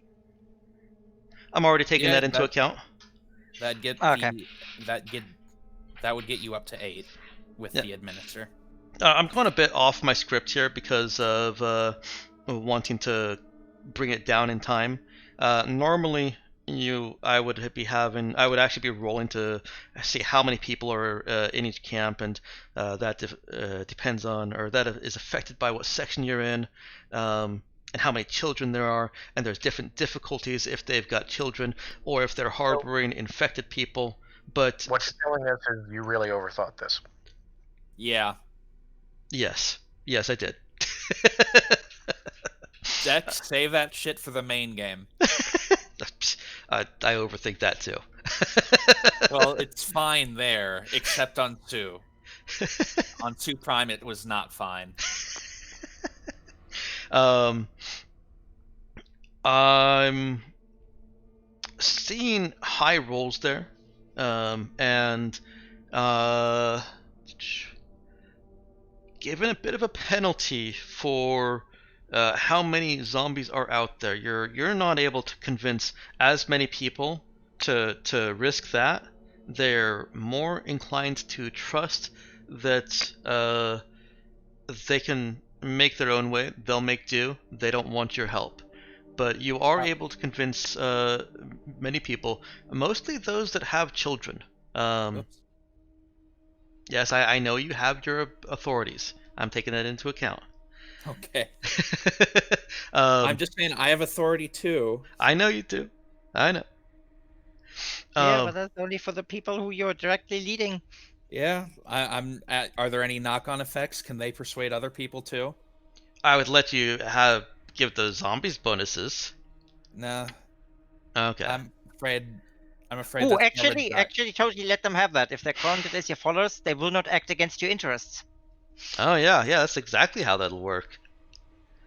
You're able to bring almost 40 people onto the Iron Monocle. That works. Ship's full now, anyway. So that's fine. If any of do any of them have medical training? Yeah, some of them have sufficient skill to be considered skill 0 or heal 0. All right, I'm going to go ahead and put them to work in the medical bay to make sure everyone's properly tested and we get our injured individuals cared for. Put my jaw back in place. Yeah. Get your jaw back in place. And they should get a +1 then, if they're obeying my orders. They're not. They're absolutely not your henchmen. They're not even your allies. They're just here because it's better for them this way. Are they being directly led by him? Hey, I rolled a 12 on that lead check. Can I at least say I'm leading? Yes, you can say you're leading. And they have the basically +1. Get the +1, yeah. Their motivation is not important, so long as they're being led by the Well, it's important to me, and I'm saying that they're not getting the bonus. Alright, let's throw this into wrap-up. Also, it's not immediately relevant. Okay.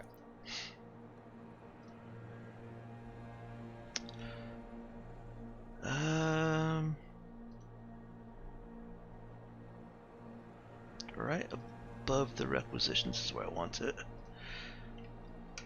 Let's see if Roll20 hates me.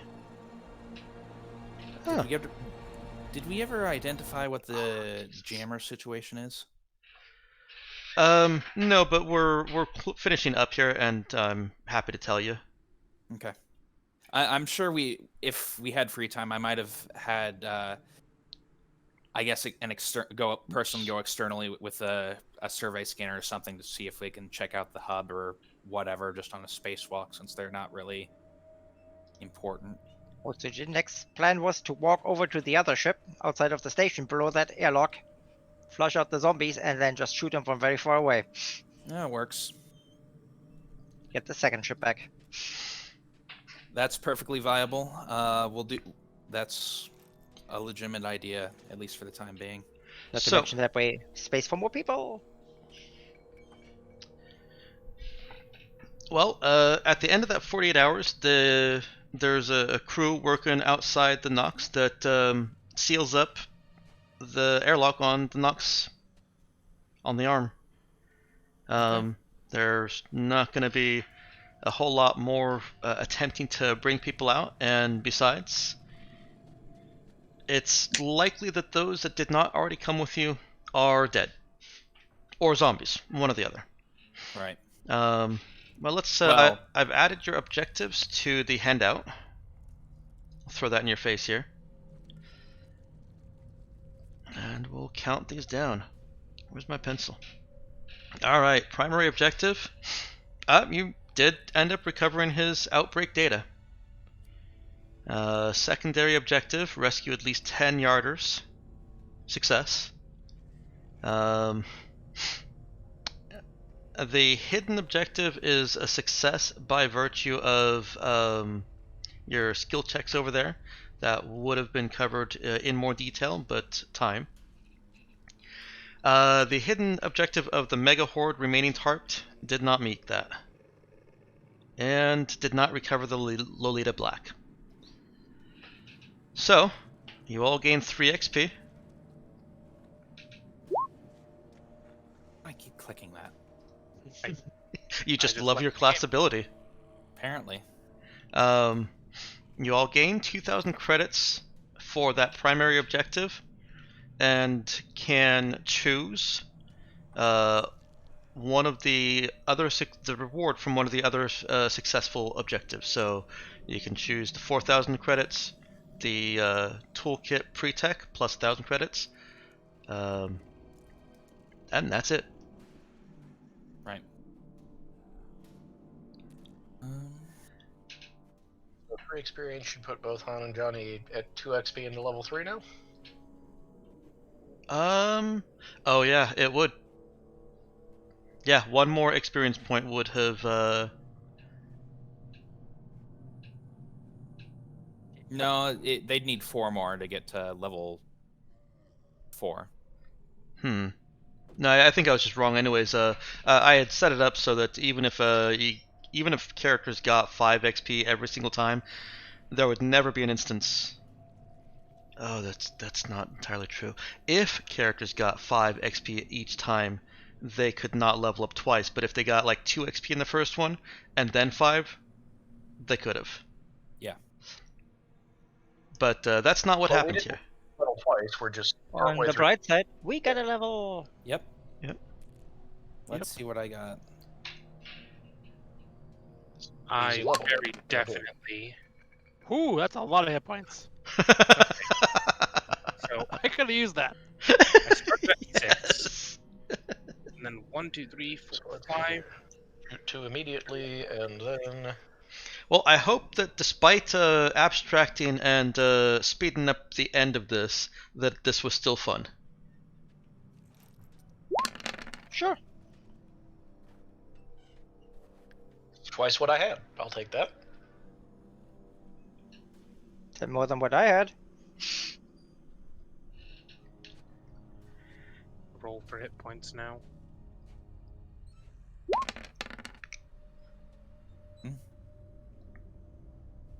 Oh. I will start moving this package stuff from my character sheet while I'm at it. Got literally one hit point there, didn't you? Yep. Not the best. Yep. Do we get our goal experience or our? I totally forgot on having you guys set up goals at the beginning. Did you? I had written one down on my character sheet, and it was make good PR for Mercer. Oh, I think that was from the previous mission. No, I had actually written it down for this one. So Oh, okay. 29. If Johnny had a goal, it was probably get off of the station alive. So I would have required yeah, something that's more too specific cheesy. than that. Yeah. I think Zidane's probably would have been get his immediate subordinates out, all of them out of here alive. I don't think I mean, I'll continue doing the goal thing anyways. It has been a little bit clunky. I don't like goal XP. I think I've said this before. I don't like goal XP to begin with. Yeah. And even trying to use it as a way to make up for lost XP here, it's just it gets so kludgy. I don't know. And you guys are good players, so it's not your fault. It's just goal XP. Johnny not having a goal is a result of him having an uncomplicated mindset, to tell you the truth. Yeah. And that's another reason that the goal XP isn't really all that great. What I think I'd rather do, Vengeful has talked in the Stars Without Numbers Discord about setting up a kind of a stories channel for after action reports, so to speak, like he asks for from the UDB folks for an extra XP. Would you guys be okay with that? Having to write something, not anything big, just write some kind of account, whether in character or out of character, of the game. I'm not Is there against gonna be, it. I was gonna say, is there an XP in it for us? Hang on real quick. What was that, Orlinks? I'm not against it. Whether I'd get motivated to do it is another question. I mean, in my case, I'd probably want to spend the time working on the system for a Foundry. Right. It would have the XP incentive. It would also have the incentive of you could essentially choose one of the objectives or the reward from one of the missed objectives. It would be as if you had succeeded that objective. Yeah, sure. I gave you my list of future Hollow zombie films in the Discord. Also, Awesome. Oh God. I'd like to note right now, Dex, Jai has seen at least a couple of these, and he wants to recreate one, but fix the mistakes. The Well, obvious mistakes. Unfortunately for Jai, you already bypassed the zombie planet. Yeah, it's unfortunate, but as far as Johnny's concerned, Terror from the Drift Hulk and Hidden Moon Base of Dr. Undercroft are the real classics of the genre. That's good, because Terror from the Drift Hulk might actually be based on a true story. yeah, we saw that one.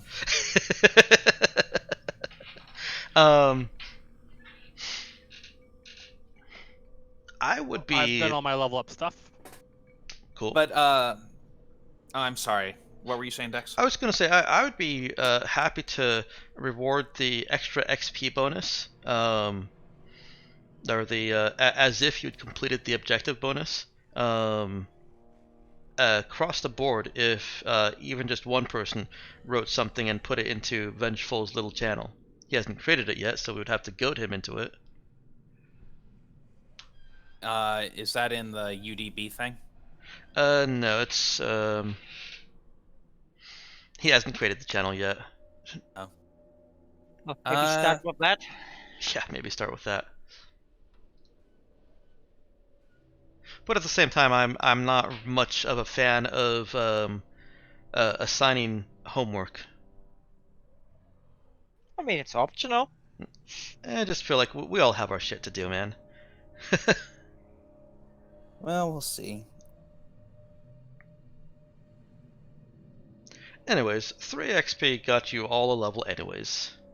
There's a good chance I get to spend most of this next week figuring out how to wire up a repeater controller so that we can have two back to... You don't want to know. It's complicated radio stuff. Dear. Actually, that reminds me. You get skill points when you level. You do, unless you're a psychic. I mean, you still get them. They just sort of pass directly through your hands. So did mine, actually, because I didn't have Shoot 2 yet. But, well, I'm not allowed to have it before level 3 unless you use focus hacks, so... Yeah. Mm-hmm. Since At I one really point, want I to think it's alert, Shoot 3. I don't have it. Is Shoot 3 a level 5 thing? It's a level Yeah. 6 thing. Level 6. Level 6, yeah. 6 thing. Aw, man. Yep. I'm grabbing heal 0 because... Yeah, I just did as well. That is a perfectly sensible in-character choice. I am learning how to do this shit. So I want to That boost my stabby ability. was hopefully terrifying for the characters. It was not pleasant.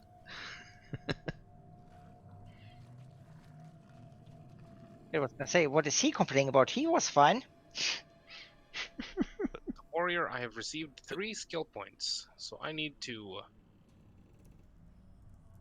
put 3 skill points somewhere. While Riyadh was fine, he did have to patch Han up before he bled out, and then that was unpleasant. And I definitely ought to make a mad scientist biologist for one of these at some point if you want it. That would be fun to play. Oh dear. Quick question. Mhm. Last time Absentee had run, he had mentioned doing the farm stuff. The check that followed afterwards, was it a survival check or a work check? Might have been an exert check. You said the farm It was, stuff. it was for dealing with horses. Oh. Oh, I That might have- had you I- do a survive check, I believe. Okay. Well, so I gotta that is run. one of the things that I'm bringing up. Right. All right. It's been a blast. I gotta go and help make dinner. Okay, sounds fun. Thanks for joining me, Spice King. Been a pleasure. See you next See you time. around. Yep. Just- And I and didn't have the points to get it originally, but it was a thing that I noted. So at the very least, I'm getting those points now. okay. To answer one of those questions that came up of where was the jamming coming from? Yeah, that was absolutely the Nox, basically preventing word of this from spreading. Mm-hmm. I mean, well. just how many of you have watched The Expanse or read the books? I've told you several times I haven't. I know you haven't.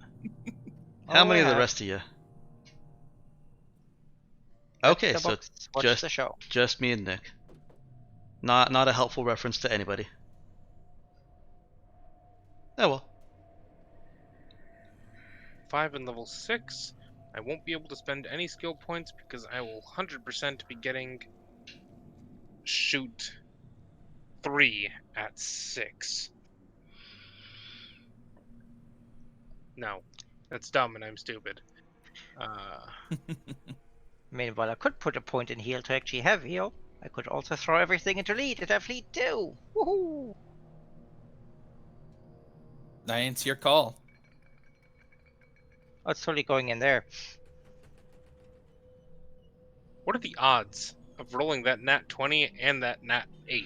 That nat 6. I mean, Very Not small. that bad. exactly those rolls in order. It's 1 in 400. Mm-hmm. Really unlucky. Yes. Oh wait, no, that on the d6. 1 in 120. That's still really unlucky. Mm-hmm.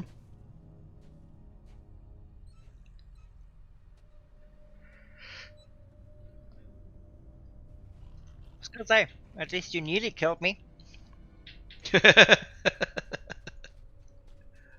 Yep.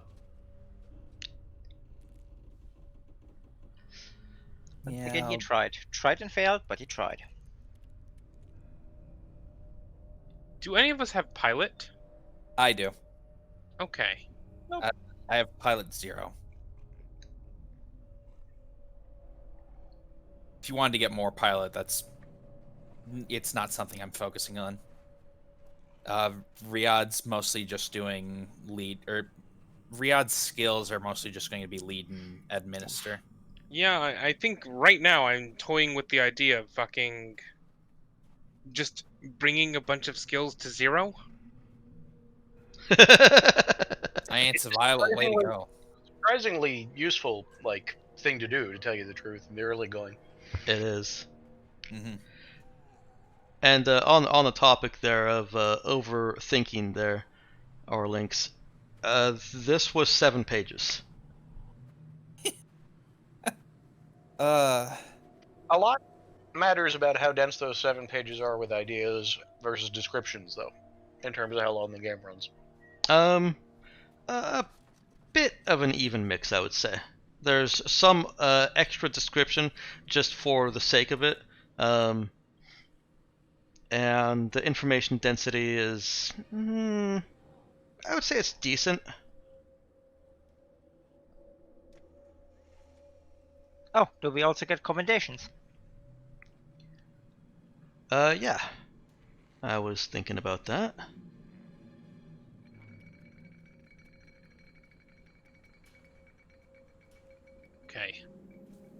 It will likely not come up, but I have also gotten work to 0. Okay. My level up for this level is kind of as follows. Work 0, survive 0, sneak 0. Okay. Yep, not having the I have no idea what I'm doing penalty in this is actually probably the biggest deal in terms of skills, unless you get focuses that double stuff up like Gunslayer. Yeah. I think perhaps specifically with my campaigns, since I will often look at the actual value or level of your skill instead of just what you can roll for it. For example, the target shooting on the effect the infected zombies, the Terracom zombies, being unskilled means that on an 8 to 11, one zombie is killed. On a 12 or higher, you kill 2. That's with 6 ammo. A skilled shooter, somebody that has at least level 0, as long as they get a 6 or higher, kills zombies equal to half the result. Rounded down. Okay.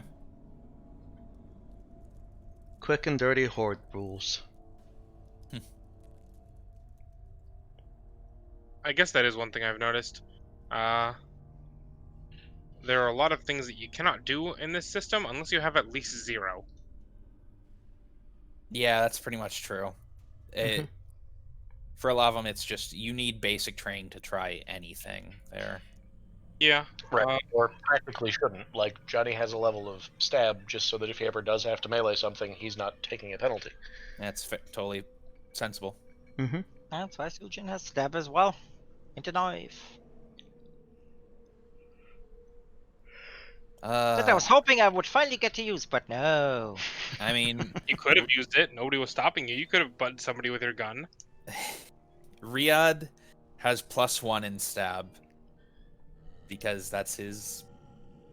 He's stronger than he is dexterous, and I figured, well, might as well lean into it. He probably wouldn't have had access to guns back when he was doing his pre-mandate stuff anyway. The in the one-shot Vengeful Ran, I think you had left by this time, Dexter. Mm-hmm. I actually voluntarily went into melee to force people to have penalties to shoot the rest of the team. At one point when stuff got really bad, despite not having anything for it.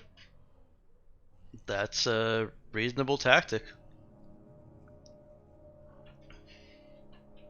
Then we lose the other stuff we got. Yeah. For the packs and all that. Yep, got all rid of it.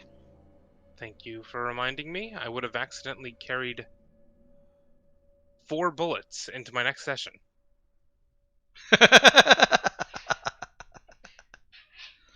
Oh Might have no. had good luck.